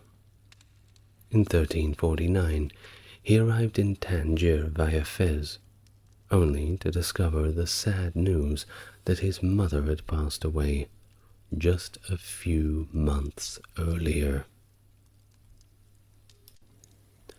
After a brief stay in Tangier upon his return to Morocco, Ibn set off in 1350 for the Muslim-controlled territory of Al-Andalus on the Iberian Peninsula. This journey was initially prompted by the threat posed by King Alfonso XI of Castile and Leon, who had planned to attack Gibraltar. Eager to defend the strategic port, he joined a group of Muslims heading to the area. However, upon his arrival, he learned that Alfonso had died from the Black Death, and the threat of invasion had pretty much receded.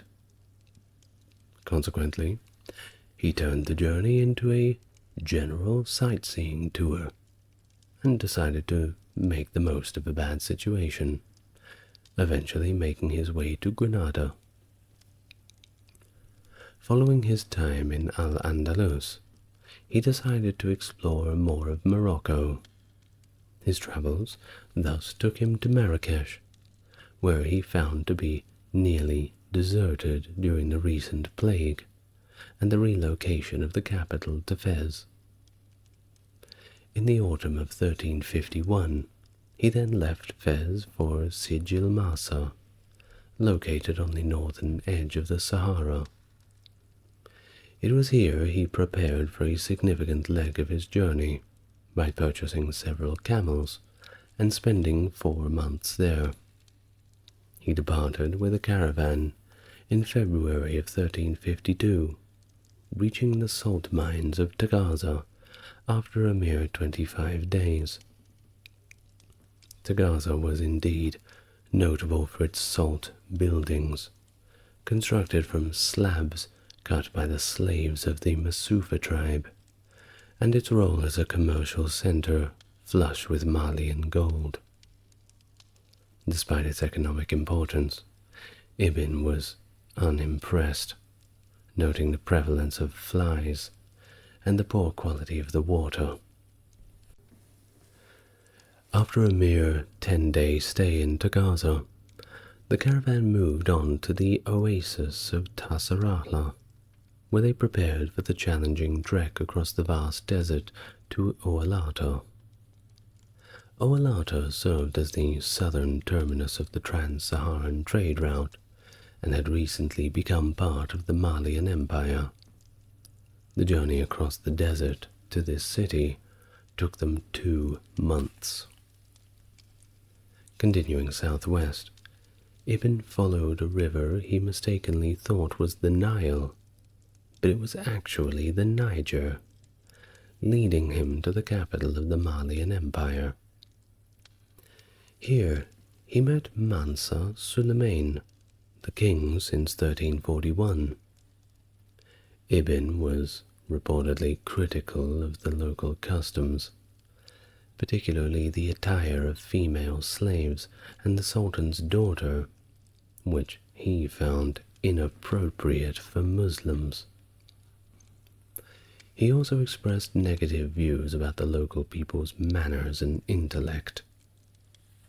Not very nice, isn't it? Well, he wasn't going to hang around there for too long. He then travelled overland to Timbuktu, which was then a small city, though it would later grow in importance, of course. During this journey, he encountered a hippopotamus for the first time, noting the local fear and hunting methods for the animal. And fun fact, out of all the animals in Africa, hippopotamuses kill the most people every single year. That's right, not snakes, not spiders, not lions, hippopotamuses. After a brief stay in Timbuktu, he travelled by canoe down the Niger River to Gao, an important commercial hub. After spending a month there, he joined a large caravan headed for the oasis of Takeda. While crossing the desert, he received command from the Sultan of Morocco to return home. He then set off for Sijil Masa in September 1353, accompanying a caravan that included 600 female slaves, and arrived back in Morocco in the early days of 1354. After his return, he was encouraged by Abu Inan Faris, the Marinid ruler, to document his extensive travels. He then dictated his experiences to Ibn Juzay, a scholar he had met earlier in Granada. The resulting manuscript, translated as a masterpiece to those who contemplate the wonders of cities and the marvels of traveling. I'm not going to try to read the Arabic name, but it's commonly known simply as the Travels, Rihla, and it remains a significant work in Arabic literature. Interestingly, Ibn did not make notes or keep a journal during his 29 years of travel, relying instead on memory and the manuscripts of previous travelers when recounting his journeys to Ibn Juzay. This has led to more than a bit of skepticism regarding the authenticity of his accounts. For example, descriptions of Damascus, Mecca, and Medina closely resemble those from the work of Ibn Jubayr, a traveler who wrote down his account more than 150 years earlier. Additionally, passages describing Palestine closely mirror the accounts of the 13th century traveler Muhammad al-Abdari. Scholars have questioned whether Ibn visited all of the places he described. They suggest that to provide a more comprehensive description of the Muslim world, he might have incorporated a little bit of second-hand information, or simply borrowed from some earlier accounts. The skepticism extends to his supposed travels to places like the Volga River, Yemen, and parts of Anatolia, which some scholars, not all, but some, have said are quite unlikely. There's also contradictions in his accounts, such as his claim about the conversion of the Maldives to Islam by Abul Barakat the Berber, which differs from the Maldivian official history that attributes the conversion to miracles performed by a Tabrizi named Maulana Sheikh Yusuf Shams-ud-Din. Moreover, some of his descriptions of China are thought to be plagiarized from other authors, or perhaps could just be based simply on common knowledge or popular accounts of the time, rather than first-hand experience. In fact, his writings on China share more than a few similarities with those of Marco Polo, leading to further doubts about his presence there. Well, all in all, despite all the controversies, I think we can all agree that his account, the Rihla, the Travels, remain quite a valuable cultural document that offers quite a bit of insight into the 14th century world, capturing details of the places he visited or learned about. It provides a vivid depiction of diverse cultures, though colored by his own cultural perspectives and biases, but hey, we're all human, aren't we? His observations on local customs, especially regarding gender roles and attire, reflect both his personal astonishments and the broader medieval Muslim worldview. His life, after completing the Rila, is less documented. We know that he served as a judge in Morocco based on his scholarly and travel experience until his death in 1368 or 69. Thus his travels, encompassing some 75,000 miles across the known Islamic world and beyond, make his Rila an indispensable record of the time, despite any questions surrounding its accuracy. Of course, we could perhaps question it a little more to the point where it's completely ruined. But the last thing I want to do is ruin anybody's good time. You must have heard of Joan of Arc, the peasant girl who became a national heroine and a saint of the Catholic Church. Claiming to have received visions from Saint Michael, Saint Catherine, and Saint Margaret, instructing her to support Charles VII and recover France from English dominion late in the 100 Years' War, Joan was given a place in the military as a standard bearer. In fact, her presence inspired the French troops, and she played a crucial role in lifting the siege of Orleans in 1429, marking a turning point in the war. However, captured by the Burgundians in 1430, Joan was sold to the English and then placed on trial for charges including heresy and witchcraft. What happened next? Maybe you know. But whichever the case, if you've come to learn about Joan of Arc, I can guide you through it, from start to finish. Hello and welcome to the channel. If it's your first time here, it's good to meet you, and if you are coming back, it's great to see you again as always.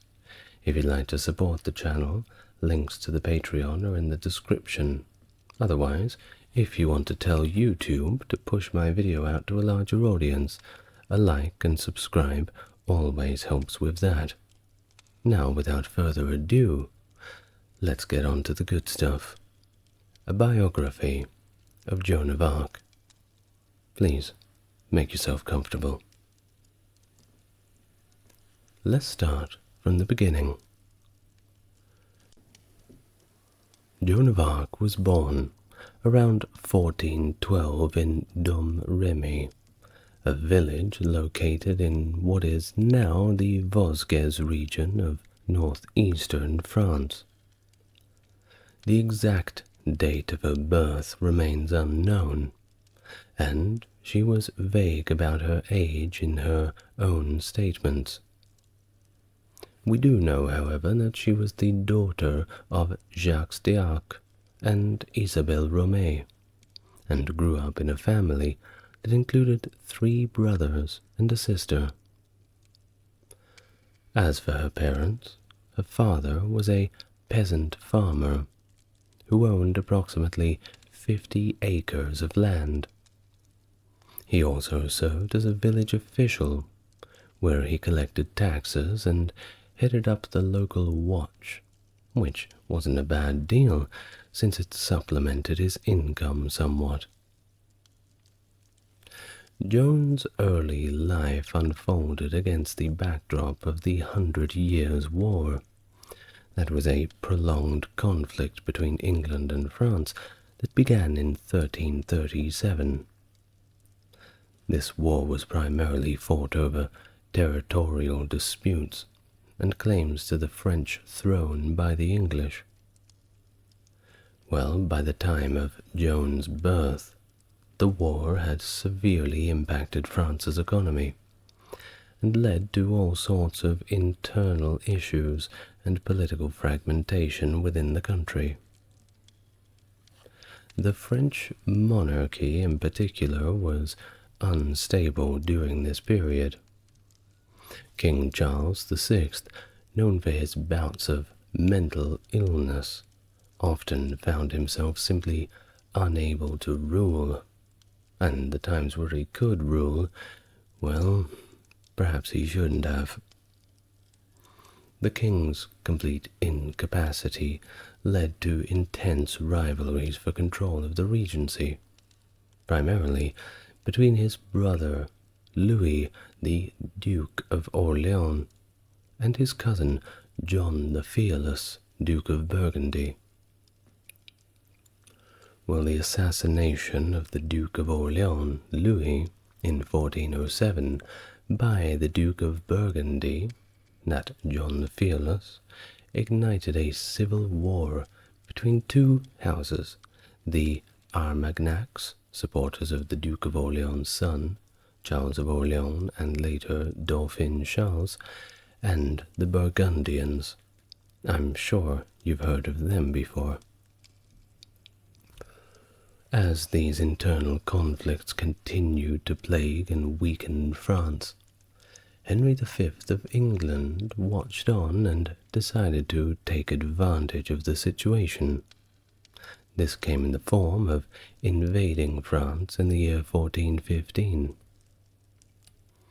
Well, the Burgundians managed to capture Paris in 1418, and the assassination of John the Fearless in 1419 during peace negotiations with the Dauphin further escalated tensions.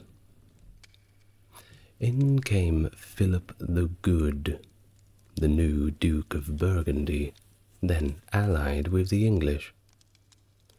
The political chaos deepened when Charles VI, influenced by accusations against the Dauphin as a murderer and spurred on by his wife Isabeau of Bavaria, disinherited the Dauphin through the Treaty of Troyes. This treaty also arranged the marriage of their daughter, Catherine of Valois, to Henry V, and designated their heirs as successors to the French throne.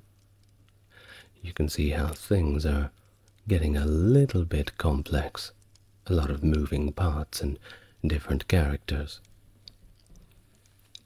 Well, I'm afraid to tell you it only gets worse. In 1422, the deaths of both Henry V and Charles VI left the French throne contested between the infant Henry VI of England, who was obviously way too young to rule, but declared heir by the Treaty of Troyes, and Dauphin Charles VII, who continued to claim his right to the throne despite the treaty and allegations regarding his legitimacy. This ongoing dispute, of course, set the stage for Joan of Arc's later involvement in the war and her support for Charles VII's cause. Now, back to Joan of Arc, now we've set the scene. Of course, as I had mentioned, born in 1412 in Domremy in northeastern France. She was, of course, deeply affected by the ongoing war, just like everybody else. It's never a good time to grow up during a full-scale conflict. Her parents, Jacques d'Arc and Isabelle Romay, were both peasant farmers, and she helped out as any normal peasant daughter or son would, with household chores, field work, and tending animals. It was a very normal upbringing for Joan. Domremy, in particular, was located at the Duchy of Bar and was surrounded by pro-Burgundian territories. Yet the village remained staunchly loyal to the Armagnac cause, which supported the French crown against English and Burgundian opposition. The region experienced direct impacts of the war in 1425. Domremy was subjected to a rather brutal raid, catalyzing local sentiment against the English presence in France. It was around this time that Joan, who was then only at the age of 13, began experiencing rather peculiar visions. And it wasn't a one-off. These were happening quite a lot.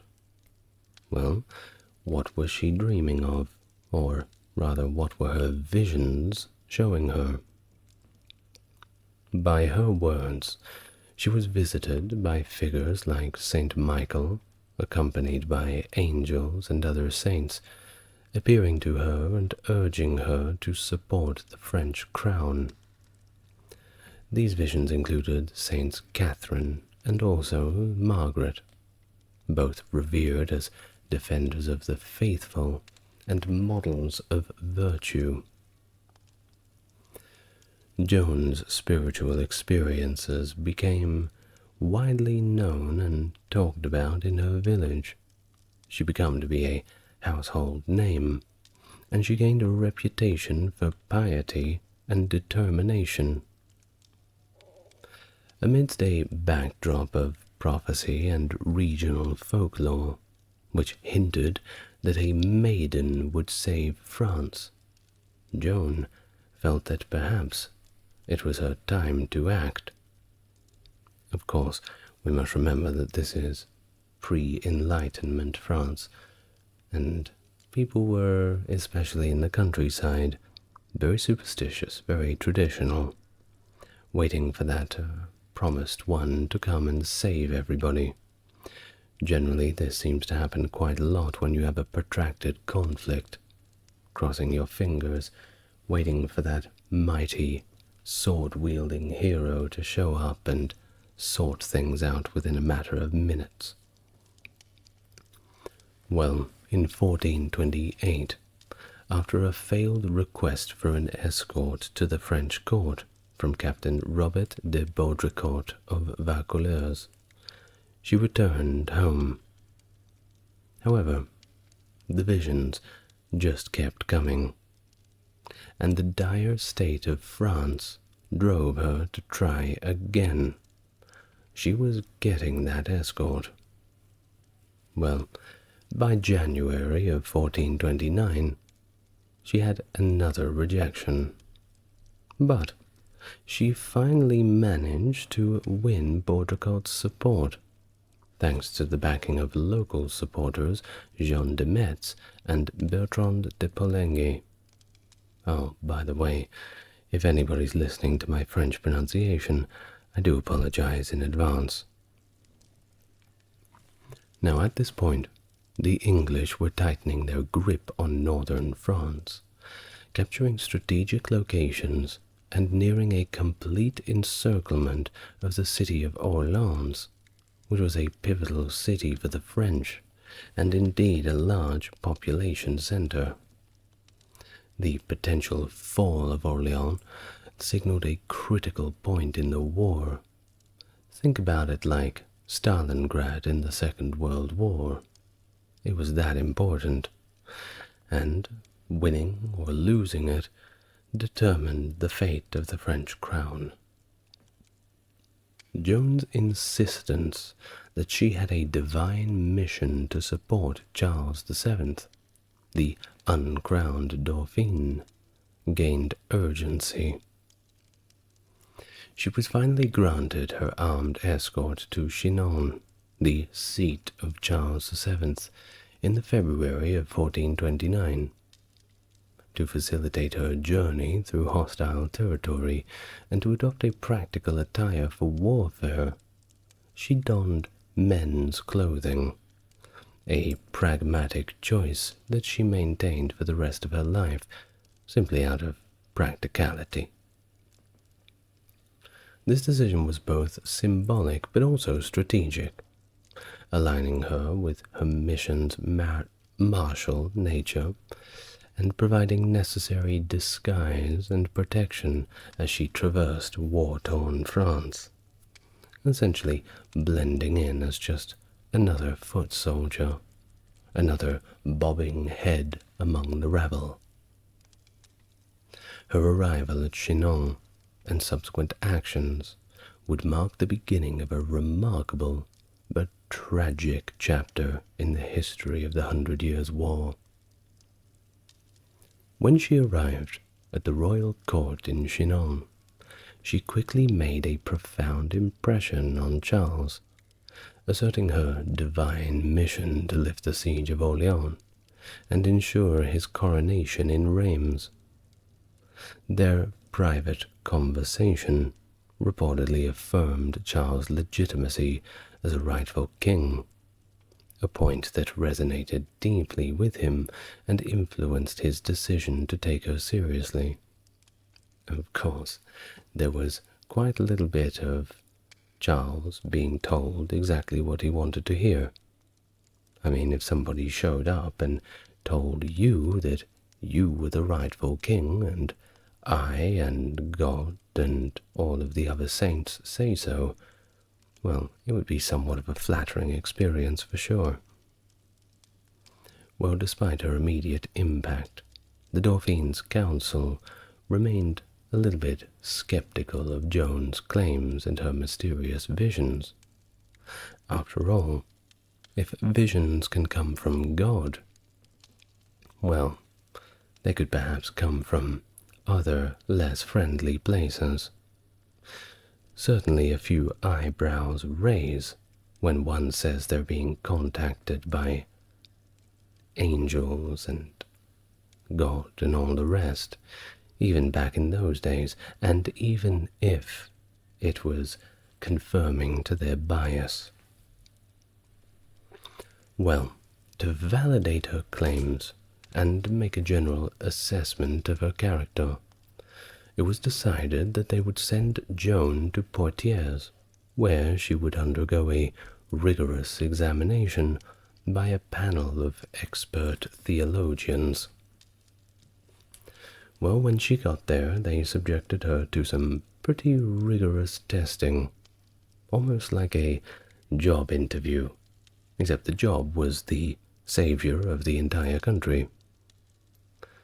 They did conclude that she was indeed devout and morally sound, deciding that her participation in the siege of Orleans could perhaps serve as a divine test. After all, they were a little desperate at the time, and if they were wielding a weapon sent down by God, well, what's the worst that could happen?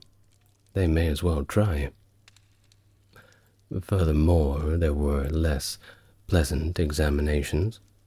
For example, her virginity was inspected by a group of women, albeit at Tours, leading to Charles' mother-in-law, Yolande of Aragon, to confirm her purity. Well, this was a pretty vital aspect, given the religious and cultural significance of virginity at the time.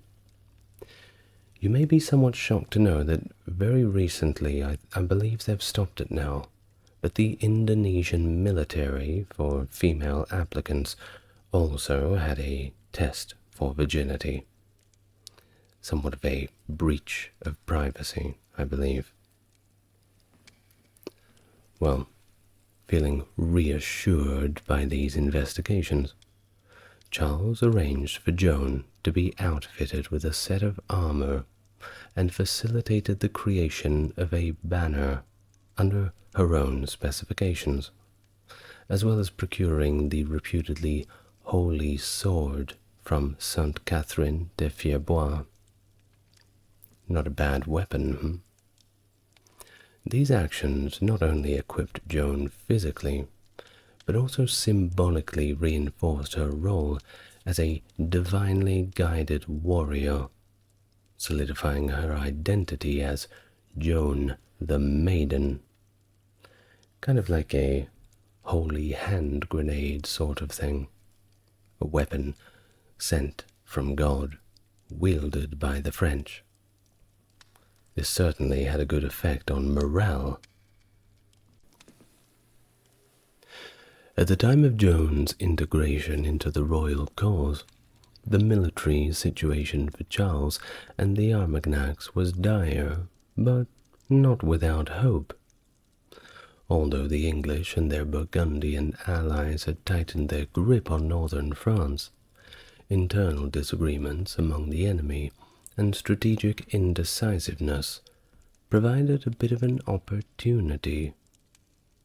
The Armagnacs, despite being demoralized by the prolonged conflict and the recent death of several important commanders, found a new vigor in Joan's arrival. Her unwavering confidence and insisting assertions of divine backing seemed to breathe new life into the French resistance. Her involvement transformed the ongoing conflict from a normal run-of-the-mill territorial dispute into a full-on religious war, elevating the stakes and rallying the French troops around a figure believed to be chosen by God. Before moving to lift the siege of Orleans, Joan sent a bold letter to the Duke of Bedford, the English regent of France, declaring her divine mission to reclaim the French territory. Joan's arrival in Orleans marked a decisive turn in the siege, and of course in the broader scope of the 100 Years' War. She joined the forces at Orleans on April 29th of 1429, and quickly became a symbolic figure of hope and resilience for the beleaguered French troops. Although she held no official military command, and was not involved in strategic planning at all, her presence was very inspirational, and she did often advise on tactical decisions. Well upon her arrival, Joan met with Jean de Dunois, known as the Bastard of Orleans, the military commander of the city. Despite initial skepticism about her role, she quickly proved instrumental. On May the 4th, during the assault on the Bastille de Saint-Loup, Joan, upon hearing of the ongoing battle, rushed to the scene, her banner fluttering in the wind. Her arrival bolstered the morale of the French troops, who rallied and succeeded in capturing the fortress. Her influence grew as she continued to participate actively in the operations. On May the 6th, after capturing the deserted fort of Saint-Jean-le-Blanc, Joan urged the French commanders to press the attack against the English fortifications at Les Augustins, which they subsequently captured. Her insistence on maintaining the offensive momentum was critical. The next day, during the attack on the strategic English stronghold of Les Tourelles, Joan was injured, but returned to the battlefield to inspire the final charge, which, of course, resulted in a critical victory. Thus, the siege of Orleans was lifted on May the 8th, and a cheer rang out among the French troops, now with boosted morale.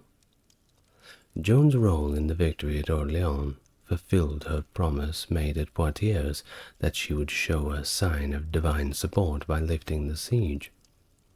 Her success not only reinforced her divine mission in the eyes of the French, but also garnered support of prominent figures like Jacques Gelou, the Archbishop of Embrun, and respected theologian Jean Gerson, who both wrote in her favor. Conversely, the English perceived Joan's unexpected effectiveness as evidence of diabolical influence. After the victory at Orleans, Joan of Arc and the Armagnac forces led by John II, Duke of Alençon, pursued a strategic northern campaign to clear the bridge towns along the Loire River. This was essential to secure a safe passage for Charles VII on his way to Reims for his coronation. The campaign began with the siege of Jargeau, where, despite Joan's call for the English to surrender, they resisted, leading to a direct assault initiated by Joan and her troops on June the 12th. The town was swiftly captured, with significant English losses and very few prisoners taken. Continuing their momentum, Joan and Alençon's forces moved to Mons-sur-Loire. They captured the town's bridge on the 15th of June, forcing the English garrison to retreat to a nearby castle. Most of the Armagnac army then advanced to Beaugency, laying siege to the castle there. Unbeknownst to them, an English relief force led by Sir John Falstaff was approaching from Paris to aid the besieged English troops. However, before Falstaff could arrive, the English garrison at Beaugency surrendered, completely unaware of the approaching reinforcements. The main English force, now joined by the troops from Mons, retreated towards Paris. Joan urged the Armagnac forces to pursue, leading to the Battle of Patay on the very same afternoon. The English had planned an ambush, with archers positioned for a surprise attack.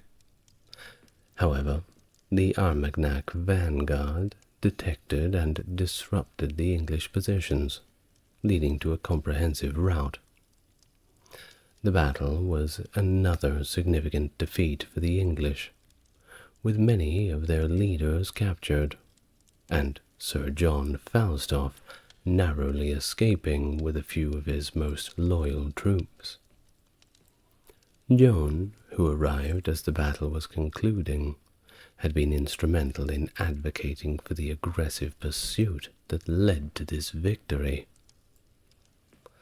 This series of rapid successes significantly bolstered Charles's position, enabling his coronation journey to Reims, and it certainly put a lot of confidence in the French, who at this point were very much convinced indeed they were dealing with a messenger of God.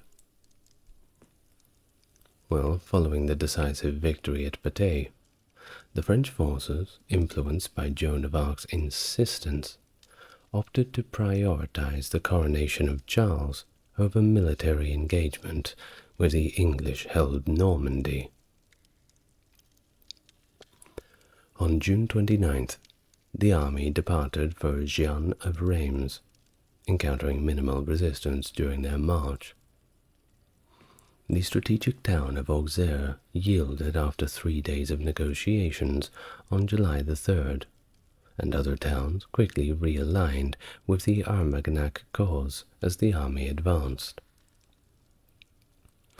The only significant resistance came from Troyes, which housed a fairly modest garrison of English and Burgundian troops. Well, after a few days of fruitless negotiations, Joan initiated preparations for an assault by ordering the moat to be filled and positioning up artillery. This proactive stance led to Troyes capitulating, fearing an imminent attack. It's very difficult to remain calm when you look over the walls and they're building the trebuchets. Reims, the traditional site for the coronation of French kings, opened its gates to Charles and his entourage on the 16th of July, 1429. The following day, Charles VII was formally crowned, with Joan of Arc present, recognized in a prominent position during the ceremony. Joan saw the successful coronation as the fulfillment of her divinely ordained mission. Post-coronation, efforts to secure a peaceful transition of Paris from Burgundian to Armagnac control began. A 15-day truce was negotiated with Philip the Good, the Duke of Burgundy, who indicated he might facilitate transfer to Paris. Well, at the truce's conclusion, the Duke reneged on this commitment. Joan and the Duke of Alençon advocated for a swift march on Paris, but the royal court was divided, partly due to ongoing peace negotiations with the Burgundians, leading to a delayed advance. As the Armagnac army moved towards Paris, they encountered very little fights along the way, and many towns simply surrendered peacefully. On the 15th of August, near Montepilloy, the French forces encountered the English, led by the Duke of Bedford. Joan attempted to provoke an English attack by positioning herself visibly in front of their defences, but the English, they didn't take the bait and held their position, leading to a stalemate that ended with their withdrawal the following day. Thus, the assault on Paris commenced a few weeks later, on September the 8th. During the attack, Joan suffered a wound from a crossbow bolt, but in true fashion, she simply remained on the battlefield until nightfall. Despite suffering significant casualties, the Armagnacs were ordered by Charles to cease the assault the next day, much to Joan's displeasure. The failed attempt to capture Paris marked a moment of decline in Joan's influence at court. Her straightforward, confrontational style clashed with the court's preference for diplomatic solutions, particularly in negotiations with Burgundy. That is certainly the problem, isn't it? You know, as Joan had believed that she was ordained by God and her actions were in accordance with God's will, well, it takes a little bit of guts to effectively say to the king point blank, "No, we are not doing that. We will do what I say, because what I say is God's word." Well, God's word or not, nobody likes hearing that. Moreover, this defeat at Paris diminished her standing a lot further, and it led to critiques from both the court and the University of Paris, questioning the divine inspiration of her guidance. In October of 1429, Joan of Arc was part of a military force tasked with attacking territories held by Perinet Gressart, a mercenary who had aligned with the Burgundians and the English. The campaign began with the siege of Saint-Pierre-le-Mortier, which Joan helped capture on November the 4th by inspiring a direct assault. The subsequent attempt to capture La Charité-sur-Loire in the late November and December, however, ended in failure, with Joan's forces forced to retreat and abandon all of their siege weapons. This setback was just another part of Joan's losing streak. Her reputation, well, it was simply being chipped away little by little, regardless if it was her own fault By the end of December, Joan returned to the royal court and was informed that she and her family had been ennobled by King Charles VII as a token of gratitude for her contributions to France. Before the failed September assault on Paris, Charles had negotiated a 4-month truce with the Burgundians, which was later extended until Easter of 1430. And, of course, since it was peacetime, during this period, the court simply saw no need for Joan's services. As the Duke of Burgundy began reclaiming towns that had been ceded to him but had not submitted, Compiègne emerged as a key battleground. In late March of 1430, without explicit permission from Charles, who was still honoring the truce, Joan decided to lead a volunteer force to relieve Compiègne, which was then under siege by Burgundian forces. While some historians do argue that Joan's actions were desperate and possibly treasonous due to the lack of documented royal position, others contend that she must have had some level of courtly financial support to undertake such a mission. Joan arrived in Melun in April, where she was joined by additional commanders, enhancing her force. At Lagny-sur-Marne, Joan's troops defeated an Anglo-Burgundian force led by the mercenary Franquet d'Arras, who was subsequently executed by the townspeople themselves. They did give him a trial, though, so that was nice of them. Despite the usual practice of ransoming captured leaders, so I'm sure you can probably guess what the public perception of this guy was. Well, Joan entered Compiègne on May 14th and conducted several defensive sorties against the Burgundians. By May 23, facing unsustainable demands on local resources, she had reduced her forces to about 400 soldiers who remained in the town. During a sortie from Compiègne to attack the Burgundian camp at Magny, the operation failed, and Joan was captured. She surrendered to Lionel de Vendôme of Jean de Luxembourg's contingent, who took her to his castle at Beaulieu-les-Fontaines.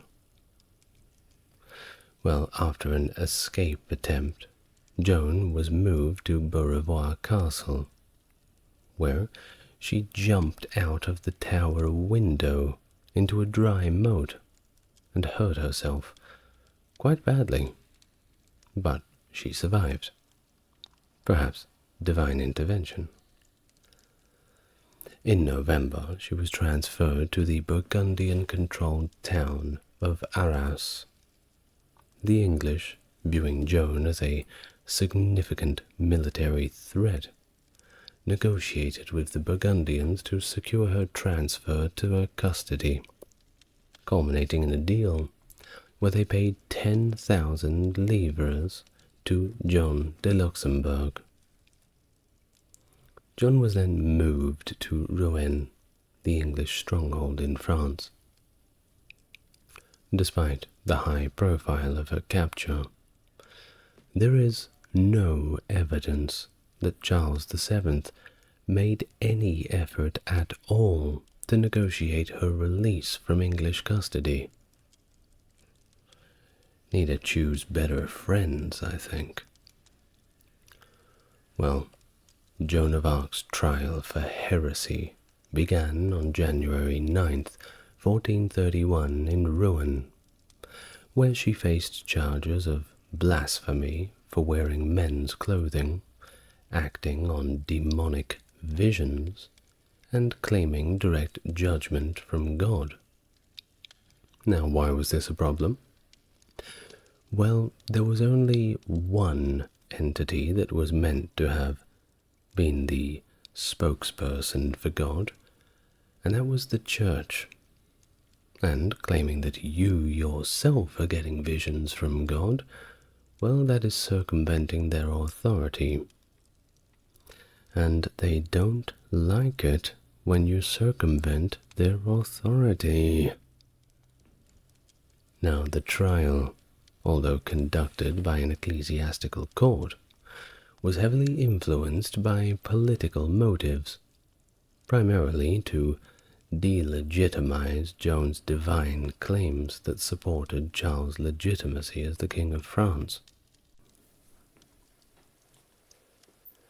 Bishop Pierre Cauchon of Beauvais, a pro-English and pro-Burgundian partisan, presided over the trial with significant financial backing from the English, including payments to key figures in the court.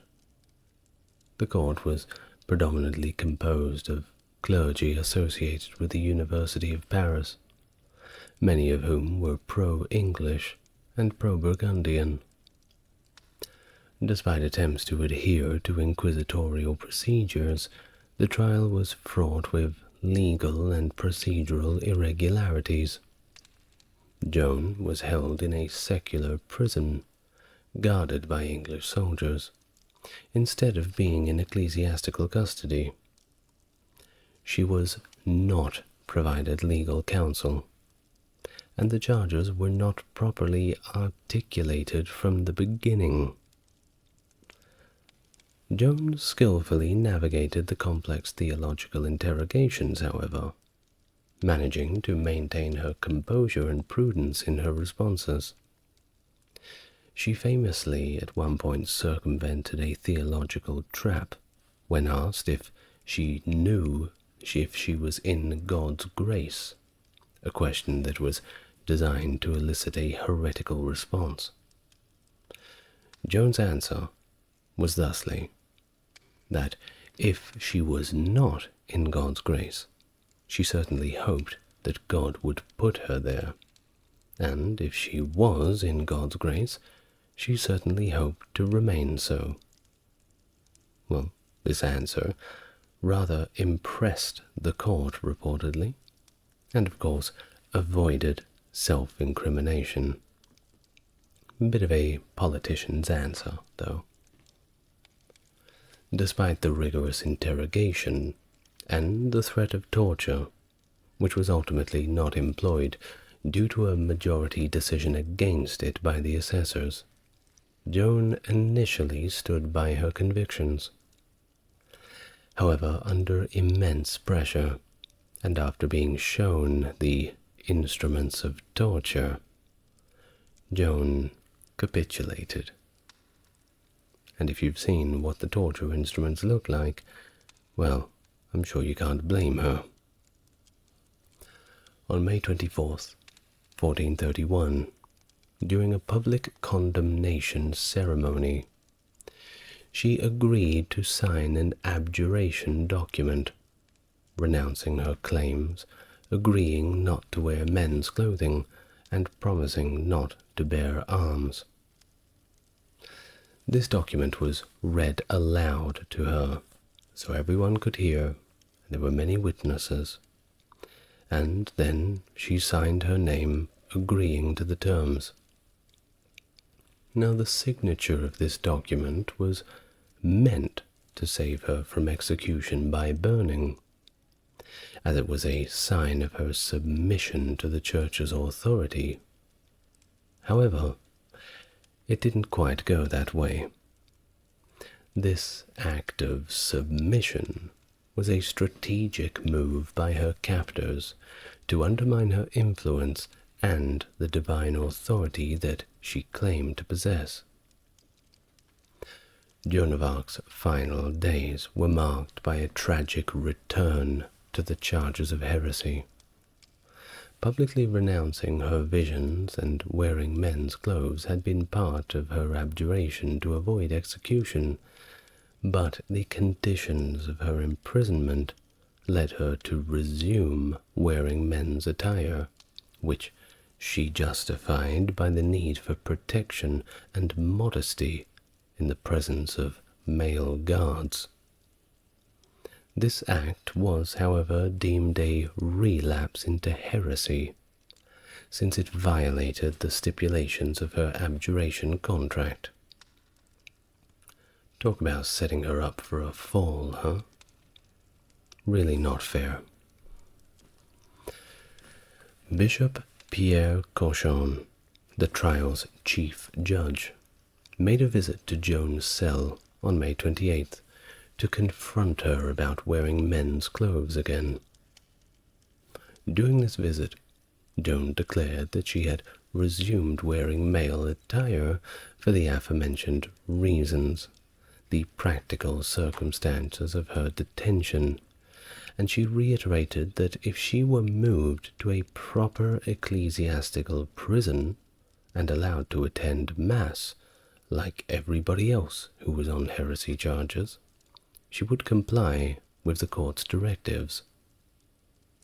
More critically, she confessed that the voices, which she had previously renounced, had come back, and reproached her for denying them out of fear. Well, once again, this confession was considered proof of a relapse in several different areas. On May 29th, a panel of 42 assessors unanimously declared Joan a relapsed heretic, and she was condemned to be handed over to secular authorities for execution. Now, of course, inquisitions and ecclesiastical courts would never carry out torture or executions themselves. They would always hand them over to secular authorities. While this transfer typically meant she would be given to the local bailiff for execution, however, she was instead delivered directly to the English forces. Joan was then executed by burning at the stake in Rowan's old marketplace on the 30th of May, 1431. Before her execution, she was allowed to receive the sacraments, a gesture usually forbidden to those who were condemned as heretics, indicating the somewhat unusual and complex nature of her trial and execution. At the stake she was granted a makeshift cross by an English soldier, which she kissed and held close, and a processional crucifix was held before her until her death. After her execution, to prevent any collection of relics, her ashes were thrown into the Seine River. Joan's trial and execution were profoundly influenced by these political contexts, notably the ongoing conflicts between the French and the English, and between these different factions within France itself. Her steadfastness and claims of divine guidance challenged the political and ecclesiastical authorities, leading to her martyrdom. Her death had a lasting impact, turning her into a symbol of French unity and resistance against occupation. She was later canonized as a saint, immortalizing her as a hero of France. Her execution did not achieve what the English had hoped for, the reversal of the tides of the 100 Years' War. Her martyrdom instead fortified the French resolve, paving the way for future French victories and eventually the conclusion of the war in their favor. The end of the war saw the English expelled from all French territories, except for Calais, highlighting the failure of their strategies, despite Joan's death. The implications of Joan's execution as a heretic were very politically damaging for Charles himself, who had been crowned with her help. This association with a convicted heretic cast a shadow over his legitimacy. The political liability led Charles to initiate a posthumous re-examination of Joan's trial once he regained control of Rouen. The initial investigation by Guillaume Boilet was brief, but pointed to the injustices and arbitrary nature of the original verdict against Joan. Although this investigation did not overturn the conviction, it did lay the groundwork for a full retrial. Not a free trial. There are no free trials. Well, this retrial, which began in 1455 under the auspices of the Church, and was actively supported by the papacy, and it was a comprehensive examination involving numerous witnesses and legal reviews. It concluded that the original trial was not only unjust, but manipulated by figures like Bishop Pierre Cauchon, who had personal stakes in its outcome. The rehabilitation trial declared Joan's innocence and her martyrdom, nullifying the charges and the abjuration document she had been coerced into signing. The retrial was not merely a legal formality, but a public vindication of Joan's character and mission, which had been endorsed by the divine visions. It corrected the historical record and restored honor to Joan and her family. The trial also symbolically rehabilitated her reputation by tearing up the charges and erecting a cross at the site of her execution. Her multifaceted legacy is as a historical, religious, and cultural icon whose life has been variously interpreted through a myriad of lenses over the centuries. Religiously, Joan is venerated in the Roman Catholic Church as a saint. Her canonization process began in the late 19th century, propelled by the Bishop of Orleans, Felix du Pamplo, who saw Joan a figure of devout obedience and miraculous intervention. Her sanctification in 1920 by Pope Benedict XV and subsequent declaration as a patron saint of France cemented her status within the Church. Importantly, Joan was canonized as a virgin, highlighting her purity and devotion rather than her martyrdom, which traditionally denotes dying for one's faith in Christ. This distinction underscores her role as a divinely guided virgin who led her nation without compromising her spiritual integrity. Of course, Joan's legacy extends beyond simply Christian reverence. Her life challenges traditional gender roles, as she took on the mantle of military leadership typically reserved for men, while maintaining her femininity and commitment to her spiritual beliefs. And that's got to count for something, don't you think? Well, her universal appeal lies in that embodiment of qualities that transcend cultural and religious boundaries. Hers was a life of faith, courage, and the pursuit of justice. Well, thank you very much for listening. I hope that you've enjoyed me being the voice in your head tonight, or this morning, this afternoon, however you choose to enjoy these videos. My goodness, we have passed 4,000 subscribers. Little old me, growing so quickly. Richard I, also known as Richard the Lionheart, was a formidable figure in medieval European history, renowned for his prowess and leadership on the battlefield. Richard ascended to the throne in England in 1189, ruling until his death in 1199.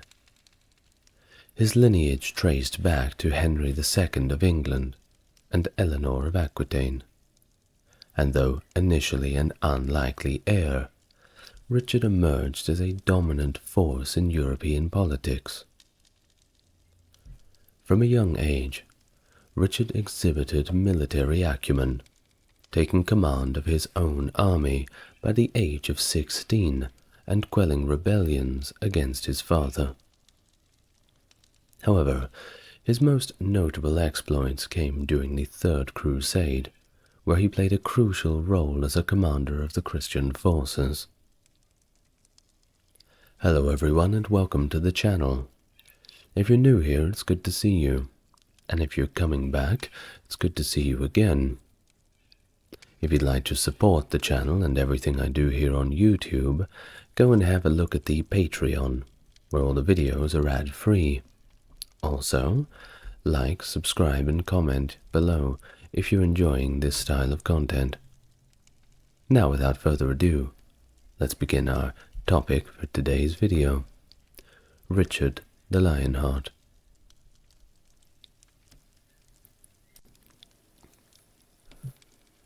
Richard, born on the 8th of September 1157, likely at Beaumont Palace in Oxford, England, was the son of King Henry II of England and Eleanor of Aquitaine. He grew up alongside siblings William, Henry the young king, and Matilda, with William passing away before Richard's birth. Despite being a younger son, Richard was not anticipated to inherit the throne. He had 4 additional siblings from his parents, and 2 half-sisters from Eleanor's prior marriage to King Louis VII of France. Richard's lineage traced back to William the Conqueror, and according to legend, to figures like Noah and Woden. Raised primarily in England during his father's periodic visits to his various domains, Richard's early years were marked by travels to Normandy with his mother and the care of his wet nurse, Hodierna of St. Albans.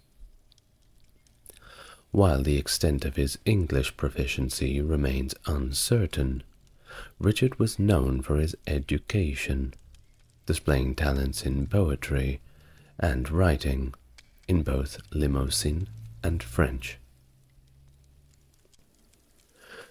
During his imprisonment, Richard's brother John leveraged English bias against foreigners to undermine the authority of Richard's chancellor William Longchamp, who was Norman.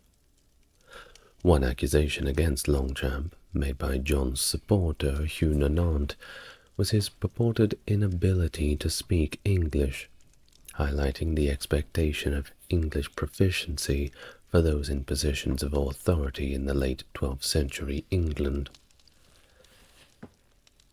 Descriptions of Richard depict him as physically striking, with reddish blonde hair, light eyes, and a fair complexion.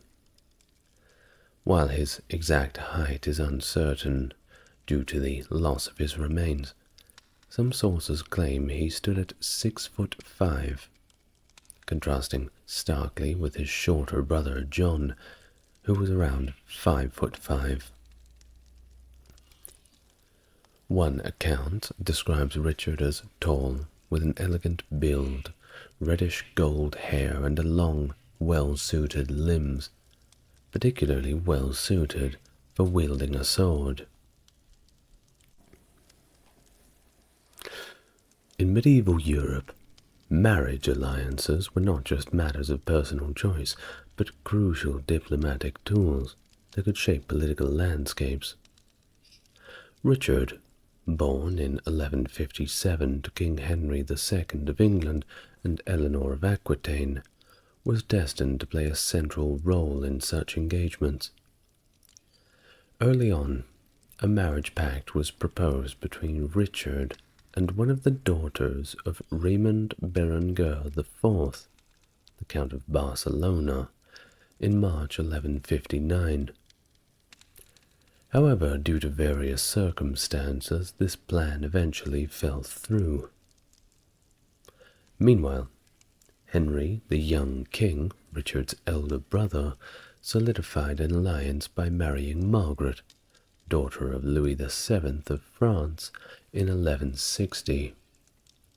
This union between the Plantagenets and the Capetians, though seemingly harmonious, occasionally faced tensions inherent in their complex relationship between England and France. Henry II's territorial ambitions further complicated matters, especially in Brittany and the Vexin, leading to conflicts with the French crown. Despite these challenges, Richard's betrothal to Alice, Countess of the Vexin, was finally confirmed in January 1169, after a peace treaty mediated by Pope Alexander III.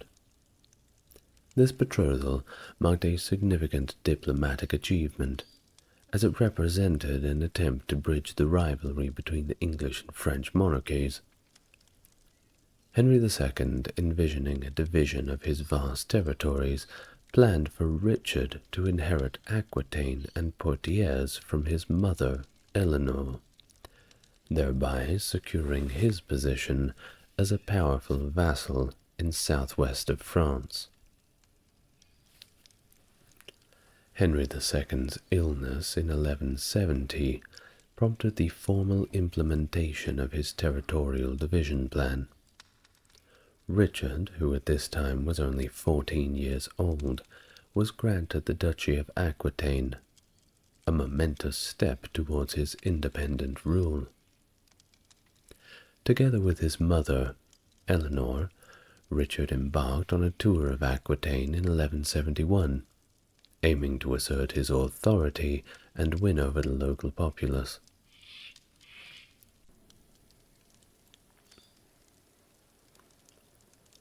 The ceremonies held in Poitiers and Limoges in June of 1172 were pivotal in Richard's official recognition as the Duke of Aquitaine and Count of Poitou.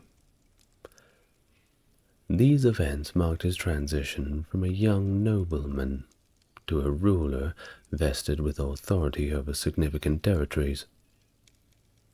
With the backing of his mother and the formalities of investiture, Richard embarked on his journey of becoming one of the most renowned figures in the medieval era, setting the stage for his illustrious reign as the Lionheart.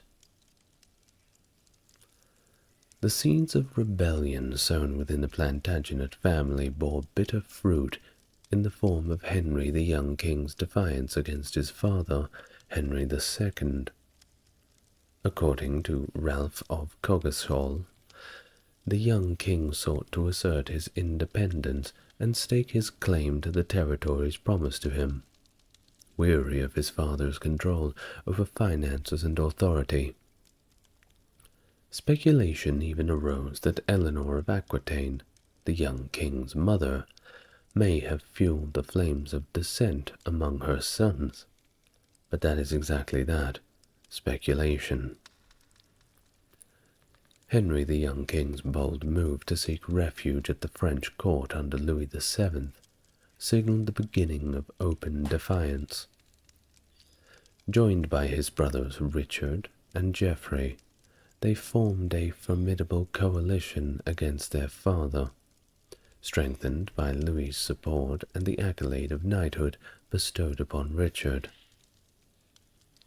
Their rebellion, as described by the poet Jordan Fantôme, was marked by strife and discord, devoid of all familial affection. Bound by a solemn oath at the French court, the brothers vowed not to negotiate with Henry II without Louis VII and the French barons' consent.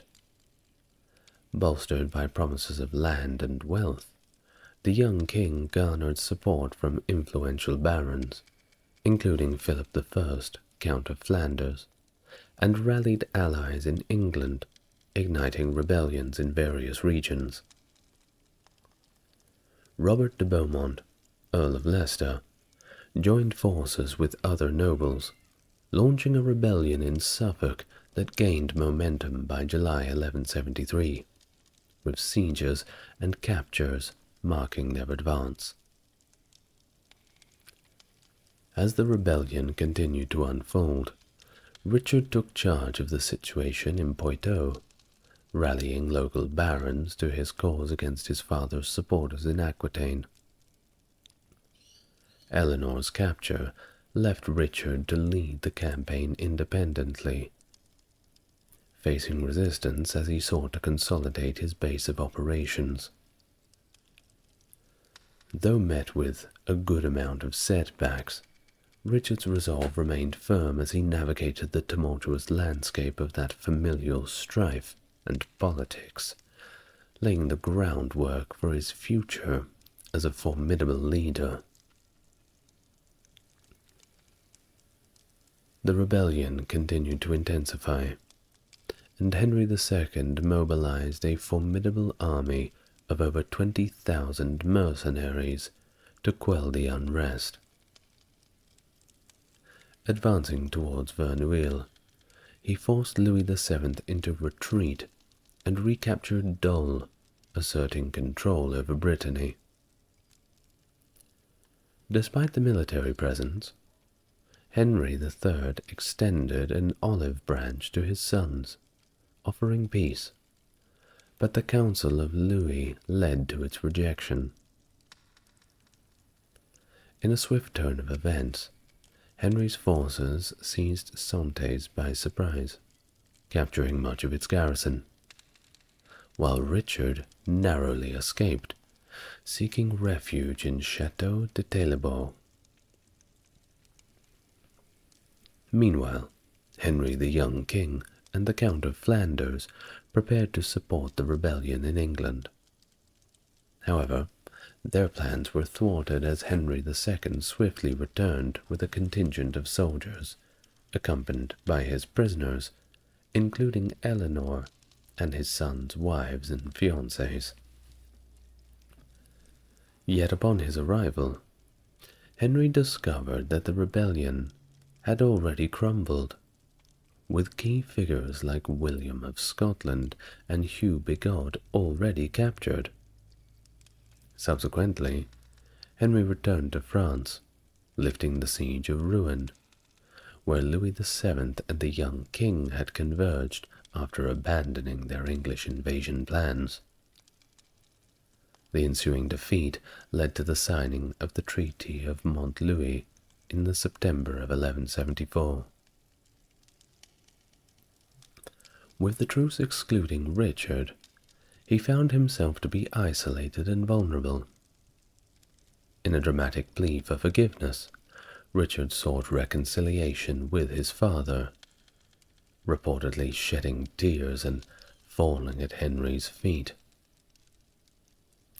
Moved by his son's display of contrition, Henry extended the peace, marking the beginning of a reconciliation process that would also involve Richard's brothers.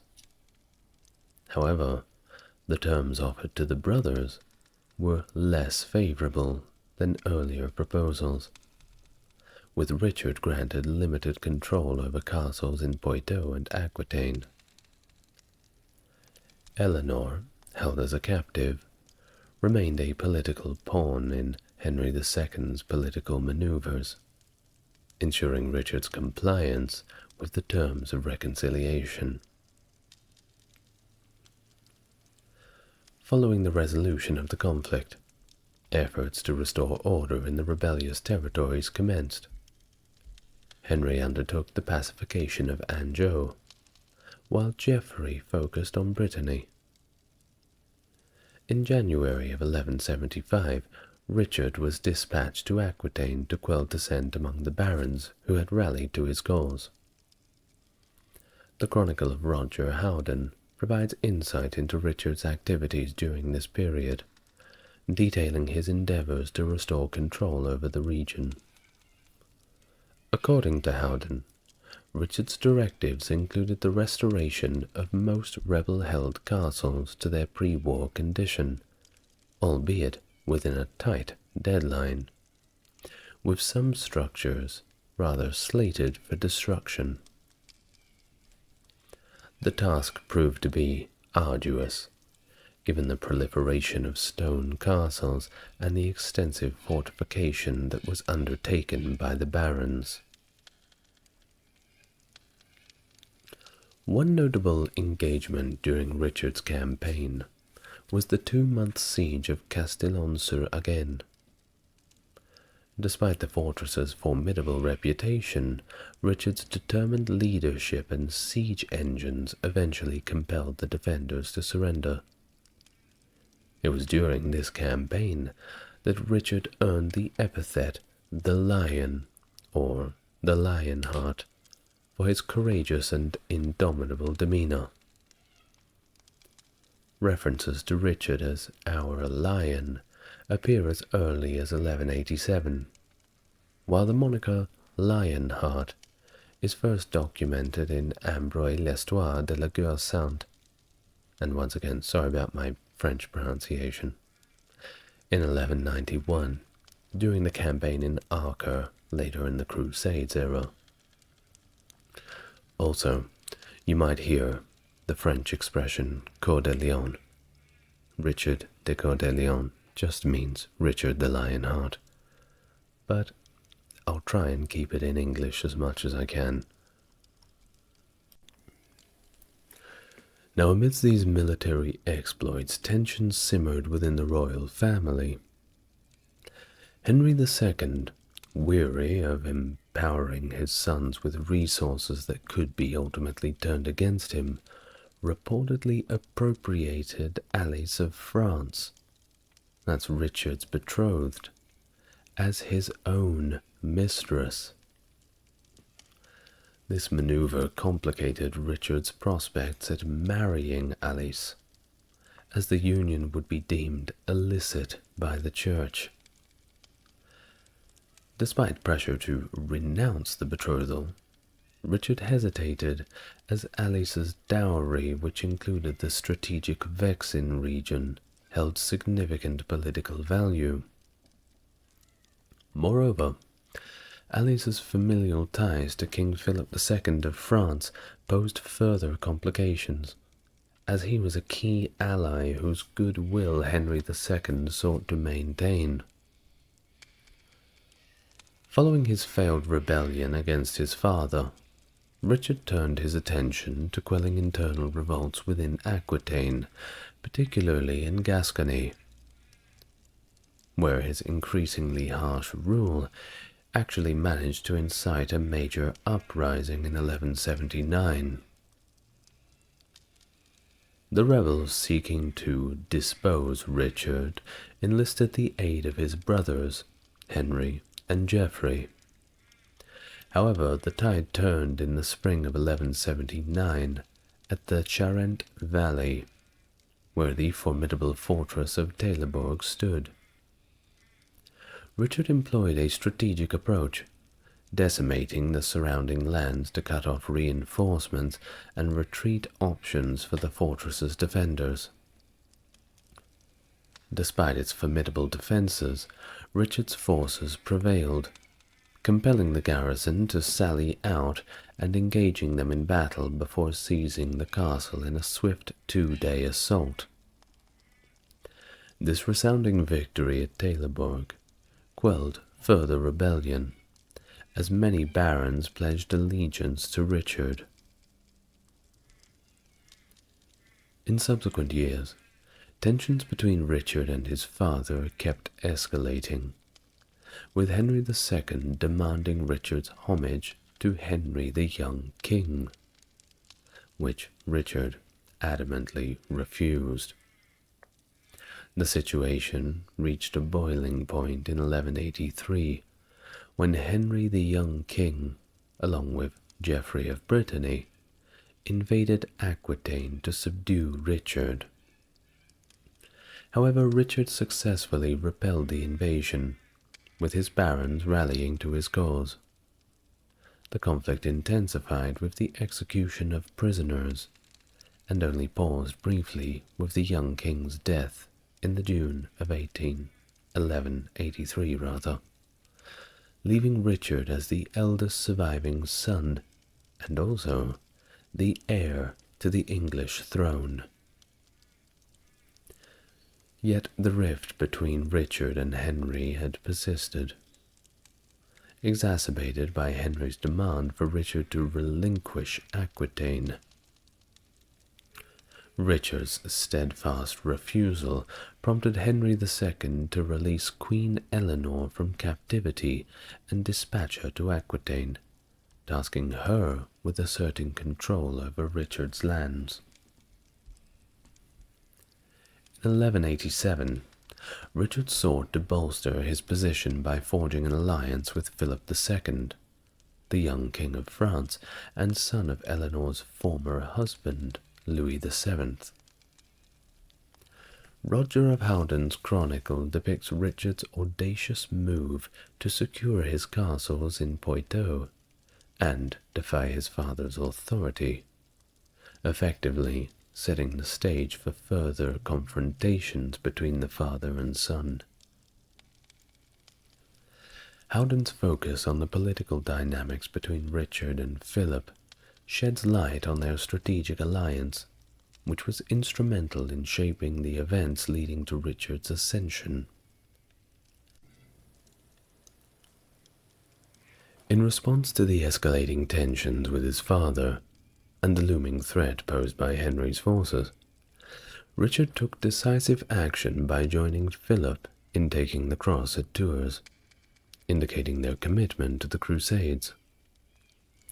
In exchange for Philip's support against Henry, Richard paid homage to him in November 1188.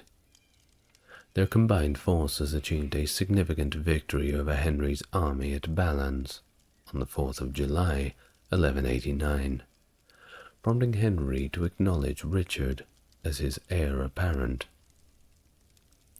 Just 2 days later, Henry's death in Chinon paved the way for Richard to ascend to the English throne, as well as inherit the titles of the Duke of Normandy and Count of Anjou. Although Roger of Howden's account of Henry's death bleeding in Richard's presence remains unverified, it underscores the political intrigue surrounding Richard's rise to power. Richard I's investiture as Duke of Normandy on the 20th of July 1189 marked a significant step in his ascent to power, culminating in his coronation as king at Westminster Abbey on the 3rd of September 1189. However, this momentous occasion was marred by violence and persecution against the Jewish community. Despite tradition barring Jews from investiture culture, some Jewish leaders ventured to present gifts to the new king, only to face rather brutal mistreatment at the hands of Richard's courtiers, as recounted by Ralph of Diceto. Rumors soon circulated that Richard had ordered the killing of all, triggering a vicious attack by the people of London on the Jewish population. Arsonists destroyed many Jewish homes.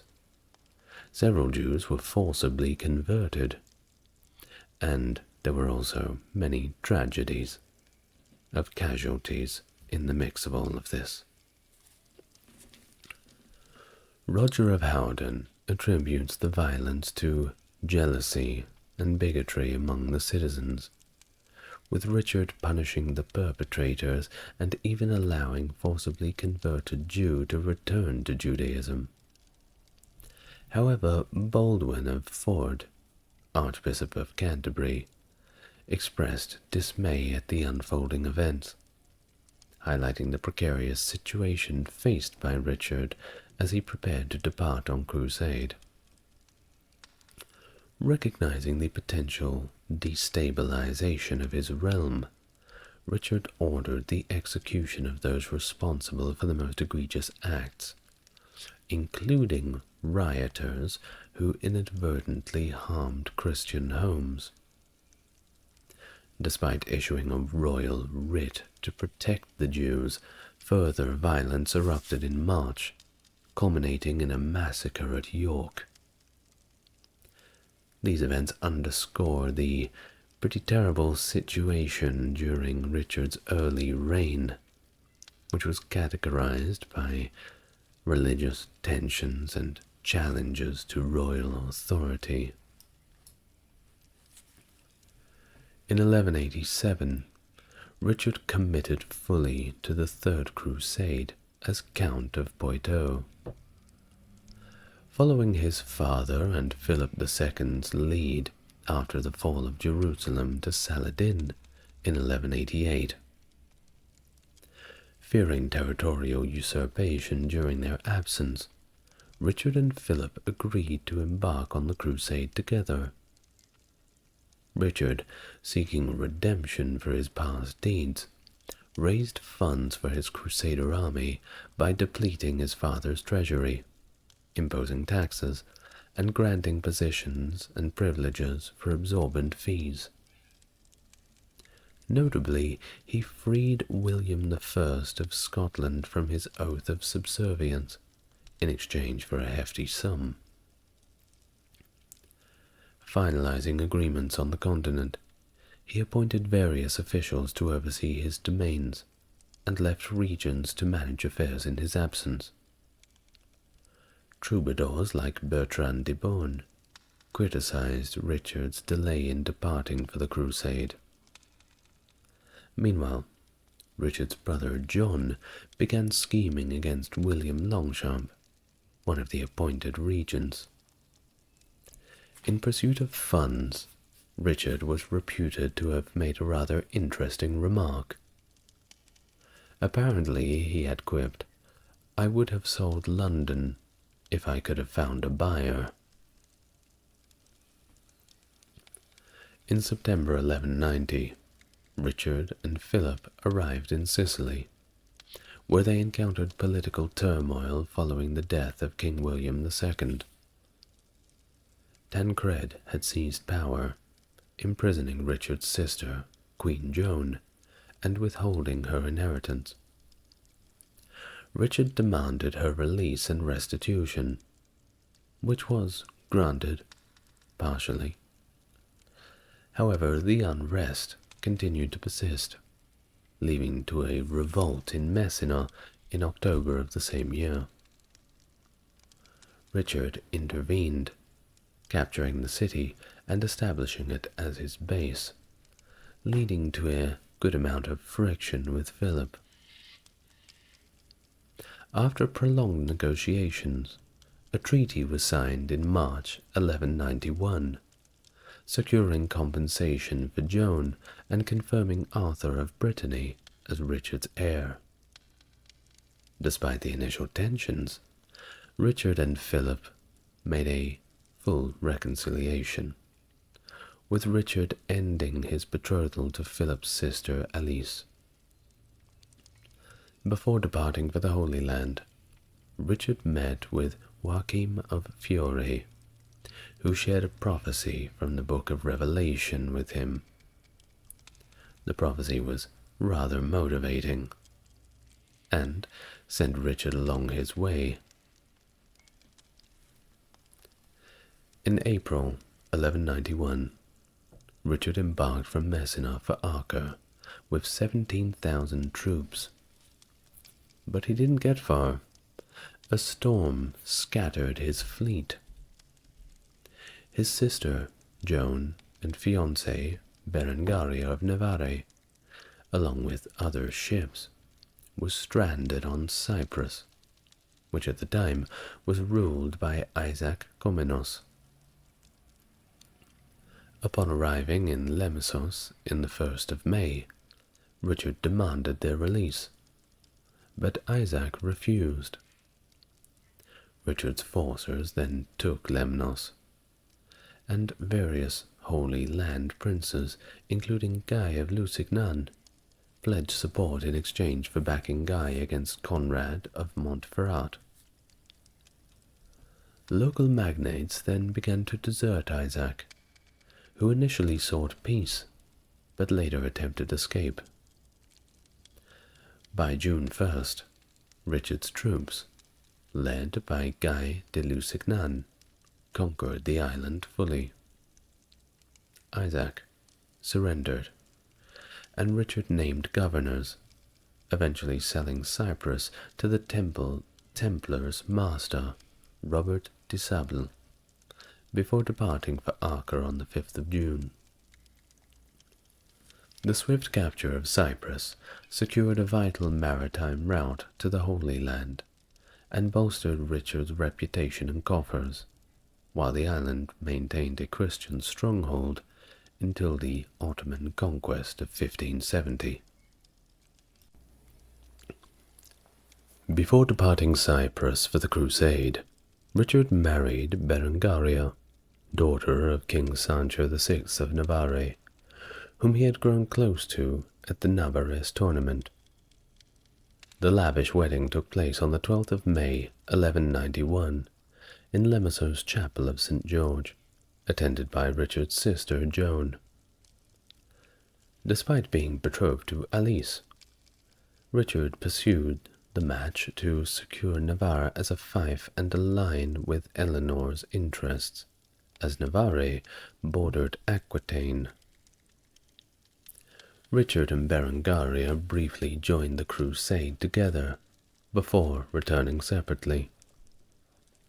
Berengaria faced challenges on her journey home, and did not reach England until after Richard's death.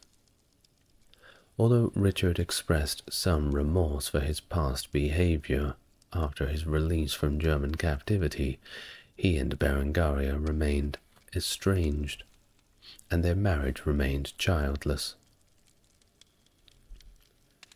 Richard arrived at Acre on June 8, 1191, and supported Guy of Lusignan's claim to the kingship of Jerusalem.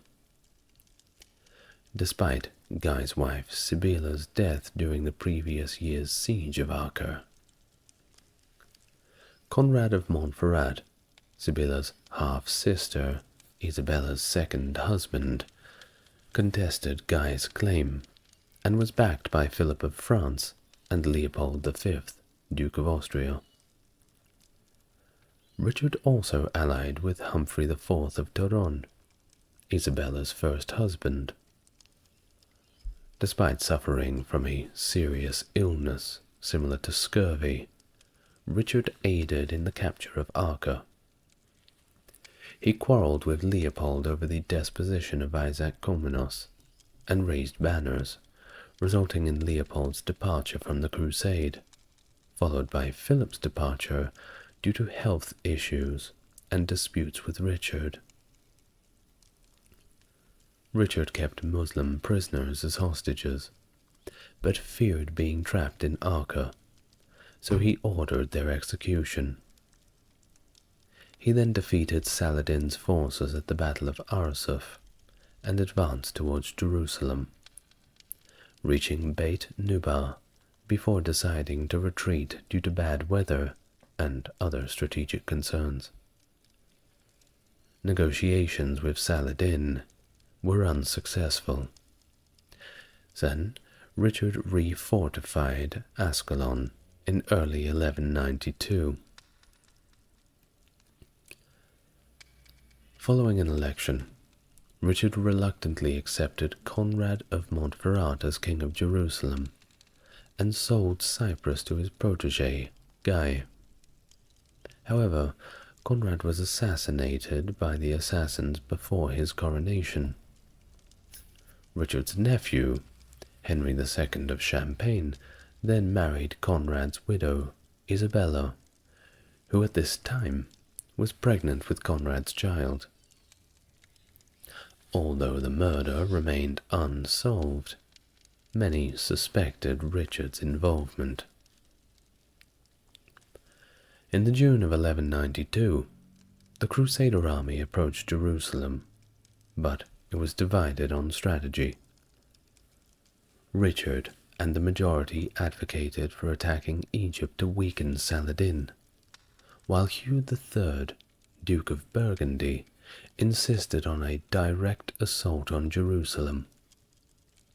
This disagreement led to a retreat to the coast, as the army lacked a unified command.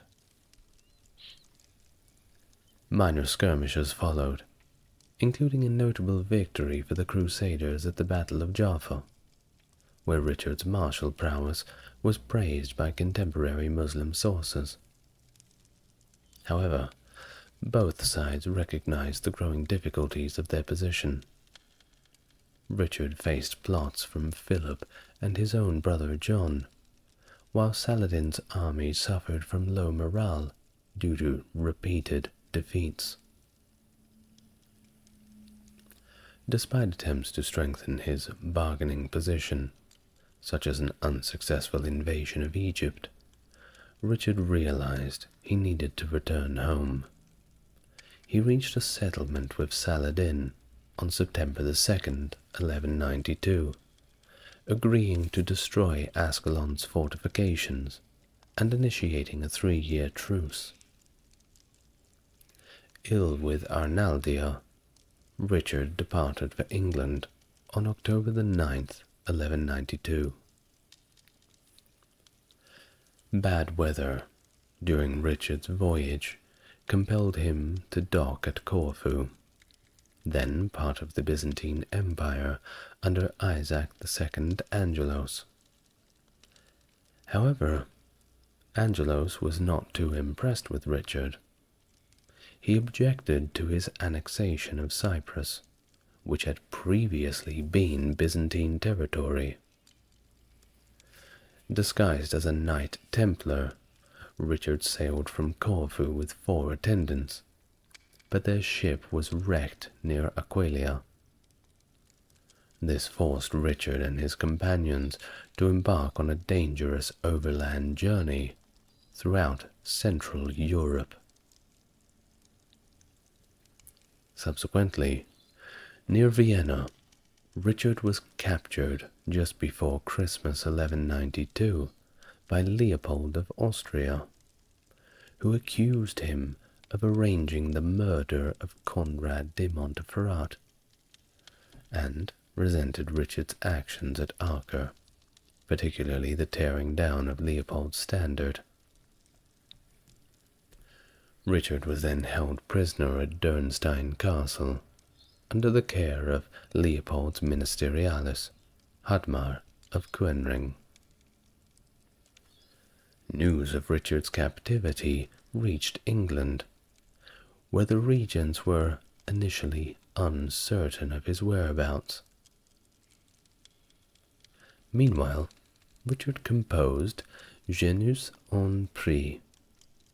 That's right, he wrote his own little song about it, a song that expressed his feelings of abandonment, addressed to his half-sister Marie. Pope Celestine III, considering the detention of a crusader contrary to public law, decided to excommunicate Leopold. And this was a big deal, by the way. If you got excommunicated, your people were very displeased with you. Richard was later transferred to Trefells Castle under the custody of the Holy Roman Emperor, Henry VI. I know there's a lot of Henrys, just bear with me. Who was aggrieved by Richard's support for Henry the Lion's family and his recognition of Tancred in Sicily. Henry demanded an exorbitant sum, a big ransom set at 150,000 marks, and that was equivalent to 2 or 3 times the annual income of the English crown under Richard. Eleanor of Aquitaine, Richard's mother, tirelessly worked to raise the ransom. Leopold proposed a marriage between his heir Frederick and Eleanor, fair maid of Brittany, niece of Richard, as part of the ransom negotiation. Clergy and laymen were heavily taxed, church treasures were confiscated, and additional funds were raised from taxes wherever they could get them. Despite John and King Philip of France offering a ransom to prolong Richard's captivity, the money was eventually raised, and Richard was released on the 4th of February 1194. Philip sent a warning to John upon Richard's release, indicating that the devil is loose.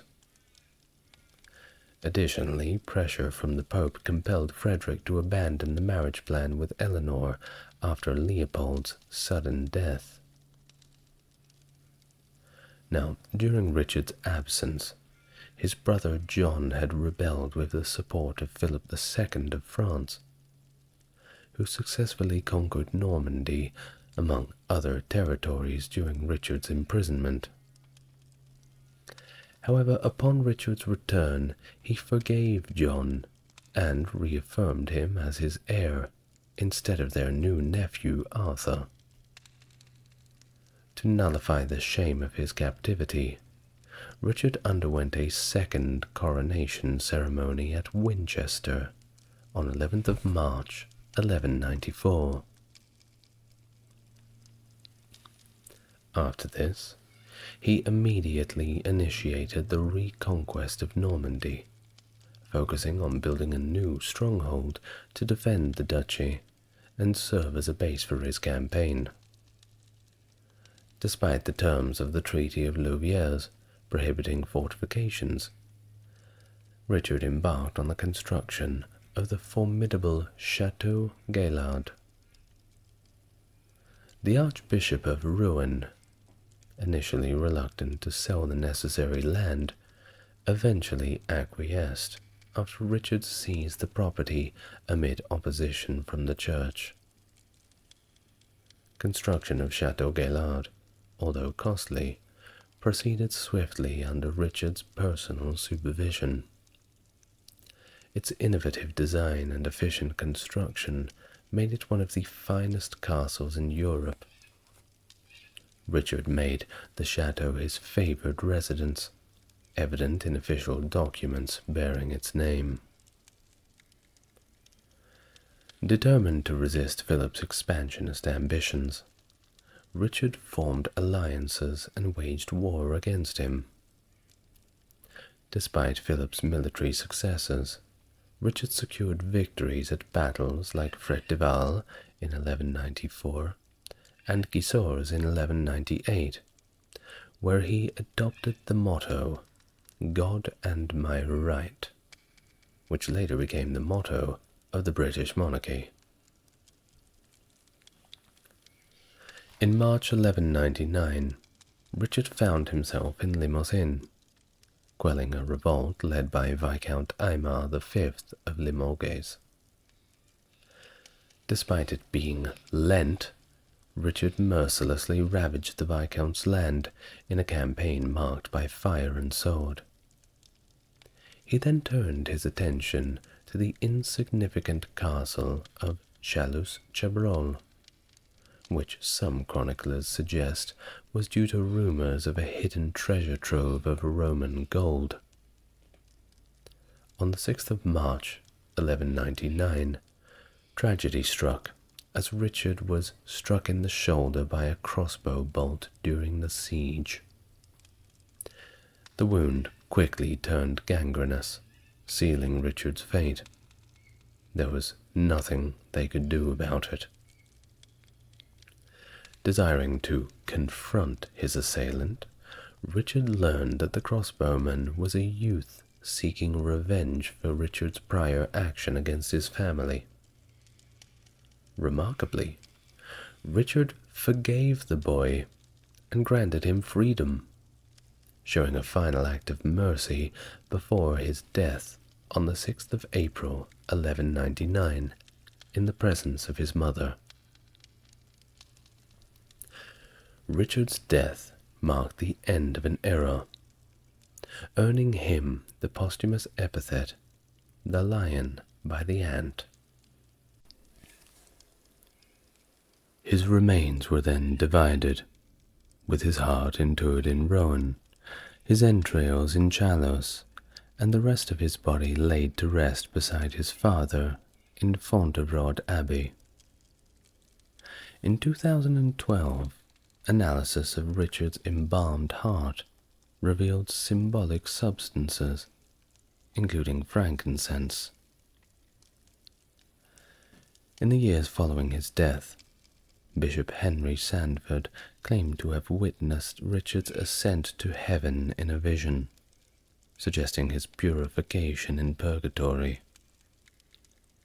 With no legitimate heirs, Richard's brother John succeeded him as king, although his French territories initially favored his nephew Arthur. Richard's passing without direct heir marked the beginning of the decline of the Angevin Empire. Thank you very much for joining me. It's been a pleasure to have you here with me again today. I'd like to, before we end the video, give a thank you to my Mega Chad member on the Patreon, Stark Factory, for his contribution to the channel. Thank you very much, Stark Factory. I know you're out there listening. If you would like to become a patron and get all of the videos ad-free, along with supporting the channel and keeping me going, then follow the links in the comments and description to the Patreon. It's all so easy these days, isn't it? Mehmed II, commonly known as Mehmed the Conqueror, a towering figure in both Turkish history and world history in general. Born in 1432, he ascended to the Ottoman throne at the tender age of 19, and swiftly demonstrated his prowess by capturing Constantinople in 1453.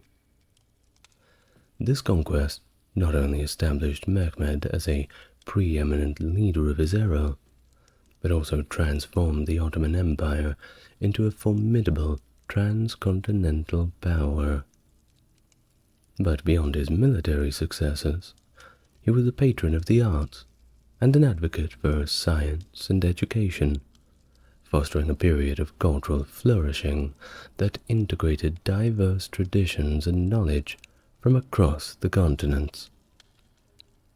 Hello and welcome to the channel. Are you new here? Well, if it's your first time, it's good to meet you. And if you're coming back, well, welcome back to the party. As always, if you like what I do and you want to support the channel, link to the Patreons in description. Or if you want YouTube to get their act together and push the video out to a bigger audience, like, comment and subscribe certainly helps push them in the right direction. Now, without further ado, take a deep breath, make yourself comfortable. We're going to learn all about Mehmed the Conqueror. Mehmed II was born on the 30th of March, 1432, in Edirne, the then capital of the Ottoman state. His father, Sultan Murad II, ruled from 1404 to 1451, and his mother was Huma Hatun, a slave whose origins are admittedly not as well documented. At the age of 11, Mehmed was sent to Amasya with his 2 lalas, which is a Turkish word for advisor, to govern the region, a customary practice for young Ottoman princes to gain administrative experience out in the field. During this time, he received a rigorous Islamic education under several different teachers, notably his mentor, Molla Ghurani. His education deeply ingrained him in Islamic values and the belief in his duty to conquer the city of Constantinople, a mission also heavily influenced by Aksham Sadin. Murad II concluded a peace treaty with Hungary on the 12th of June 1444, and subsequently abdicated to the throne in favor of his young son Mehmed II in July or perhaps early August of the same year. However, Mehmed's initial reign was brief. After the Hungarian forces broke the truce by invading Ottoman territory, Mehmed faced a crusade led by the formidable warrior John Hunyadi. Despite appeals for his father to return and lead the army, chroniclers of the 17th century claim that Mehmed II issued a challenge to Murad II, prompting him to return to power. Murad reassumed the throne and defeated the Hungarians at the Battle of Varna on the 10th of November 1444. Although historians like Halil İnalcık argue that Sandarlil Halil Pasha, who was the one who was persuaded Murad II not to come back, rather than Mehmed II's appeals. Now, Mehmed II then governed Manisa from 1446 until his father Murad II's death in 1451, retaining the title of Sultan. Now, upon becoming Sultan again, Mehmed quickly dealt with the threats from Ibrahim II of Karaman, and, of course, the swaths of internal revolts he was facing, alongside threats from the Byzantines to the north, who considered supporting an Ottoman claimant, Orhan, against him.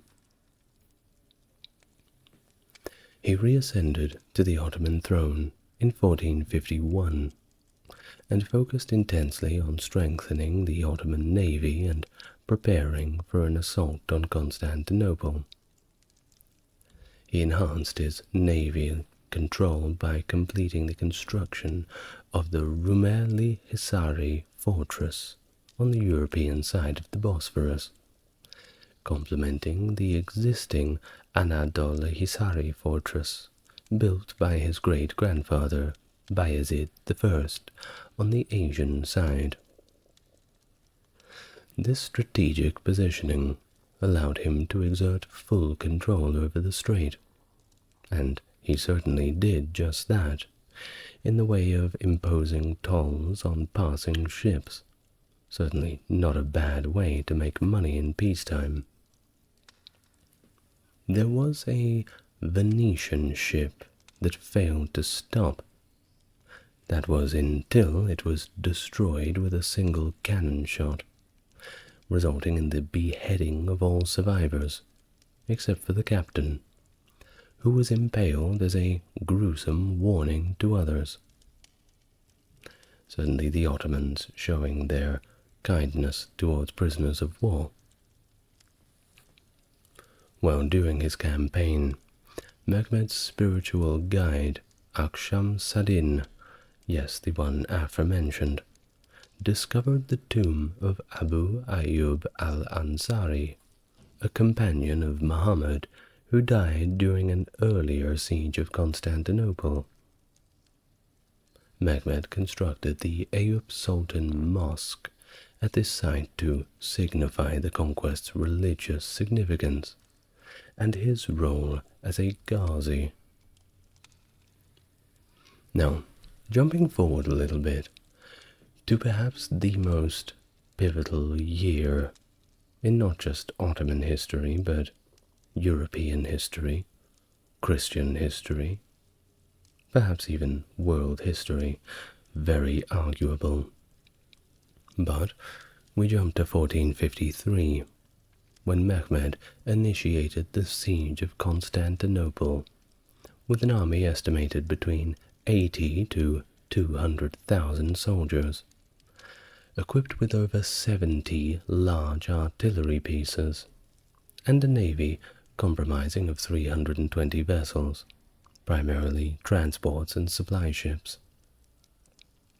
The naval blockade was arranged from shore to shore at the entrance of the Bosphorus, in a crescent formation to cut off any aid to the city by sea. Mehmed's forces surrounded the city both by land and water routes, with the siege beginning in early April. Despite the formidable defenses of the city, being the Theodosian walls, including the boom chain blocking the Golden Horn and protected by warships, Mehmed's innovative strategy on April the 22nd involved simply taking the ships out of the water and transforming them over land on a series of lubricated logs, bypassing the chain and stretching the city's defenses thinner, scaring the living daylights out of the people of Constantinople watching all of this happen from the walls. Well, the siege culminated on the 29th of May, 1453, with the fall of Constantinople after a grueling 57 days. Now, just speaking about this for the last couple minutes does not pay it justice, and I made a full video on the siege of Constantinople a few days ago. Yes, spoiler alert, our side lost. Well, depending on who's listening. But if you want to know the gory details, and when I say the gory details I certainly mean it, then go and have a look in my medieval history playlist. You'll find the video on the fall of Constantinople. Now, let's continue back to Mehmed.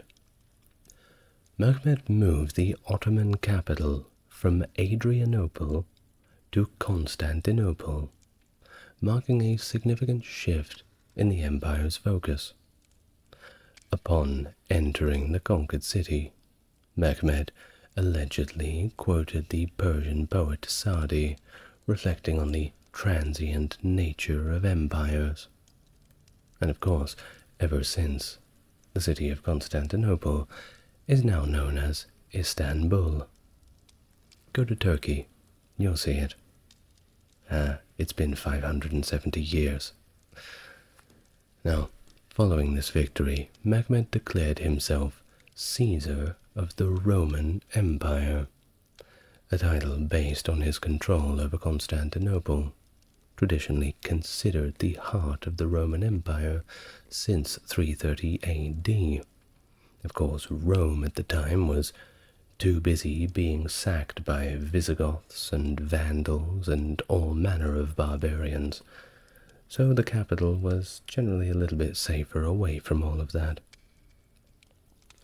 Well, you see, this claim, while unrecognized by the Catholic Church and pretty much all Western entities, found some acknowledgement within the Eastern Orthodox Church.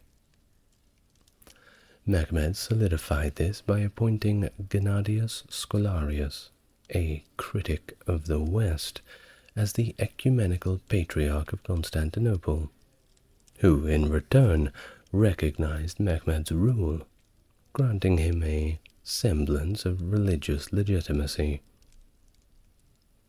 Now, Constantine XI, the last Byzantine emperor, died during the siege, and he left no heirs. Mehmed took these surviving princes of the Byzantine royal family into his service, renaming them and integrating them into the Ottoman administrative and military hierarchy, thereby absorbing the remnants of the Byzantine authority.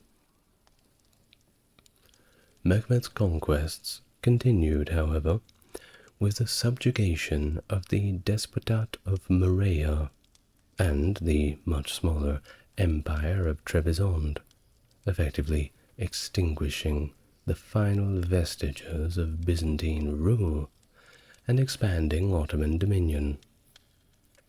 If the fall of Constantinople was putting the fire out, certainly Morea and Trebizond was throwing a bucket of water over the ashes, We may put it that way. Now, this capture of Constantinople was not only a pivotal military victory, but it was significant for its cultural and historical significance, purportedly leading Mehmed to later boast at the ancient site of Troy that he had avenged the Trojans by conquering the Greeks. Following the successful seizure of Constantinople, Mehmed didn't feel like stopping, and he turned his attention to Serbia, which had been a vassal state of the Ottomans since the Battle of Kosovo in 1389. The connection between the Ottoman Empire and the Serbian Despotate was further complicated by familial ties, as one of Murad II's wives, namely Mara Brankovic, was Serbian. This connection was used by Mehmed II as a pretext to lay claims on the Serbian territories.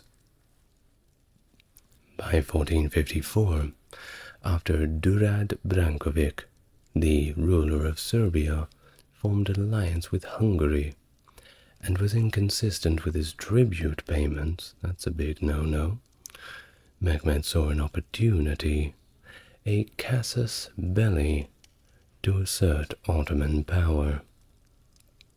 This led to the Ottoman army marching from Edirne to Serbia, laying siege to key Serbian strongholds like Smederevo and the vital mining center of Novo Brdo.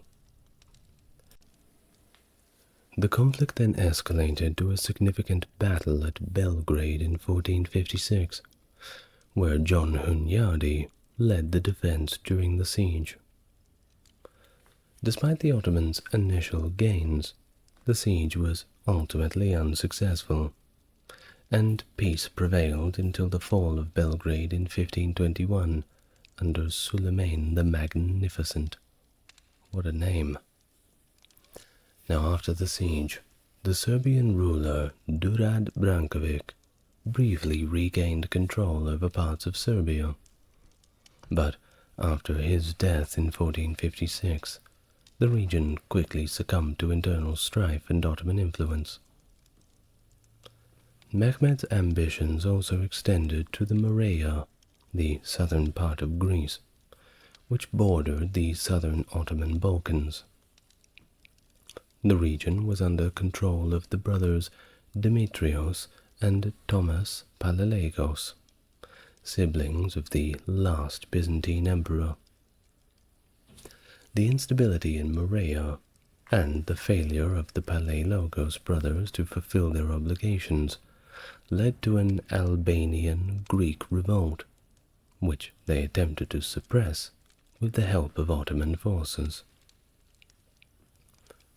By 1460, Mehmed directly intervened by invading Morea, leading to the swift fall of the Byzantine stronghold of Mistra. The conquest of Morea was completed with the capture of Monemvasia and the subjugation of the Manai Peninsula, which subsequently came under Venetian control. The conquest of the Empire of Trebizond on the Black Sea coast was Mehmed's final act in eliminating the last remnants of Byzantine rule. Let's talk about it in a little detail. The strategic city had formed various alliances, including marital ties with the ruling dynasty of the Akkoyunlu, and promises of military support from neighboring Turkish beys and Georgian princes. Despite these alliances, the city fell to Mehmed in 1461, after a brief siege, marking the final nail in the coffin of the Byzantine legacy. Now, all in all, his conquest not only expanded the Ottoman Empire's territory, but also demonstrated his strategic skill and determination to strengthen Islamic rule. This, of course, earned him the title of the Conqueror. He earned this because of all the conquering he was doing. These military campaigns significantly altered the political landscape of southeastern Europe and the Near East, setting the stage for further Ottoman expansions under his successors. And now we go to a character that may be a little bit familiar. Of course, you may already know that Mehmed went to war with Dracula of Romania. That's right. So, since the early 15th century, the Ottomans had been attempting to gain control over Wallachia, strategically situated as a buffer zone between their empire and the Kingdom of Hungary. Despite several attempts to install a pro-Ottoman ruler, each effort ended in failure. Wallachia was viewed as a critical state, and while Ottomans expected a yearly tribute, they typically refrained from deeper interference in its governance. This delicate balance was part of a broader struggle between the major Balkan powers of the time, the Ottomans and the Kingdom of Hungary, each vying to turn Wallachia into a vassal state. In an effort to finally secure Wallachia and prevent it with aligning from Hungary, the Ottomans released Vlad III Dracula and his brother Radu the Handsome, who had been held as political hostages since their youth. This move was calculated to install Vlad III, who had a legitimate claim to the Wallachian throne, as a favorable ruler to the Ottoman interests. However, Vlad's reign was quickly challenged by John Hunyadi, the regent governor of Hungary, who supported Vladislav II of the rival dynastic clan and restored him to power, forcing Vlad to flee to Moldavia and then finally to Hungary. Now, while he was there in Hungary, Vlad's deep understanding of the Ottoman politics and his fervent opposition to the Turks caught the attention of Hunyadi.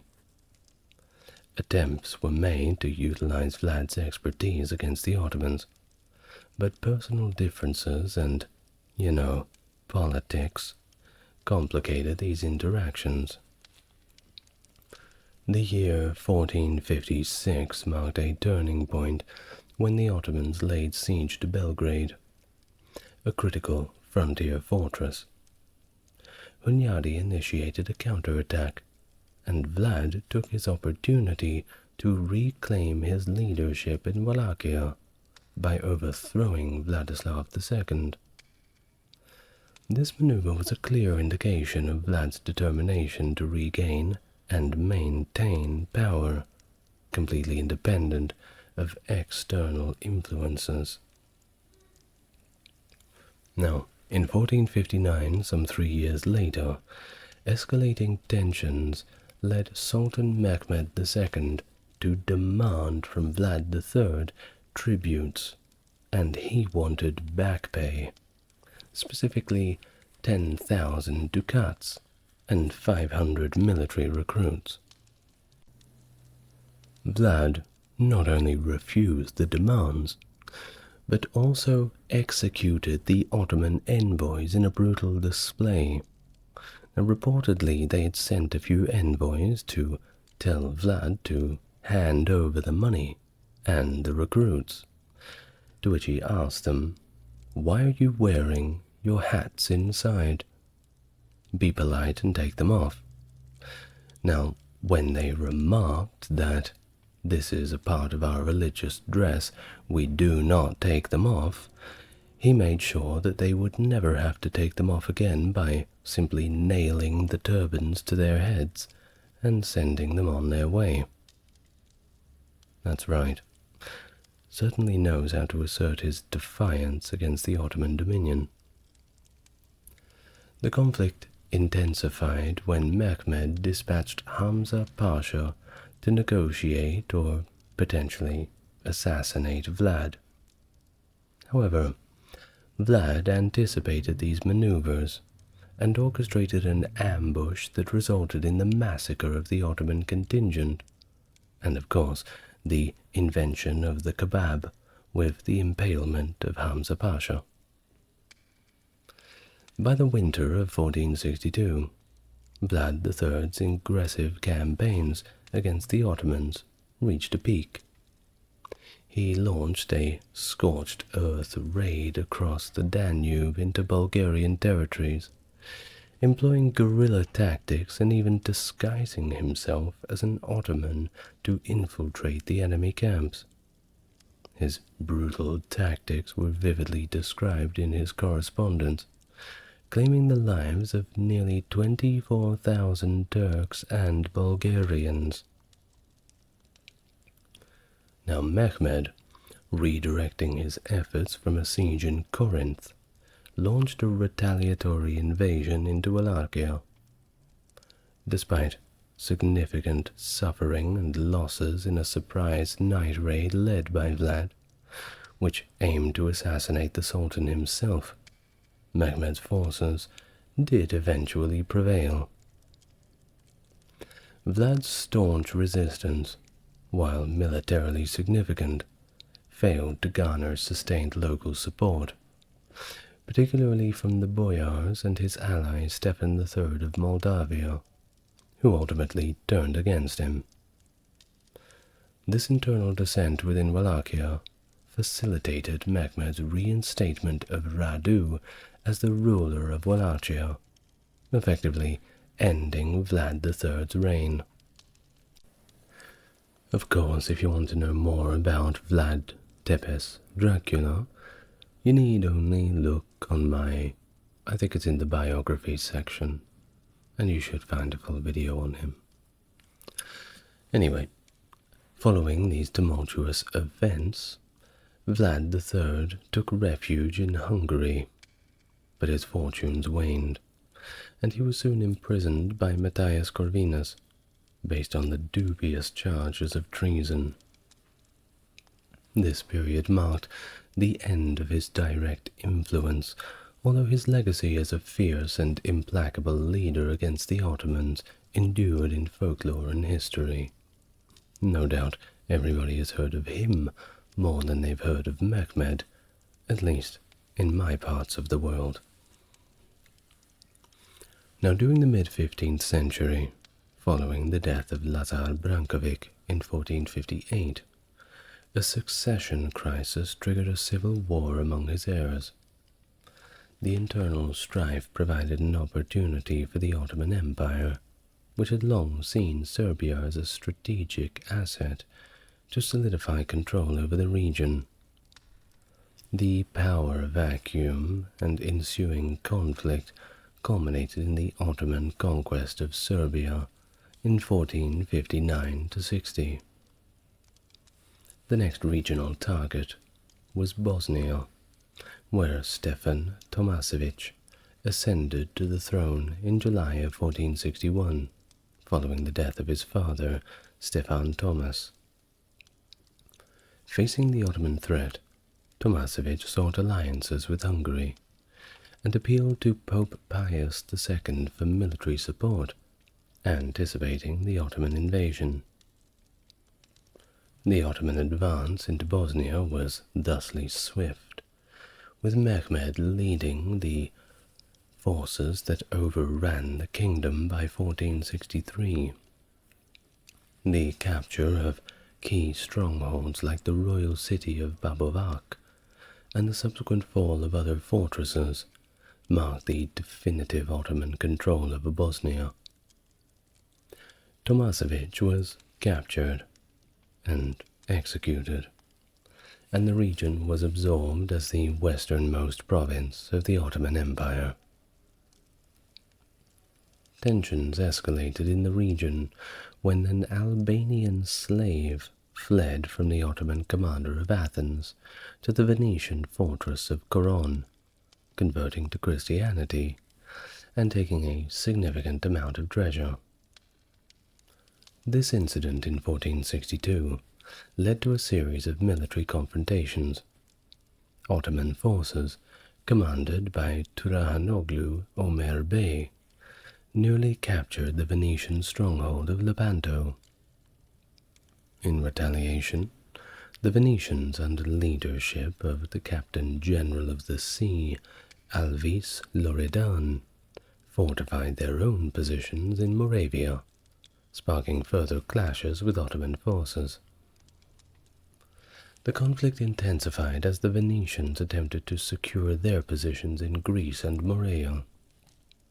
They restored fortifications at the Isthmus of Corinth and faced continuous skirmishes with the Ottomans.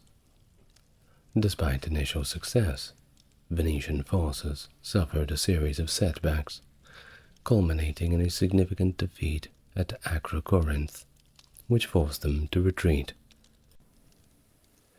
Back in Bosnia, Hungarian forces under Matthias Corvinus managed to capture several key fortresses, including the capital of Jaxi, though this success was temporary, as Ottoman forces soon regained the upper hand. The maritime engagements also highlighted the strategic importance of the Dardanelles Strait, prompting Mehmed I to enhance naval defenses by constructing new shipyards and fortifications. Despite Venetian efforts to block the strait and disrupt Ottoman naval operations, their naval forces faced defeats, and the campaign gradually lost momentum. Well, either way, the protracted nature of the military campaign took a toll on both sides. By 1467, Venetian military commander Vetero Capello died after a series of unsuccessful military engagements. The death of Pope Pius II the previous year had already dampened the crusading spirit. The ongoing conflict, combined with the plague and other setbacks, gradually wore down the Venetian resolve and resources. During the latter half of the Middle Ages, after the decline of the Seljuk Sultanate, a plethora of Turkmen principalities, known collectively as the Anatolian Beyliks, sprouted all over Anatolia. Among these, the Karamanids, centered around what is now modern-day Karaman and Konya, emerged as a significant force. However, by the end of the 14th century, the Ottoman Empire began to assert its dominance over Anatolia, significantly diminishing the Karamanids' influence and prestige. The internal dynamics within the Karamanid dynasty during the reign of Ibrahim II were marked by familial strife over succession. Ishak of Karaman, designated as Ibrahim's heir and governor of Silifke, faced challenges from his younger brother, Pir Ahmet, who declared himself the Bey of Karaman in Konya. Following Ibrahim's death in a western city in 1464, the Beylik experienced a period of turmoil and contestation for the throne. With support from Uzun Hasan, Ishak initially managed to secure his position as leader.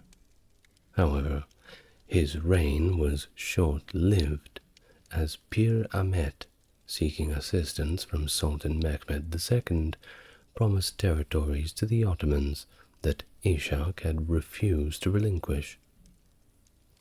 So, with Ottoman backing, Pir Ahmet overcame Ishak at the Battle of Dagpazari, forcing Ishak to retreat back to Silifke.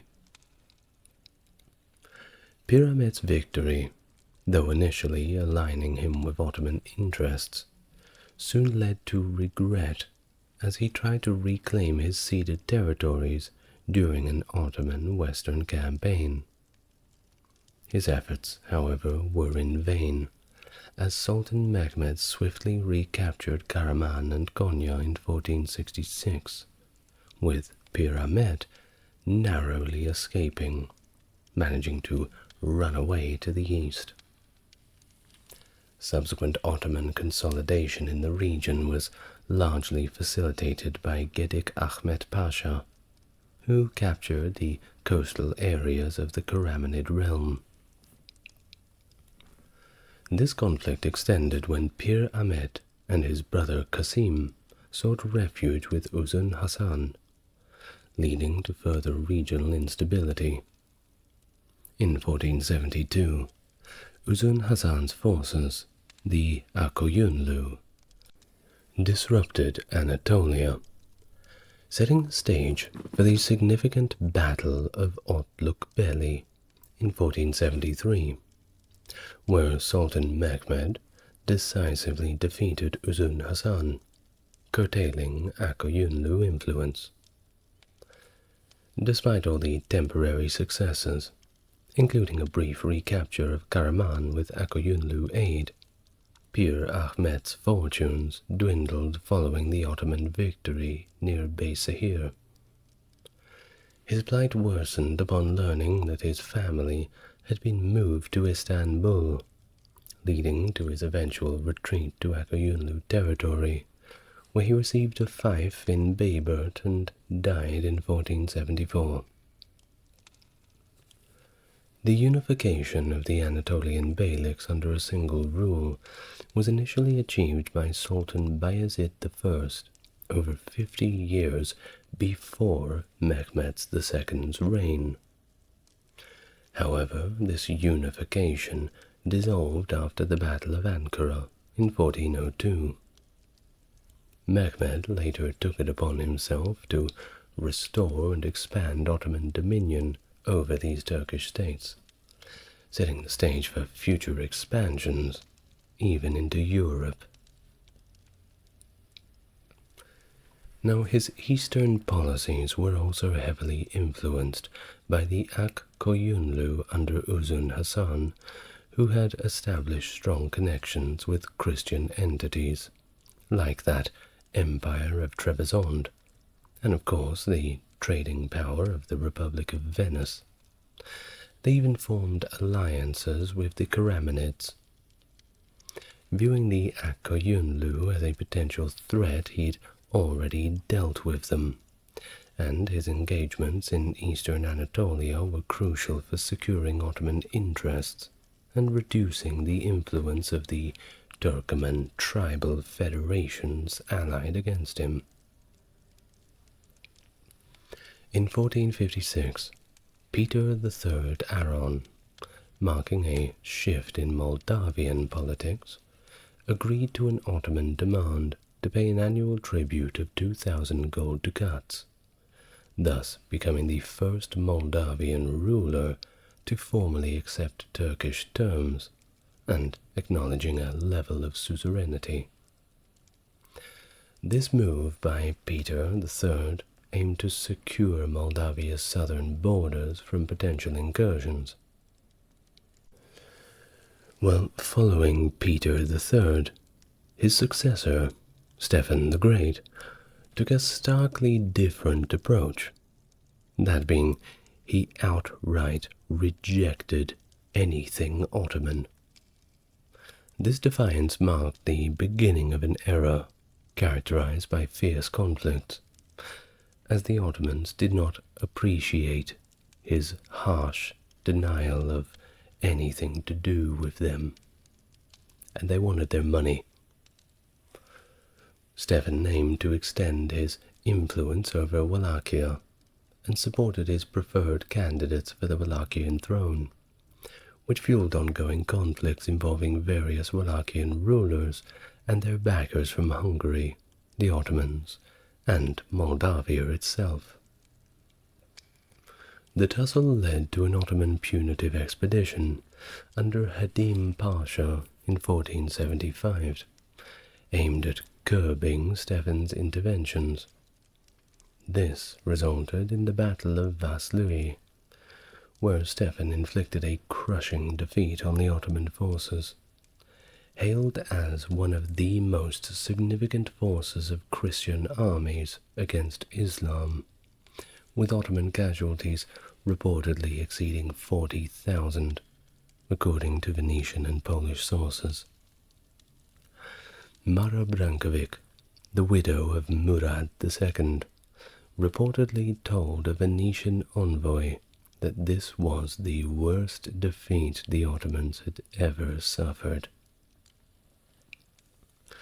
Pope Sixtus IV recognized Stephen's contributions to the Christian cause by bestowing him the title Athleta Christi, the champion of Christ, acknowledging him as a staunch defender of the Christian faith. In response, Mehmed assembled a formidable army and invaded Moldavia in the June of 1476, while also orchestrating Crimean Tatar raids into the region to slowly try to chip away at Stephen's position. The conflict reached a crucial point when Stephen managed to draw the main Ottoman forces into a forest, which he then set on fire, causing significant Ottoman casualties. That's one way to do it. Well, despite initial successes in repelling the Ottoman assaults, the Moldavian forces ultimately faced defeat in a fiercely contested battle noted for its high casualties on both sides. The battlefield, known as Valea Alba or Akdere, which translates to the White Valley, reportedly derived its name from the bones of the dead left strewn across it, which is probably the most metal name for a place. Now, despite this setback, Stephen managed to retreat and regroup in the northwestern part of Moldavia, and even into the Polish kingdom, continuing to pose a significant challenge to Ottoman incursions. Although the Ottomans captured major Moldavian territories, including the capital Targoviste, they failed to take key strongholds, such as Suceava, Nempt, and Hotin. The Ottoman forces, hindered by ongoing Moldavian guerrilla attacks, supply shortages, and of course an outbreak of plague, eventually decided to retreat, and they left Moldavia. Simultaneously, Stephen also played a pivotal role in Wallachian politics by aiding his cousin Vlad in reclaiming the Wallachian throne for the third time in 1476. Following Vlad's death later that year, Stephen continued to influence Wallachian politics by supporting various candidates for the throne, maintaining his influence in the region for the years to come. Now, back to the situation on the Crimean Peninsula. In the early Middle Ages, it was inhabited by a group of Turkic peoples, known collectively as the Crimean Tatars. Following the disintegration of the Golden Horde under the impact of Timur's conquest in the 15th century, the Crimean Tatars established the independent Crimean Khanate. This new state was founded by Hassel I Giray, who claimed descent from the legendary Genghis Khan, but everybody can claim descent from him, on account of him being rather busy with his conquests. Anyway, the Crimean Tatars controlled the vast steppes, stretching from the Kuban River to the Dniester River. Now, despite their dominance over the steppes, they were unable to seize control of commercial towns along the Crimean coast, known as Khazaria. These towns have been under the rule of the Genoese since 1357. Now, how does this relate to the Ottomans? It's a long way away. Well, you see, the political landscape shifted significantly after the Ottoman conquest of Constantinople. The fall of this city disrupted the Genoese communication lines and weakened their control over Khazaria as a result. Now, sensing an opportunity to slither in, the Crimean Tatars sought assistance from the Ottoman Empire to capture these towns. In response, the Ottomans, led by Gedik Ahmed Pasha, launched an invasion in 1475 that successfully brought Kaffa and other Genoese towns under Ottoman control. Following this conquest, the Ottomans solidified their influence over the Crimean Khanate. The Crimean Khan, Menli I Girey, was initially held captive by the Ottoman Sultan. He was later released on the condition that he accept Ottoman suzerainty, thereby allowing the Crimean Khans to rule as a tributary princes with significant autonomy, though the Ottomans maintained direct control over the southern coast of Crimea. The expansionist policies of the Ottomans continued under Gedik Ahmed Pasha, who led an audacious but ultimately short-lived invasion of Italy in 480, thus capturing the city of Otranto. But logistical challenges forced Gedlik Ahmed Pasha to withdraw most of his troops to Albania, leaving behind a small garrison. This event sparked more than a few fears throughout Italy, reminiscent of the fall of Constantinople, and prompted plans for evacuating Rome. Pope Sixtus IV called for a crusade in 1481, which received varying degrees of support from several Italian city-states, Hungary and France, though Venice remained neutral due to a costly peace treaty with the Ottomans signed in 1479. The defense of Otranto was organized by King Ferdinand of Naples, who appointed his son Alfonso II of Naples to lead the military campaign, supported by, guess who, Hungarian troops from King Matthias Corvinus. Thus, the siege of Otranto began on May 1st, 1481. The situation for the Ottomans worsened after the death of Mehmed on May 3rd, 1481, which led to succession disputes that hindered any potential reinforcements for Otranto. Thus, the situation fell apart.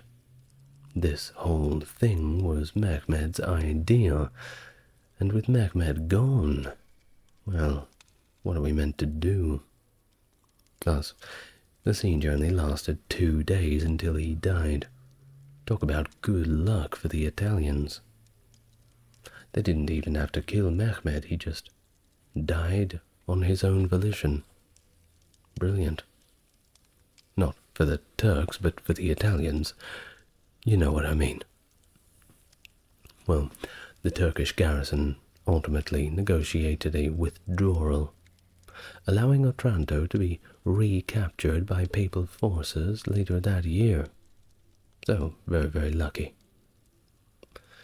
Now, after Mehmed captured Constantinople in 1453, and we're going to rewind it a little bit before we finish up, he entered the city through the Topkapi Gate, marking a significant historical transition.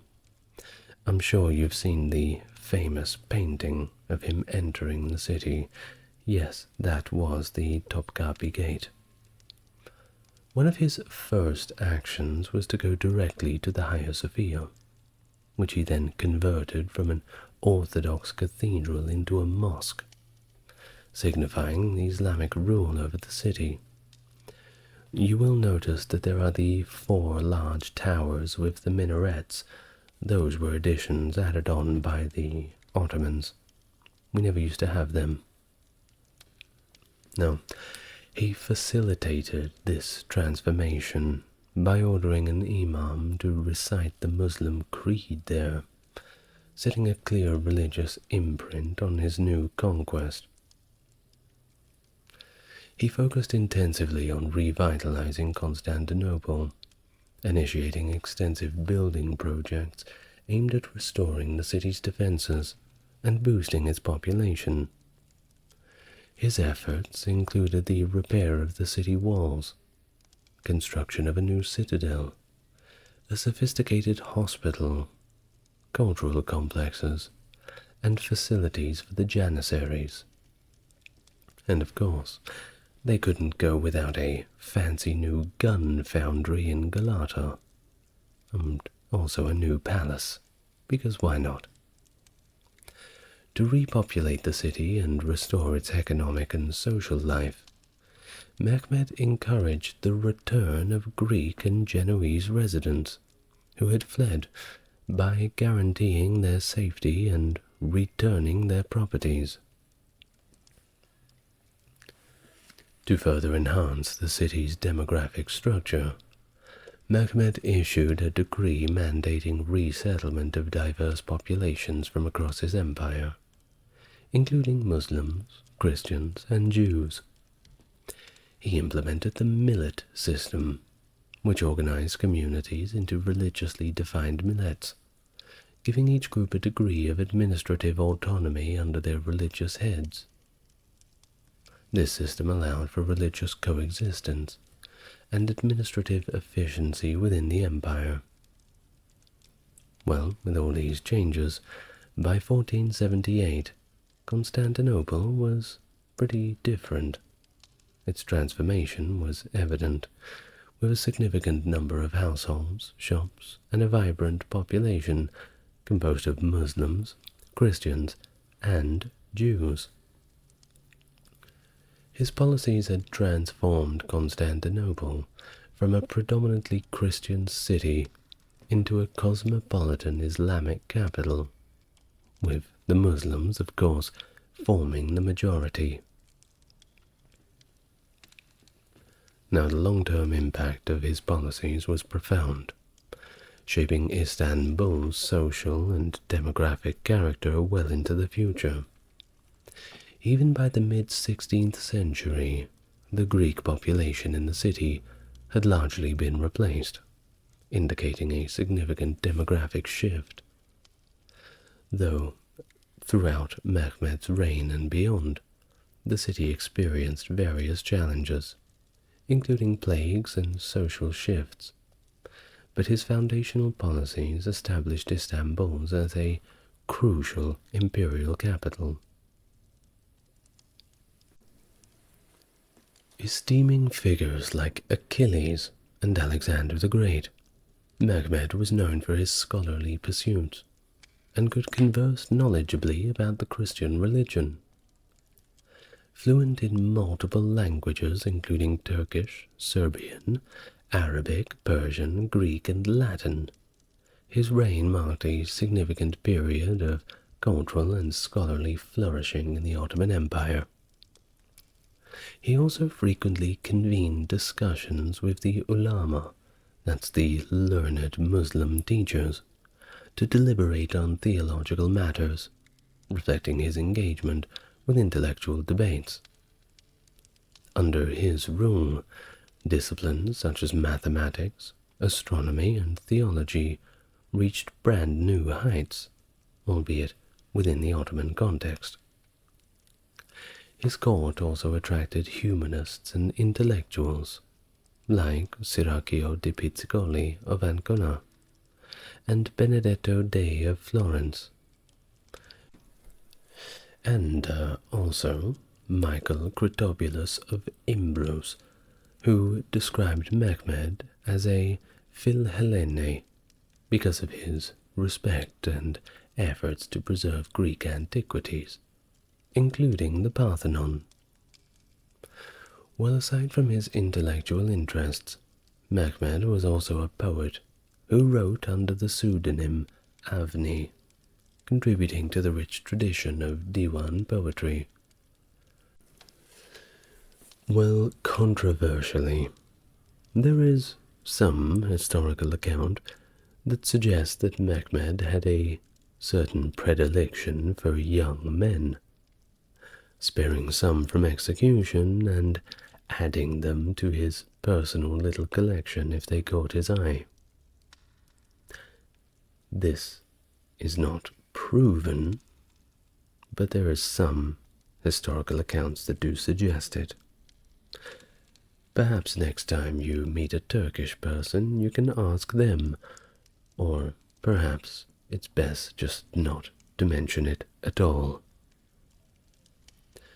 Well, as we've said, Mehmed's reign came to that very abrupt end, which made the Italians all breathe a sigh of relief in 1481.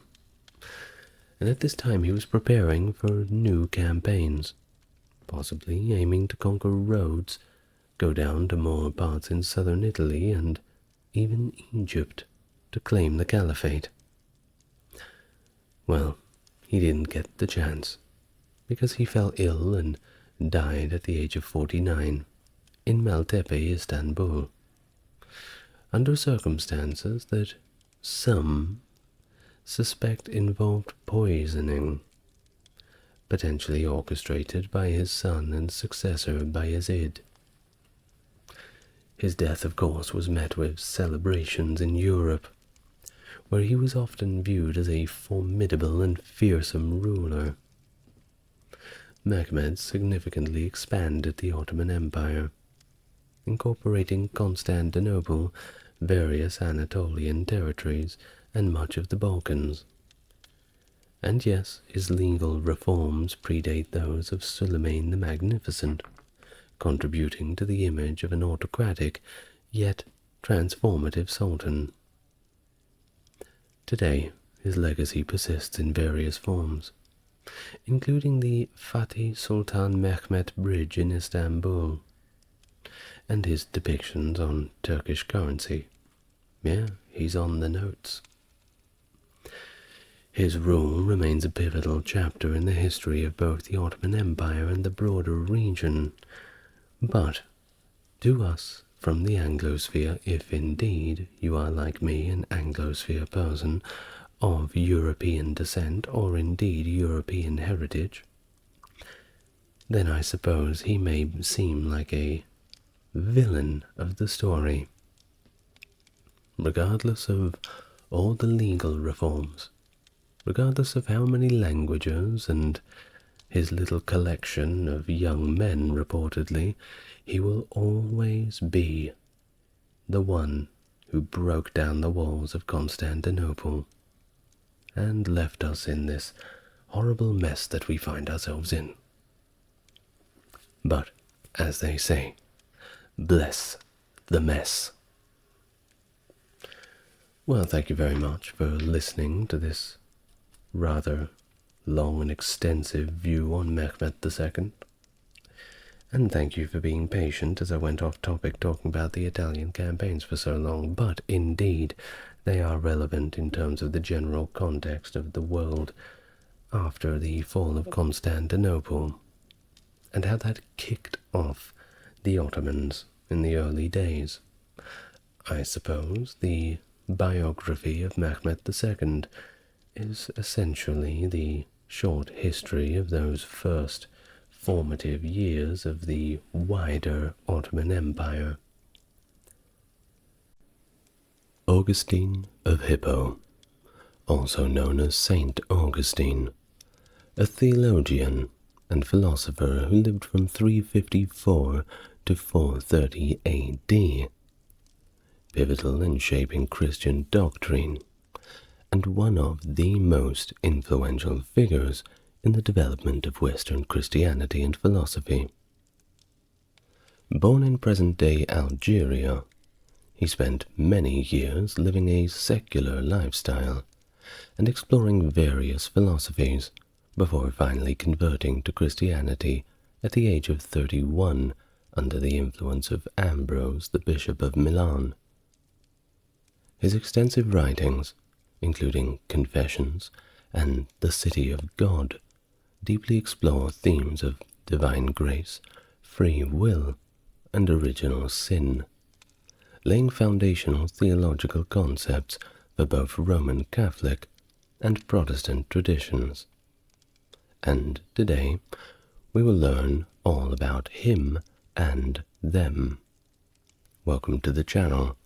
If you're new here, it's good to meet you, and if you are returning, it is great to see you again.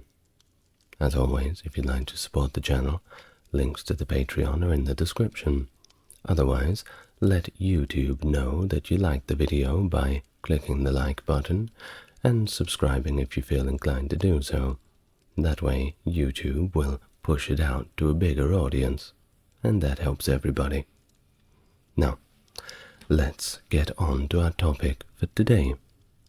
First, get yourself relaxed, and we can begin.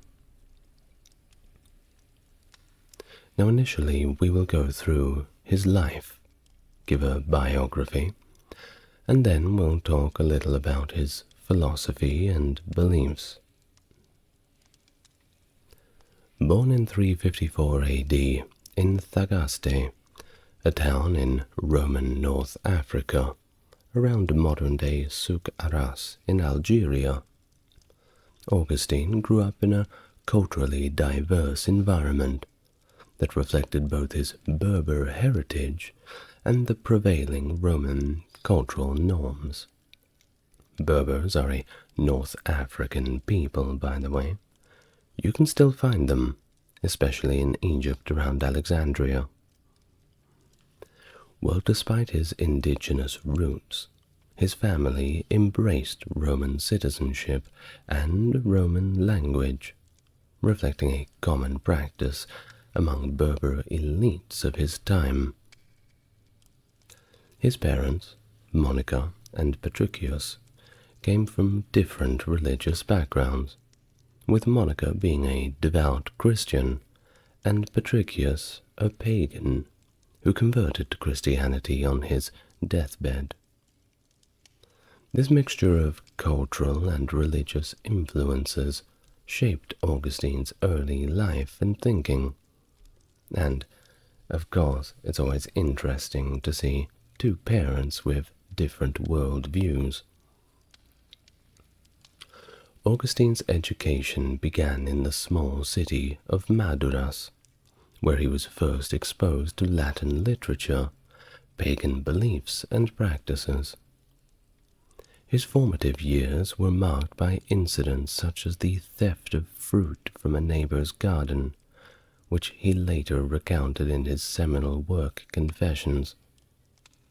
This episode, among others, led him to ponder the nature of sin and human inclination towards wrongdoing, themes that would permeate his later theological reflections. At the age of 17, Augustine moved to Carthage, that's modern-day Tunisia or thereabouts, to continue his education in rhetoric, supported by a benefactor named Romanianus.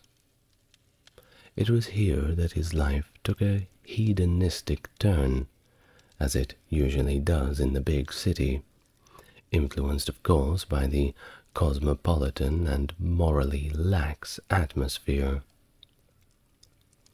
Augustine engaged in a series of physical relationships, the most significant of which was with a young woman who bore him a son, Adeodatus. Despite his mother's disapproval, you can imagine, and her hopes for him to make a prestigious marriage, Augustine simply maintained the relationship over 15 years. Well, during his time in Carthage, Augustine encountered Cicero's Hortensius, an experience that ignited his passion for philosophy and the pursuit of the truth. This marked a critical pivot from rhetoric to philosophy, setting him on a path towards intellectual and spiritual inquiry. His spiritual journey was complicated and meandering, embracing and then rejecting the Manichaean faith, a dualistic religion he followed for nearly a decade.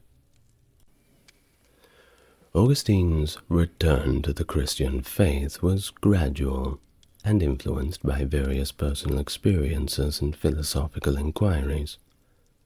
His eventual conversion to Christianity was a transformative event, not only for him, but for Christian theology as a whole.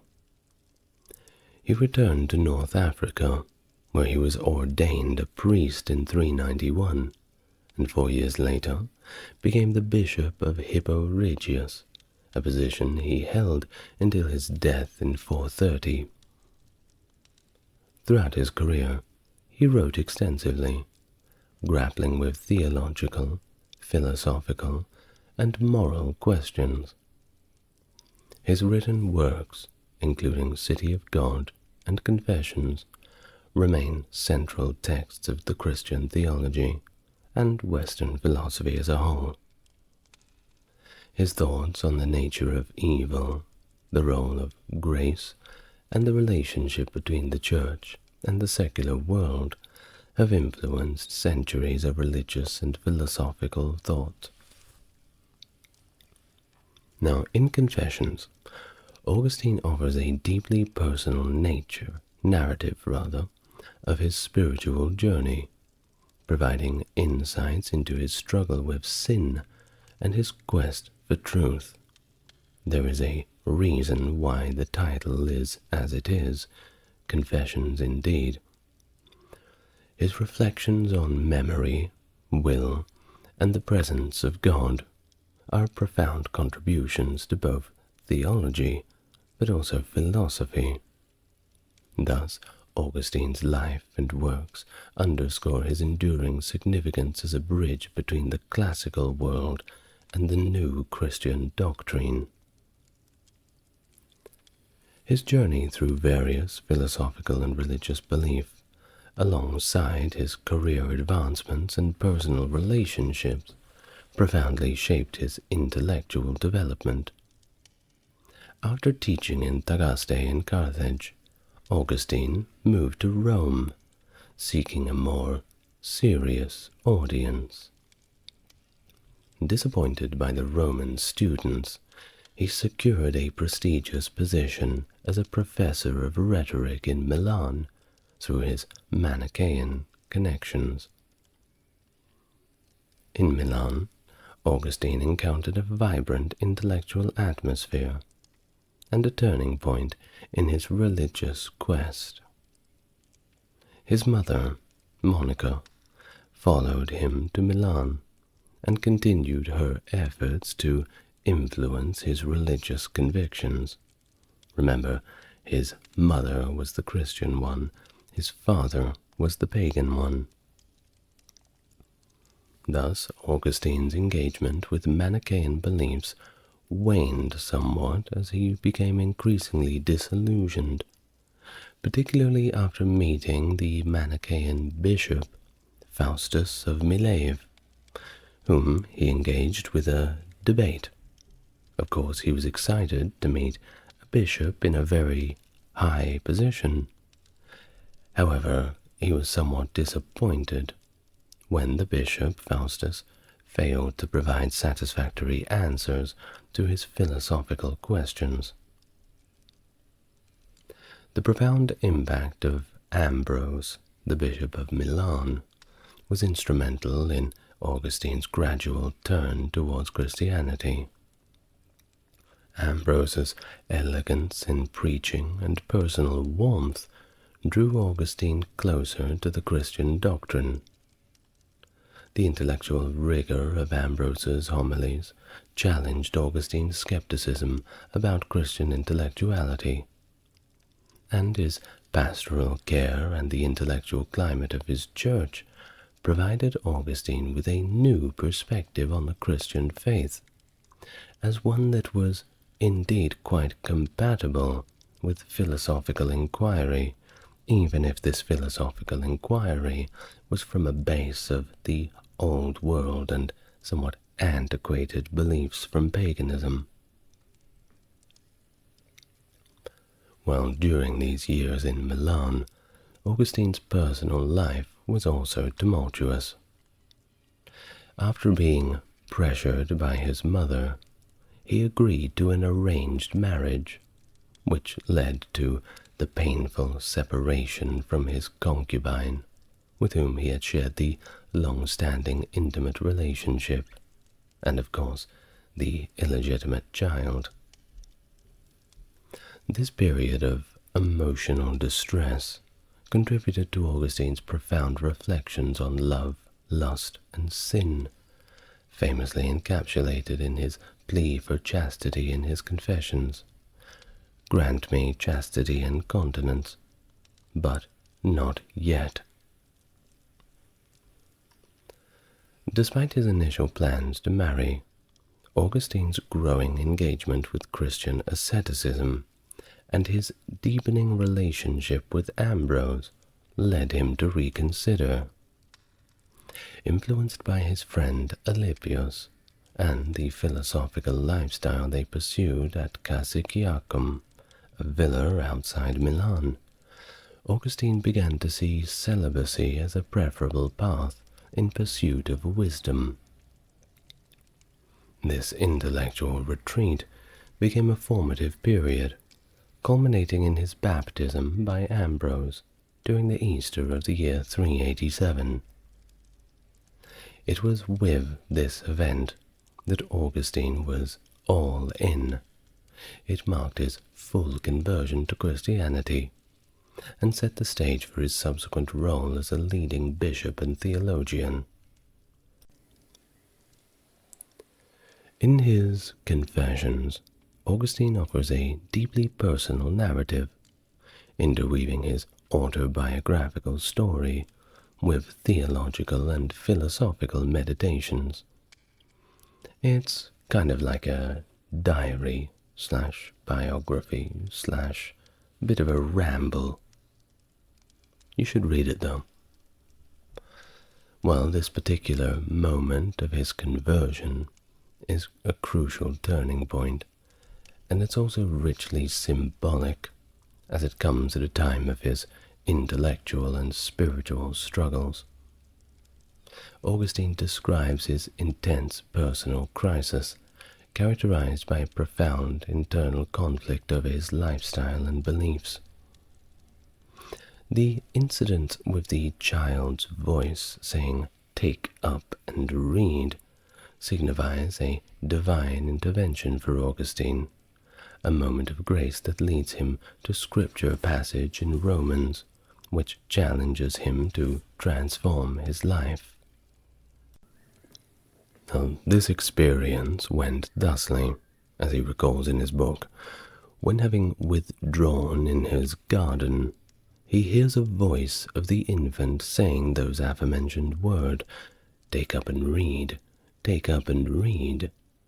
And when he took the scriptures, he found himself with the passage of St. Paul that exhorts him to abandon the works of the flesh and to vest himself of Christ, that being Romans 13-14.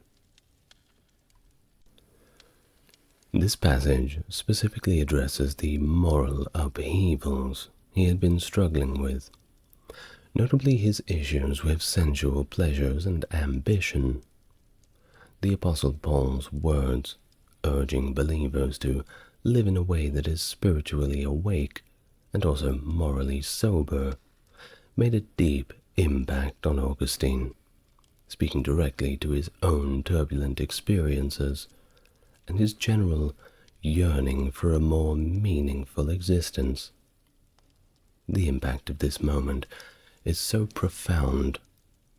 Augustine sees it as the culmination of a long and tortuous journey towards his own realization of faith, marked by intellectual skepticism and consistent moral conflicts. The immediate effect of reading Paul's words is a definitive break from his past behaviors, like switching on a light, and, well, the beginning of a new, committed life to Christian ideals. Let's hear a passage from Augustine himself. It goes like this in relation to the event. Belatedly, I love thee, O beauty so ancient and so new. Belatedly I love thee. For see, thou wast within, and I was without, and I sought thee out there. Unlovely, I rushed heedlessly among the lovely things thou hast made. Thou wast with me, but I was not with thee. These things kept me far from thee, even though they were not at all unless they were in thee. Thou didst call and cry aloud, and thou didst force open my deafness. Thou didst gleam and shine, and didst chase me away my blindness. Thou didst breathe fragrant odors, and I drew in my breath. And now I pant for thee. I tasted, and now I hunger and thirst. Thou didst touch me, and I burned for thy peace. End of passage from St. Augustine's Confessions. Augustine's later years as Bishop of Hippo were marked by deep involvement in theological and also the pastoral life of the Church. He was deeply committed to his flock and engaged in extensive writing, preaching, and public debate. His theological contributions during this period were immense and included significant works that have contributed to the influence of Christian thought. One of Augustine's most significant roles as bishop was his engagement in theological controversies, most notably the Pelagian controversy. Now, Pelagianism was a theological doctrine that emphasized human free will and denied original sin, teaching that humans could achieve salvation simply through their own efforts, without the need for divine grace. And you can see how that is an issue for the Church. Well, Augustine vehemently opposed these teachings, arguing that divine grace is absolutely necessary for human salvation, and that human nature is inherently flawed due to original sin. His writings against Pelagianism developed and refined the doctrine of grace and predestination in Christian theology. In addition to his theological disputes, Augustine was also a pastor to his congregation. He was known for his care for the spiritual and temporal welfare of his community, often mediating disputes and addressing social issues. His sermons, many of which have been preserved, display his skill as a rhetorician and his deep concern for the spiritual growth of his congregation. The sermons covered a wide range of topics, from the interpretation of scriptures to moral and ethical issues facing the community. His work as a bishop was also marked by his efforts to reform the Church, and he was known for his ascetic lifestyle and insistence on clerical celibacy, advocating for a purer and more devout Church. He also worked to improve clerical education and set high standards for the clergy in terms of both moral conduct and theological knowledge. It was around this time where he wrote The City of God, one of his most important books, which was written to refute the claim that Christianity was to blame for the sack of Rome by the Visigoths in 410. You see, a lot of people at the time, and indeed a lot of people now, view the introduction of Christianity and the abandoning of the old ways as kind of a softening up of the Romans, and because of this, because of abandoning the old ways, they simply got steamrolled by the barbarians, who kept their warrior cultures. Well, it could be. There is also the argument to be made that the pagan gods were simply angry at them and, well, if you abandon us, we will simply abandon you. Could be. Once again, a little speculation. Well, in this work, City of God, Augustine developed his own vision of the divine order of history, distinguishing between the City of God and the City of Man, and arguing that the destiny of humanity is shaped by divine providence, like it or not. Now, it was around this time in 430 that Augustine's health began to decline, and he spent his last days during the Vandal siege of Hippo in 430. Despite his illness, he continued to preach and write until his death. According to Posidius, Augustine spent his final days in prayer and penitence, asking that the penitential Psalms of David be hung on his walls so he could read them. As Augustine's life drew to a close amid the turmoil of the Vandal siege, his final acts reflected his enduring commitment to faith, learning, and, of course, the sanctity of the Church.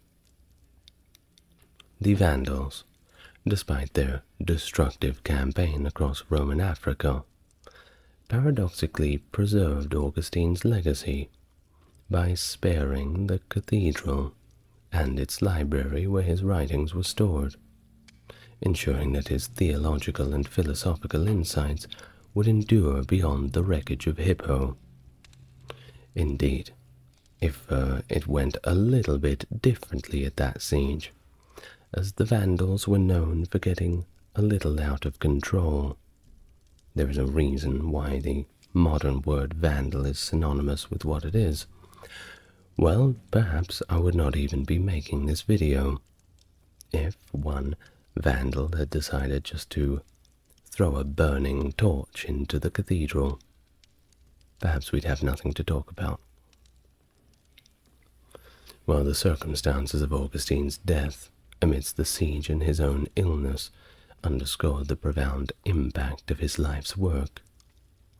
His decision to excommunicate himself and spend his last days in acts of penance and prayer, as well as his direction to preserve the Church's library, are a testament to his humility and dedication to spiritual and intellectual pursuits.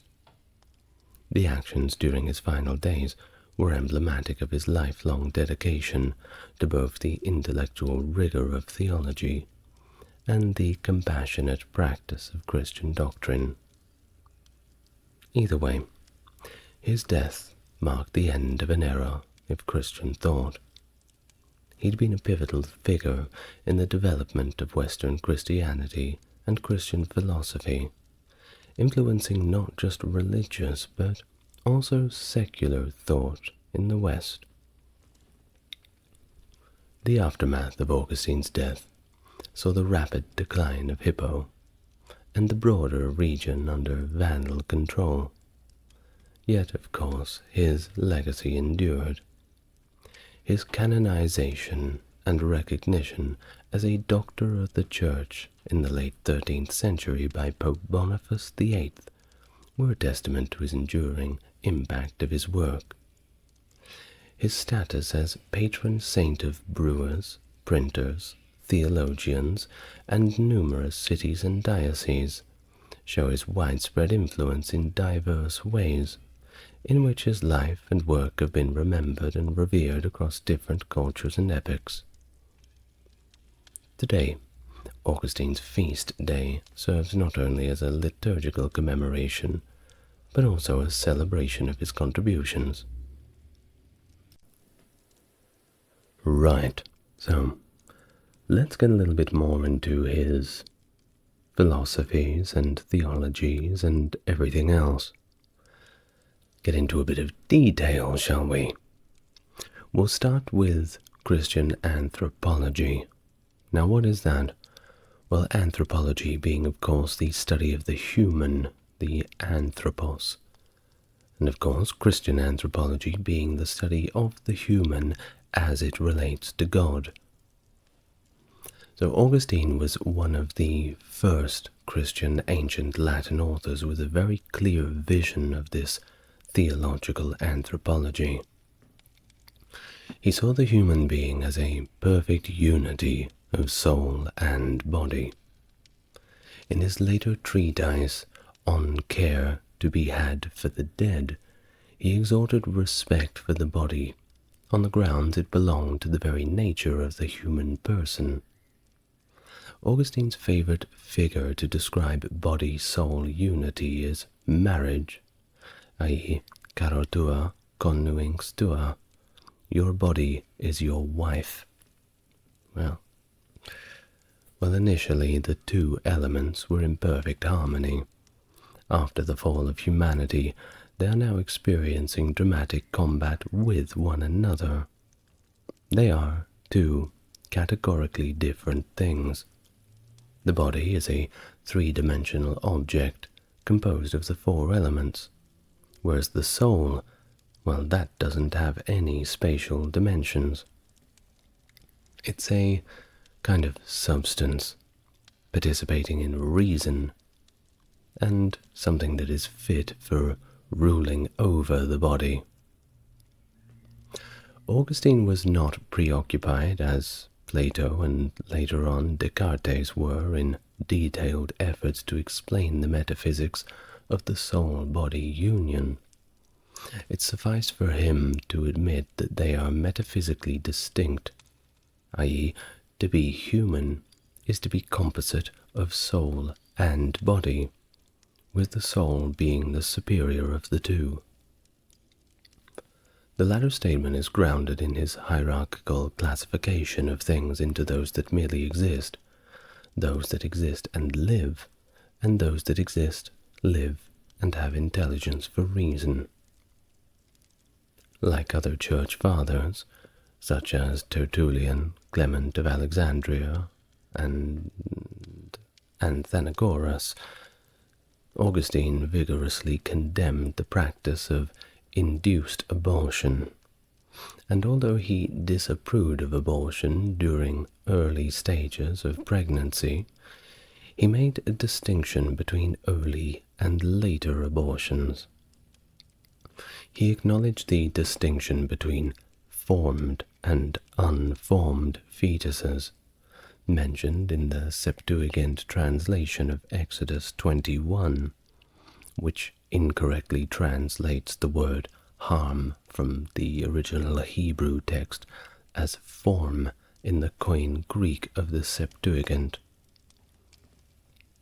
His view is based on the Aristotelian distinction between the fetus before and after its supposed vivification. Therefore, he did not classify as murder the abortion of an unformed fetus, since he thought it could not be known with certainty the fetus had received a soul. See how we've been having these debates for many, many years already. Well, Augustine held that the timing of the infusion of the soul was a mystery known to God alone. However, he considered procreation as one of the goods of marriage. Abortion figured as a means, along with drugs that cause sterility, of frustrating this good. It lay along a continuum which included infanticide as an instance of lustful cruelty or cruel lust. Augustine called the use of means to avoid the birth of a child an evil work, a reference to either abortion or contraception, perhaps both. On creation,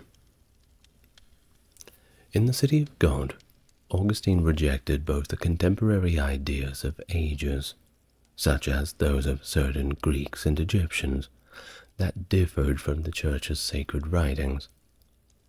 In the literal interpretation of Genesis, Augustine argued that God had created everything in the universe simultaneously, and not over a period of 6 days. He argued the 6-day structure of creation presented in the book of Genesis represents more of a logical framework rather than a passage of time in a physical way. It would bear a spiritual rather than physical meaning, which is no less literal.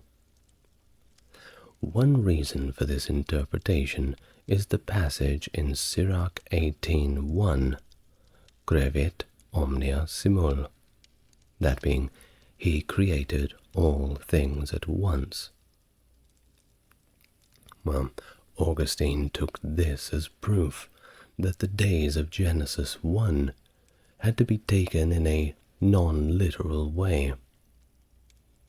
As additional support for describing the 6 days of creation as heuristic device, Augustine thought the actual event of creation would be pretty much incomprehensible by humans, and therefore needed to be translated in a way that they could understand. Augustine does not envision original sin as causing structural changes in the universe, and even suggests that the bodies of Adam and Eve were already created mortal before the fall. Apart from his specific views, Augustine recognized that the interpreting creation story was difficult, and remarked that interpretations could change should new information come up. Augustine developed his doctrine of the Church primarily in reaction to the Donatist sect. He taught there is one Church, but within this Church there are 2 realities, namely the visible aspect, the institutional hierarchy, Catholic sacraments, laity, so on, and the invisible aspect, the souls of those in the Church who are either dead, sinful members, or elect predestined for heaven.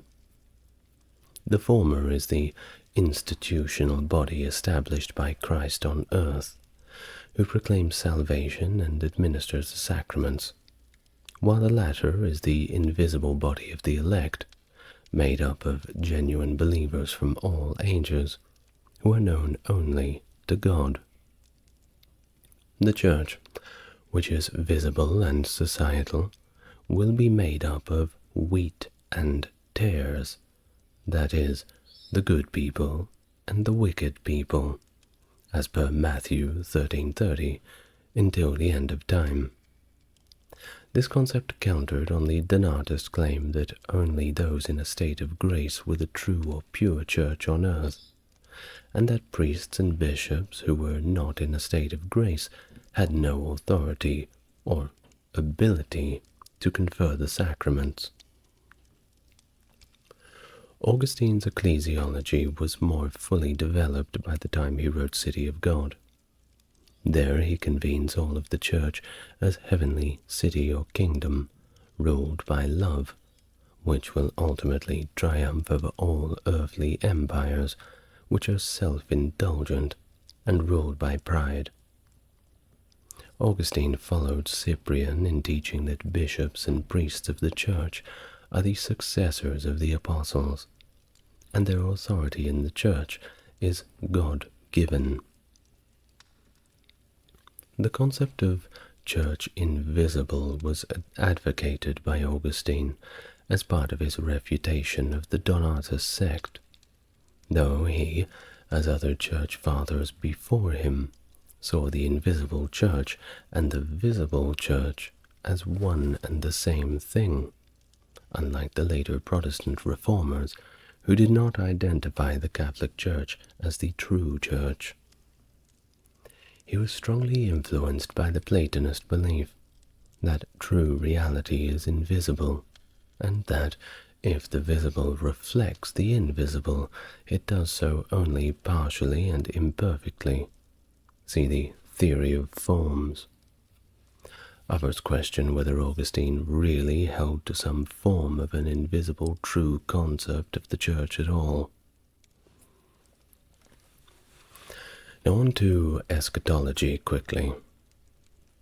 Augustine originally believed in premillennialism, namely that Christ would establish a literal 1,000-year kingdom prior to the general resurrection, but later rejected the belief, viewing it as one based in carnal.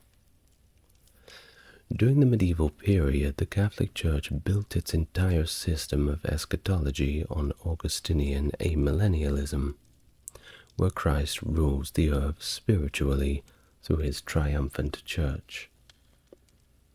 During the Reformation, however, theologians such as John Calvin accepted amillennialism. Augustine taught that the eternal fate of the soul is determined at death, and that purgatorial fires of the intermediate state purify only those who died in communion with the Church. His teaching provided fuel for later theology. Now on to Mariology, being the study of Mary. Although Augustine did not develop an independent Mariology, his statements on Mary surpass in number and depth those of earlier writers. Even before the Council of Ephesus, he defended the ever-Virgin Mary as the Mother of God, believing her to be full of grace, following earlier Latin writers such as Jerome, on account of her sexual integrity and innocence.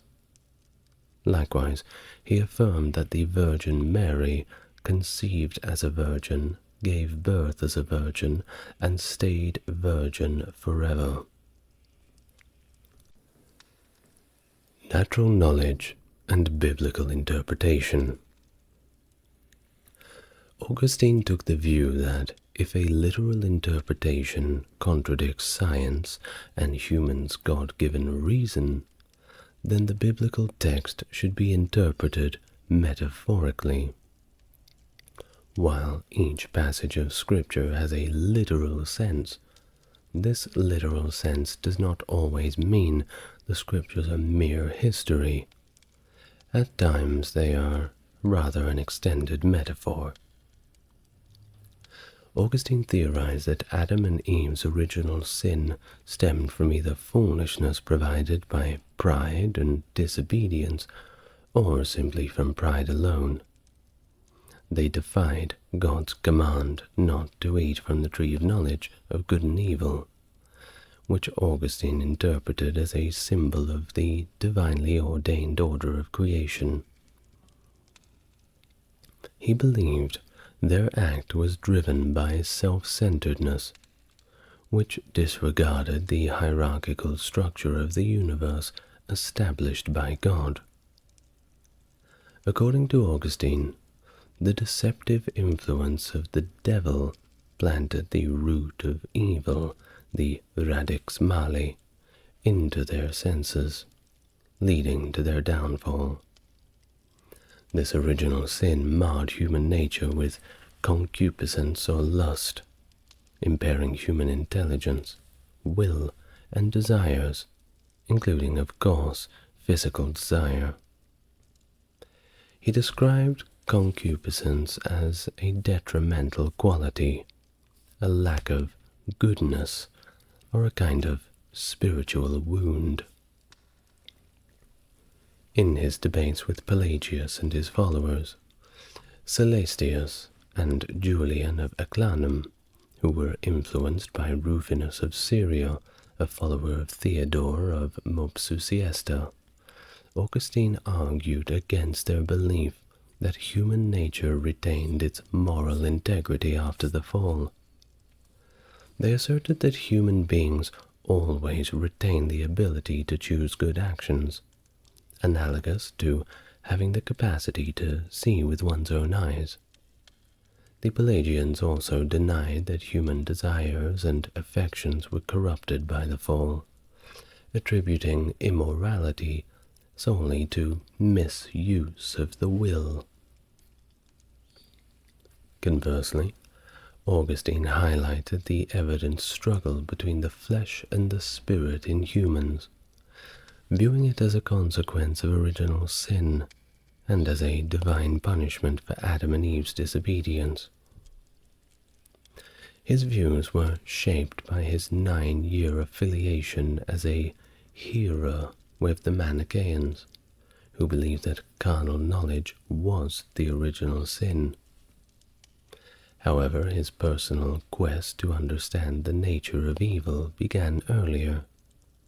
He equated evil primarily with concupiscence, which he saw as a pervasive vice causing moral disorder in humanity. Scholar Agostino Trape suggests that Augustine's personal marital experiences, which he deemed normal and even exemplary, should not be seen as directly informing his doctrine on concupiscence. Instead, Augustine's interpretation of sin and redemption was influenced by the Ciceronian Stoic concept of passions. Augustine acknowledged that both the human soul and the senses were affected by the fall, contrary to the views of Plotinus, a Neoplatonist who advocated for asceticism as a means to spiritual enlightenment. Augustine believed in the redemption and purification of the body through resurrection.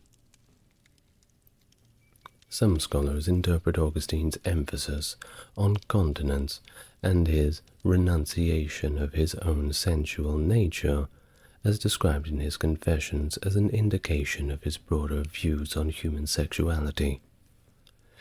He regarded it as impaired and in need of Christ's redemption, a process he saw as partially realized through the sacrament of marriage, which he called a remedium, or a remedy of concupiscence. However, he believed that the complete healing of human sexuality would only be achieved in the resurrection of the body. Augustine also introduced the notion that all humans inherit the sin of Adam through concupiscence, which he saw as affecting both the soul and the body. The condition diminishes, but it does not eliminate free will and makes humanity a massa damnata, a condemned mass. Unlike earlier Christian thinkers who did not include the concept of inherited guilt in original sin, Augustine believed that this inherited guilt doomed infants from birth. His views were affirmed by various church councils and popes, although the idea of inherited guilt resulted in eternal damnation for infants was not universally accepted. Lastly, let's have a look at a few of Augustine's views on philosophical topics, namely astrology, just war, free will, and a few things about epistemology. First of all, in terms of astrology, Augustine's journey from fascination to skepticism about the topic reflects his evolving Christian beliefs. Initially intrigued by astrological claims, he later condemned it as fraudulence, distinguishing between legitimate science and what he considers as charlatanism. His dismissal of astrology as lacking genuine scientific basis highlights a commitment to a rational understanding of faith in the natural world. His epistemological views were significantly shaped by his early confrontations with skepticism. His doctrine of divine illumination suggests that human knowledge of intelligible truths relies on God's active participation. The doctrine posits that God illuminates the mind, enabling humans to recognize and understand eternal truths, which differs fundamentally from the sense perception of the empirical world. Augustine's argument from analogy for the existence of other minds further illustrates his innovative thinking in epistemology, emphasizing the role of faith and trust in human knowledge. Now on to a just war. His thoughts on this laid the foundational ideas for philosophical exploration in this area. Now, while he argued that Christians should generally practice non-violence, they are morally obligated to defend against unjust aggression if it is the only way to restore peace. His views suggest that true peace involves the readiness to undertake war under the right conditions, primarily defensive, to ensure a more long-term peaceful situation. And lastly, free will. Augustine's evolving views on free will were marked by his struggle against the deterministic views of various religious traditions of his time. Initially, he maintained that human beings possess free will, enabling them to choose between good and evil. However, facing the challenge of Pelagianism, he later emphasized the bondage of will to sin, suggesting that free will was compromised by original sin and could only be restored through divine grace. His later writings suggest a more deterministic view, where God's grace is crucial for any positive moral action, reflecting a significant development from his earlier, more libertarian views. In the year of 1095, Emperor Alexios Komnenos appealed for support from Pope Urban II at the Council of Piacenza. The Byzantine Empire, facing threats from the Seljuk Turks and compensating for territorial losses, pleaded Western Europe for aid. Urban's response far exceeded anyone's expectations.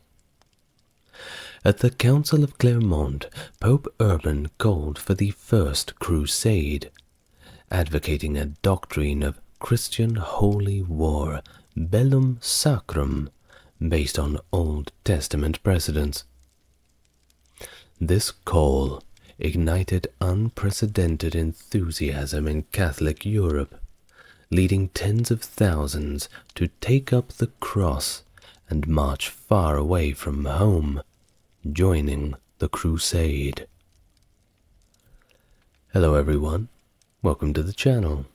If you're new here, it's good to meet you, and if you're coming back, it's good to see you again. If you'd like to support the channel, why not head over to the Patreon? Otherwise, you can like, comment, and subscribe, but only if you feel like doing so. Now, with that out of the way, let's get on to our video for today. The Crusader States, from their establishment to their fall. Let's get started, shall we? Make yourself comfortable, please. Emperor Alexios cautiously welcomed the Western nobles leading the crusade, using diplomacy to extract oaths of fealty from most of them. Notably, Godfrey of Bouillon, Bohemond of Taranto, Tancred of Hauteville, and Baldwin of Boulogne swore fealty to Alexios, promising to return any Byzantine territories they reconquered. Only Raymond IV, the Count of Toulouse, refused to swear allegiance, opting instead for a pact of non-aggression. Now, during the march to besiege Antioch, Byzantine guides like Tatikios accompanied the Crusaders, forming alliances with local Armenians along the way. Baldwin, however, broke off from the main army and ventured to the Euphrates, seizing fortifications and gaining favor with local rulers. Thoros, the ruler of Edessa, sought Baldwin's assistance and eventually adopted him as a son, allowing Baldwin to assume control after Thoros's death in 1098. Baldwin's county of Edessa was characterized by its fragmented territory and dependence on alliances with neighboring warlords. As the Crusaders advanced towards Antioch, Sultan Barkyarak of the Seljuk Turks was preoccupied with the power struggle against his brother Muhammad Tapar.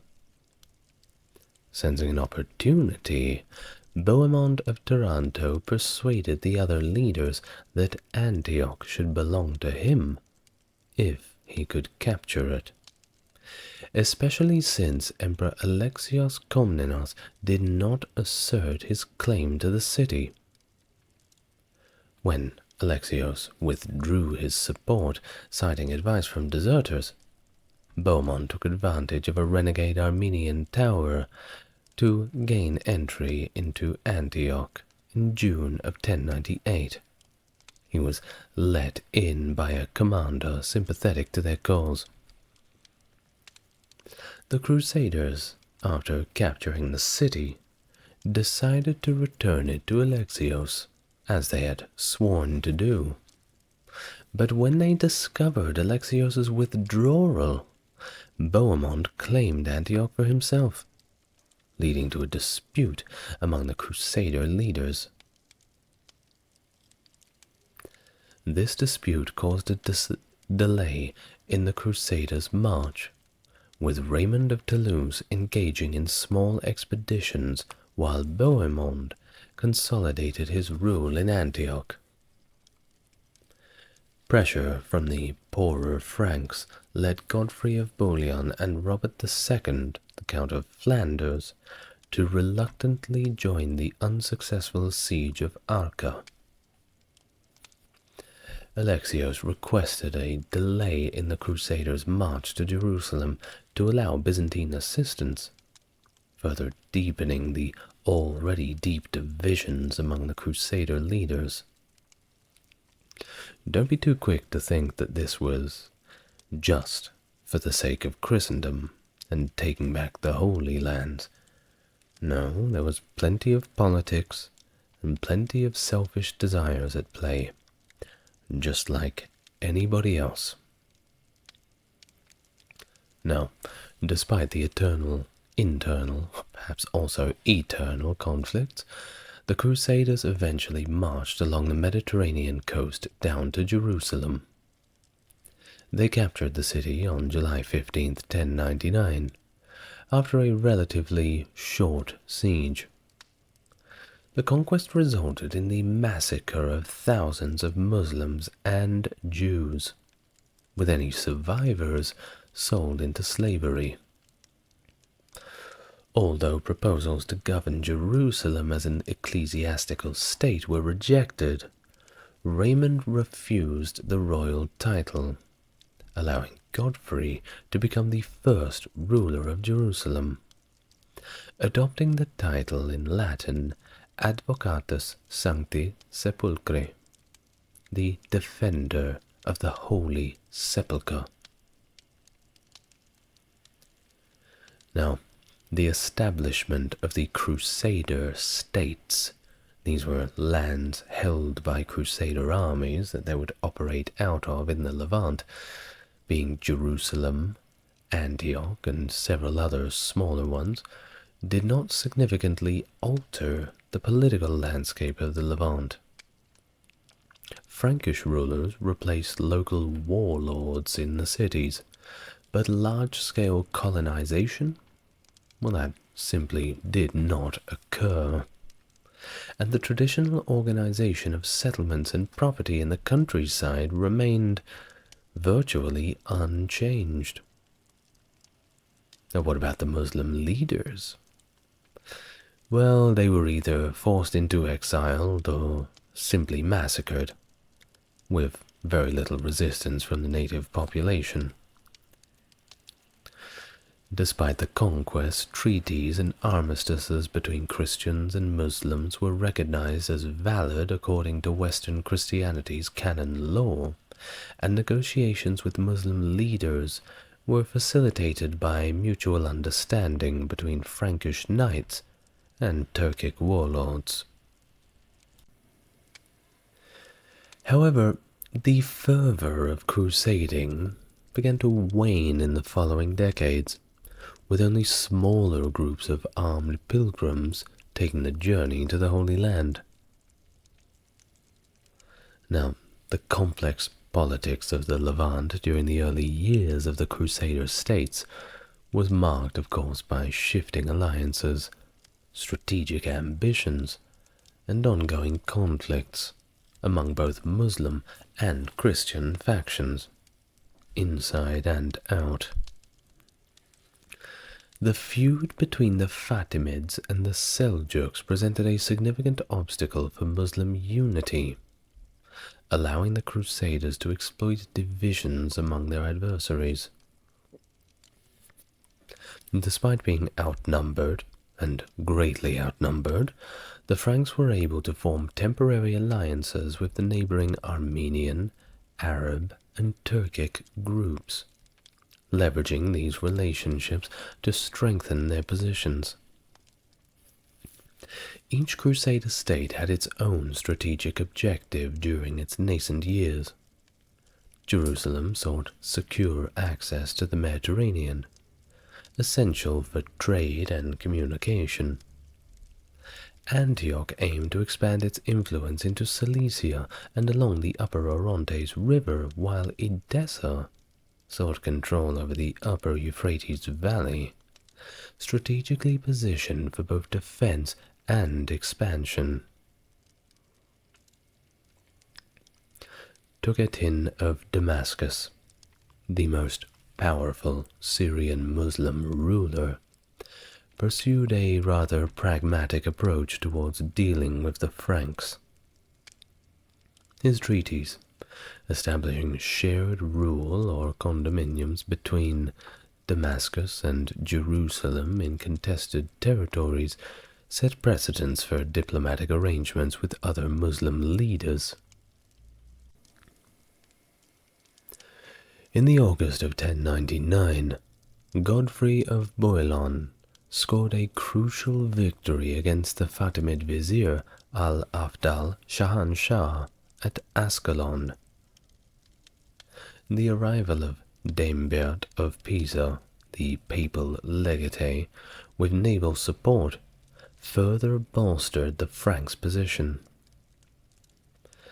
Daimbert, advocating for the creation of an ecclesiastical principality, secured oaths of fealty from Godfrey and Bohemond. Following Godfrey's death in the following year, 1100, his brother Baldwin assumed control of Jerusalem, cementing his rule through alliances and strategic maneuvers. Tancred, initially resistant to Baldwin's authority, eventually accepted the regency of Antioch in exchange for concessions. While Raymond of Toulouse laid the groundwork for the county of Tripoli, capturing key cities and besieging Tripoli itself, his cousin, William II Jordan, continued the siege after Raymond's death, eventually completing it in 1109. Bohemond's release in 1103 marked another turning point, as he sought to regain influence in Antioch and compensate Tancred for his support. However, the conflicts, as always, continued, with Baldwin of Bourke and Jocelyn of Courtenay captured during an attack on Ridwan of Aleppo. Amidst all of these power struggles, the Byzantines slid their way in and seized the opportunity to reconquer Cilicia, making things even more complicated. Bohemond's return to Italy marked a significant shift in the leadership dynamics of the Crusader states. With Bohemond absent, Tancred assumed control in Antioch, while Richard of Salerno took charge in Edessa. However, Bohemond's attempt to reinforce his position by crossing the Adriatic Sea and besieging Dyrrhachion ended in a catastrophic failure. The subsequent Treaty of Devol, forced upon by Bohemond by Emperor Alexios Komnenos, compelled him to cede Laodicia and Cilicia to Byzantine control, becoming a vassal of the empire, and reinstating the Greek Patriarch of Antioch. Now, despite these terms, Bohemond never returned to fulfill his obligations, leaving his underage son, Bohemond II, to inherit his legacy. Meanwhile, the fall of Tripoli prompted Sultan Muhammad Tapar to mobilize the Atabeg of Mosul, Mordud, to launch a jihad against the Franks. Over several campaigns between 1110 and 1113, Mordud attempted to push back the Crusaders in Mesopotamia and Syria. However, internal rivalries within his own armies hindered the effectiveness of these offensives, leading to their eventual abandonment. Mordud's focus on Edessa as Mosul's primary rival resulted in devastating campaigns that inflicted lasting damage on the country's eastern regions. Now, the Syrian Muslim rulers, viewing the Sultan's intervention as a threat to their autonomy, sought alliances with the Franks against the common enemy. Aleppo, vulnerable to Frankish attacks, allied with the Artukid princes Ilghazi and Balak, who inflicted significant defeats on the Franks between 1119 and 1124. Despite these setbacks, the Frankish counter-invasions continued, reflecting the volatile nature of the region's power dynamics. In 1118, Baldwin of Borce succeeded his uncle Baldwin I as King of Jerusalem, assuming the leadership amidst a series of challenges. The sudden death of Roger of Salerno at the Battle of Ager Sanguinus led Baldwin II to assume the regency of Antioch for Bohemond II, further complicating the politics. To address growing concerns over moral standards, ecclesiastic and secular leaders convened a council at Nablus, issuing decrees that improving societal conduct. That sounds like fun. Well, the Council of Nablus also laid the groundwork for the creation of military orders, such as, and I'm sure you've seen my videos on it, the Knights Templar and the Knights Hospitaller, reflecting the increasing militarization of the Crusader states. As Baldwin II focused on defending the northern Crusader states against external threats, his absence from Jerusalem sparked opposition among the nobility, culminating in a deposition attempt.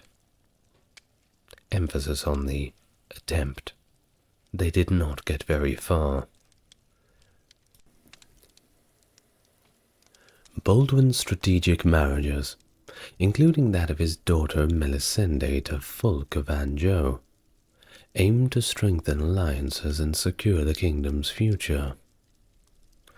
However, the internal conflicts and external pressures managed to shape the Crusader states more than any of their marriages could. Bohemond II's death in 1130 further exacerbated tensions, leading to another power struggle over control of Antioch between Alice and Baldwin II, who resumed the regency until his death in 1131. On his deathbed, Baldwin II made a pivotal decision by naming Fulk, Melisende, and their infant son Baldwin III as joint heirs to the throne. However, Fulk, intending to consolidate his power, initially sought to revoke this agreement. His favoritism towards his own compatriots sparked more than a little discontent within the kingdom.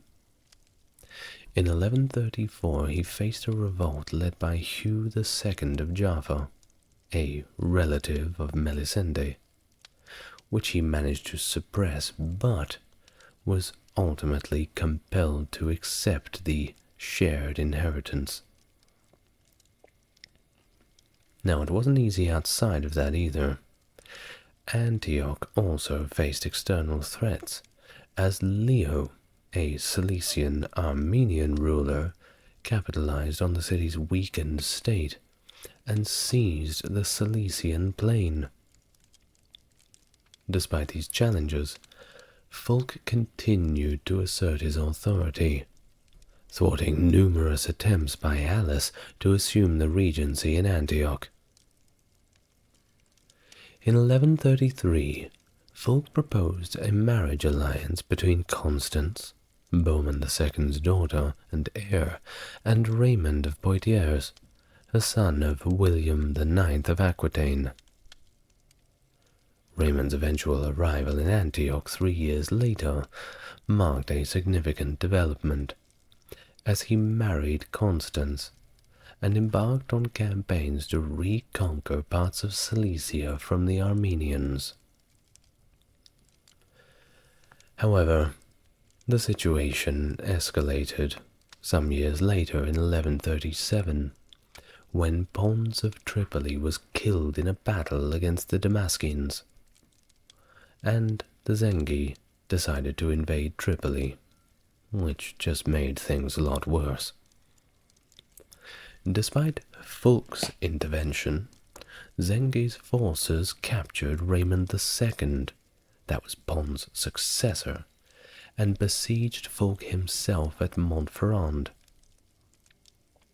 Faced with dire circumstances, Fulk had no choice but to surrender the castle, and also pay a heavy ransom for their freedom.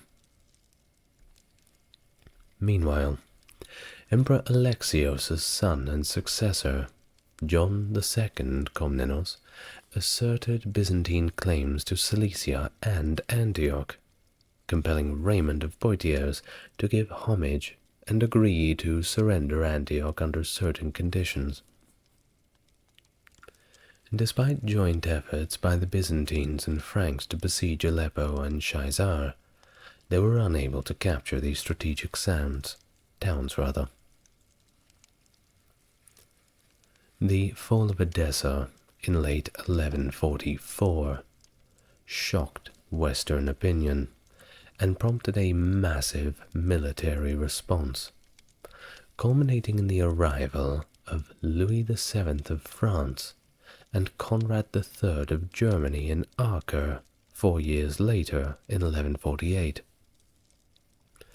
However, their attempt to attack Damascus ended in failure, leading to scapegoating and a decline in European support for future crusades.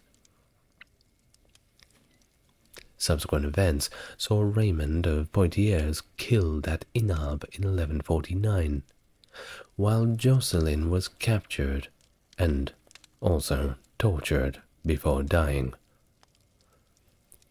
Beatrice of Seon, his wife, sold the remains of the country of Edessa to the Byzantines, with Baldwin's consent, of course.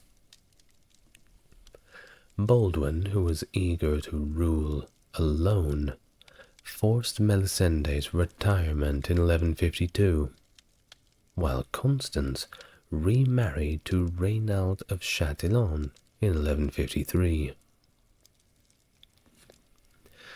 As internal conflicts persisted, Nur ad-Din's rise to power in Aleppo posed a significant threat to the Franks.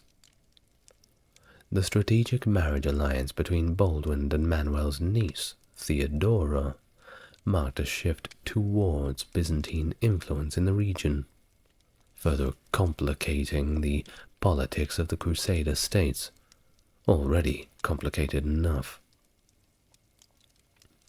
The death of the childless Baldwin III in 1163 marked a turning point in the politics of the Kingdom of Jerusalem. His younger brother, Amalric, ascended to the throne, but was compelled to repudiate his wife Agnes of Courtenay due to consanguinity. Despite this marital complication, the right of their two children, Baldwin IV and Sibylla, to inherit the kingdom was confirmed. I've got a video on Baldwin IV as well, and he is just awesome. Perhaps put that on the list of watch later. He's just great. Well, back to our video. Meanwhile, the Fatimid Caliphate was embroiled in internal strife, with rival viziers, Shawar and Dirgham, vying for power and seeking external support. This discord provided an opportunity for Amalric and Nur ad-Din to intervene in Egypt. Amalric launched multiple invasions of Egypt between 1163 and 69, but despite cooperating with the Byzantine fleet during the last campaign, he was unfortunately unable to establish a foothold. Nur ad-Din, recognizing the strategic importance of Egypt, appointed his Kurdish general Shirkuh to lead military operations in the region. Shirkuh's nephew, Salahuddin, rose to prominence during this period, eventually succeeding Shirkuh as vizier after the death of the Fatimid Caliph al-Adid in 1171. And yes, of course, Salahuddin or Saladin was indeed one of the main characters of these tumultuous times. Now, amidst all of this, Amalric sought Byzantine military support for further attacks on Egypt. They really wanted it. In March 1171, he visited Manuel in Constantinople and swore fealty to the emperor in exchange for his assistance. However, conflicts with Venice and Sicily prevented the Byzantines from launching a campaign in the Levant as planned. The relationship between Saladin and Nur ad-Din was characterized by a mutual distrust, hindering their cooperation against the Crusader states. Nur ad-Din's suspicions were further fueled by Saladin's remittance of suspiciously small revenue payments. Despite Nur ad-Din's preparations for an attack on Egypt, his sudden death in the May of 1174 left his 11-year-old son as his successor. Well, shortly after Nur ad-Din's demise, Amalric also passed away, leaving his 13-year-old son Baldwin IV to inherit the throne. Now, Baldwin IV faced the additional challenge of leprosy, which would profoundly impact his ability to rule and maintain stability in the kingdom, but not his resilience, as he had plenty of that. The ascension of underage rulers, both in Jerusalem and Muslim Syria, led to a period of disunity and political maneuvering. In Jerusalem, following Baldwin III's death, the Seneschal Miles of Plancy briefly seized control until his murder in Acre. With the baronage's consent, Amalric's cousin, Raymond III of Tripoli, assumed the regency for the young Baldwin IV. Raymond's marriage to Eshifa of Bures solidified his power, making him the most influential baron in the kingdom. Meanwhile, the empire of Nur ad-Din quickly disintegrated following his death, with his confidant Gumush Tekin taking As-Salih from Damascus to Aleppo. Saladin emerged as the key figure, reuniting much of Muslim Syria through campaigns against the Zengids and the Gumush Tekin. This period also saw Emperor Manuel's unsuccessful campaign against the Sultanate of Rum, weakening Byzantine influence in the region. Raymond's main concern during his regency was upholding the balance of power in Syria. Despite initial clashes with Saladin, he eventually signed a truce to maintain stability. In Jerusalem at the same time, Baldwin reached a majority age in 1176 and planned an invasion of Egypt, renewing ties with the Byzantines. However, the plan was abandoned due to various challenges, including Baldwin's deteriorating health. It's a little difficult to do almost anything with leprosy. Tensions between Baldwin's maternal and paternal relatives intensified, leading to political intrigue and maneuvering for control. Baldwin sanctioned the marriage of his sister Sibylla to Guy of Lusignan to thwart a potential coup by Raymond and Bohemond. Saladin's growing power further complicated matters, prompting a more defensive strategy among the Franks. Meanwhile, the decline of Byzantine influence allowed Bohemond to assert himself in Antioch, despite facing excommunications for his controversial marriage.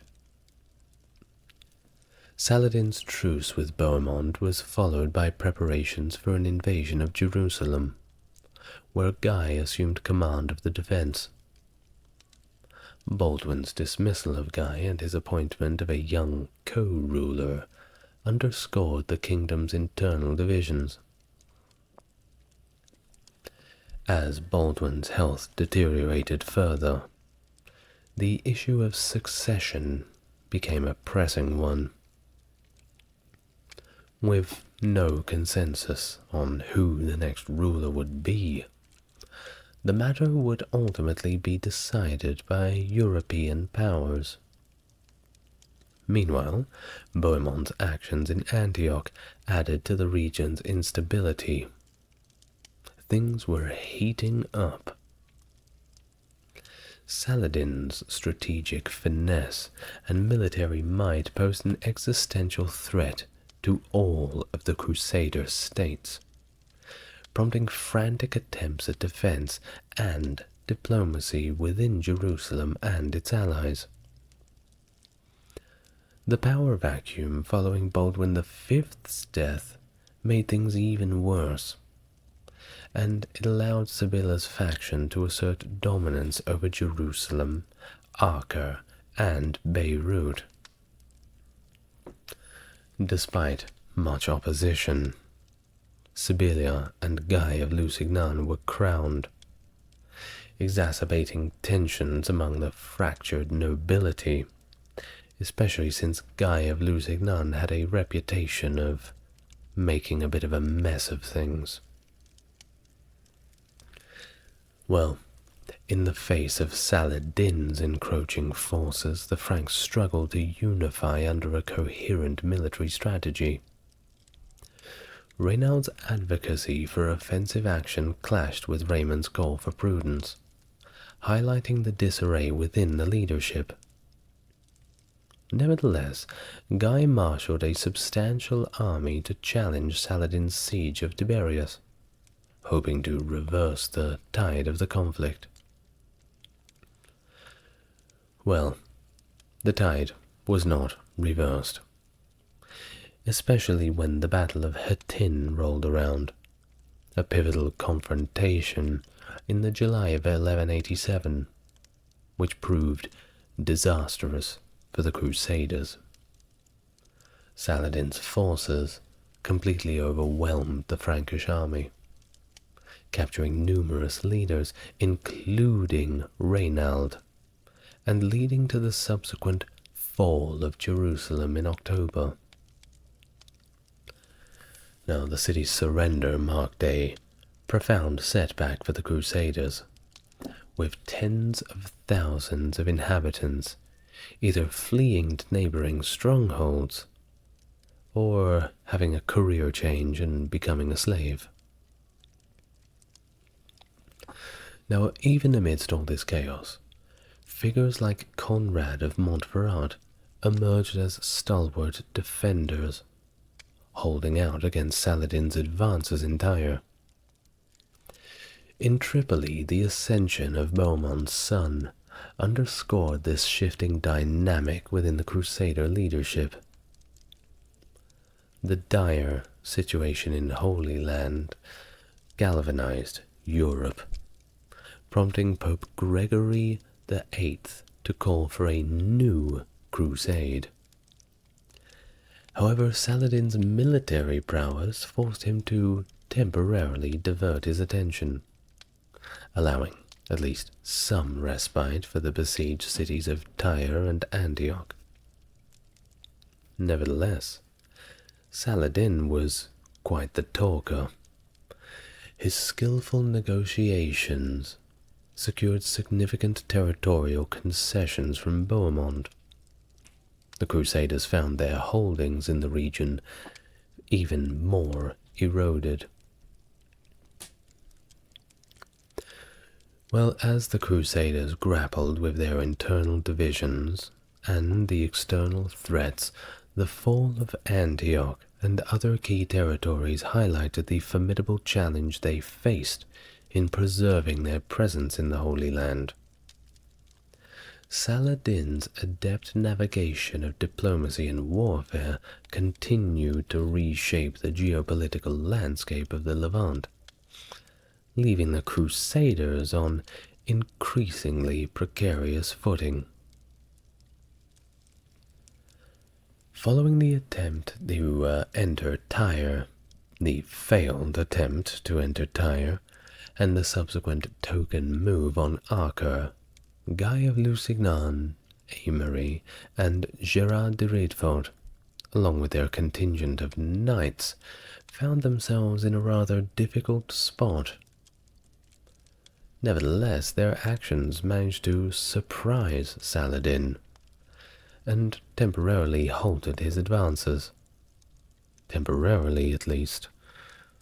Well, at least it was temporarily enough to buy some valuable time for the gathering Crusader forces, and they needed all of the time they could get.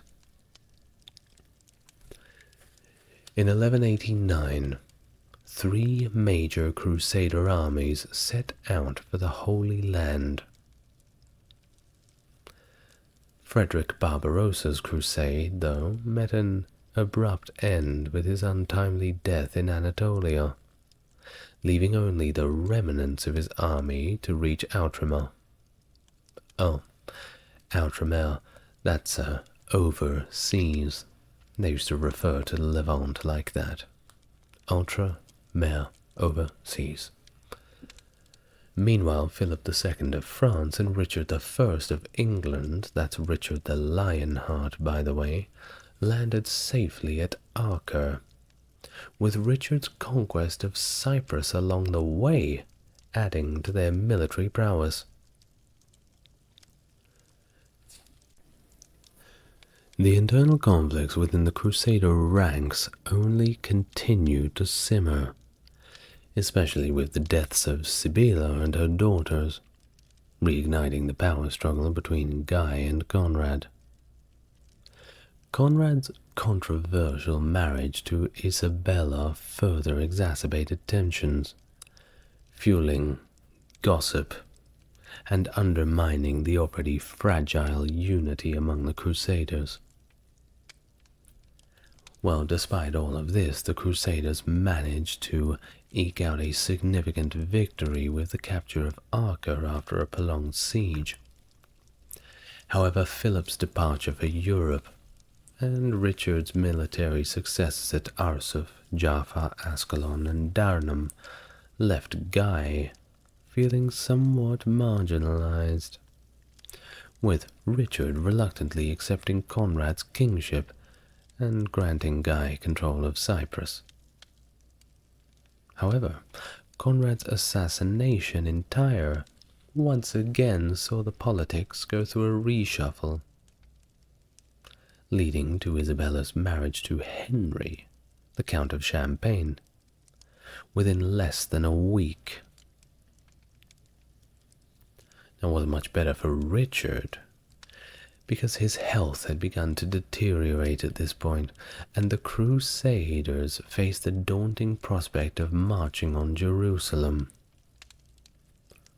A 3-year truce was negotiated with Saladin in September 1192, offering everybody a much-needed break. Although this well-timed truce did offer some respite, Frankish confidence in its sustainability remained low. The strategic position of the Crusaders, with their coastal enclaves and shortened frontiers, posed a minor threat to the Ayyubids' empire compared to regional powers. Following the death of Saladin in the March of 1193, internal strife among his successors further weakened the Ayyubid dynasty, leading to near-constant truces and concessions simply to maintain peace with the Crusaders. Despite all of that, the spectre of conflict lingered on, with both sides weary of each other's intentions and capabilities. Bohemond III of Antioch faced challenges from his Cilician Armenian vassal, Leo, who asserted his authority by seizing the northern Syrian castle of Bagras in 1191. Despite Bohemond's attempts to negotiate the return of Bagras, Leo imprisoned him and demanded control of Antioch.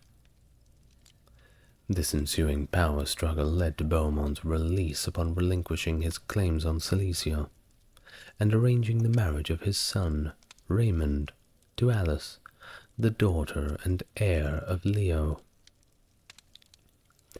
However, Raymond's untimely death in 1197 complicated matters, prompting Bohemond to send Alice and Raymond's son to Cilicia, while Bohemond IV assumed leadership in Antioch.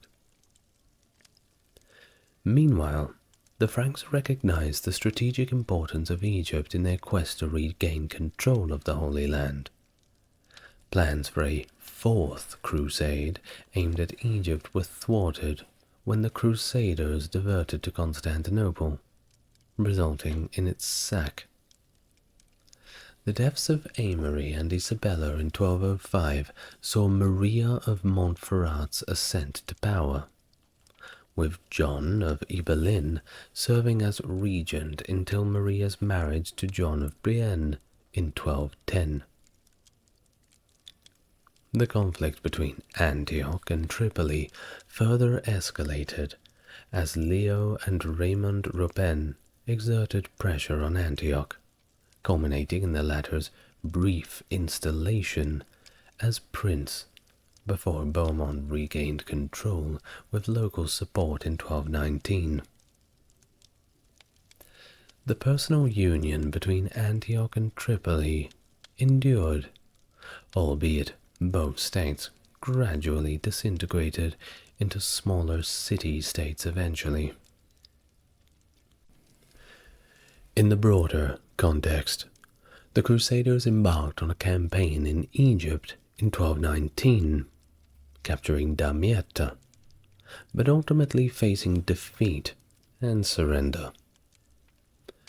Cardinal Pelagius, while stationed in Damietta, attempted to support Raymond Robin in Cilicia, but Constantine of Babylon, acting as regent for the Cilician queen, thwarted these efforts. Raymond Robin was then captured and subsequently died in prison, leading to alliances and feuds between Cilicia, Antioch, and their respective allies. The renewal of Frederick's Crusader oath during his imperial coronation in Rome in 1220 signaled his commitment to the cause of reclaiming Jerusalem, although he did not immediately join the Egyptian crusade. Instead, he pursued negotiations with al-Adil regarding the city's status. In 1225, Frederick married Isabella II and officially assumed the title of King of Jerusalem. Subsequently, al-Adil pledged to relinquish Saladin's conquests in exchange for Frankish support against al-Muazzam. However, Frederick's departure for the crusade was delayed due to an epidemic, leading to tensions with Pope Gregory IX, who actually excommunicated him for his perceived failure to fulfill his crusading obligations. Kinda like being fired for calling in sick. Despite this, Frederick set sail for the Holy Land in April 1228, following Isabella's death. In the Levant, Frederick's attempts to consolidate his authority and assert control over baronial fiefs sparked conflict with the Frankish aristocracy. Nonetheless, his diplomatic prowess enabled him to negotiate a truce with al-Adil, known as the Treaty of Jaffa, which restored several key cities to the Franks, while granting Temple Mount to the Muslims. Upon his return to Italy in May 1229, Frederick appointed Richard Filangieri to govern the Kingdom of Jerusalem as his bailli. However, this move was contested by the Ibelins and other barons, leading to the outbreak of the War of the Lombards.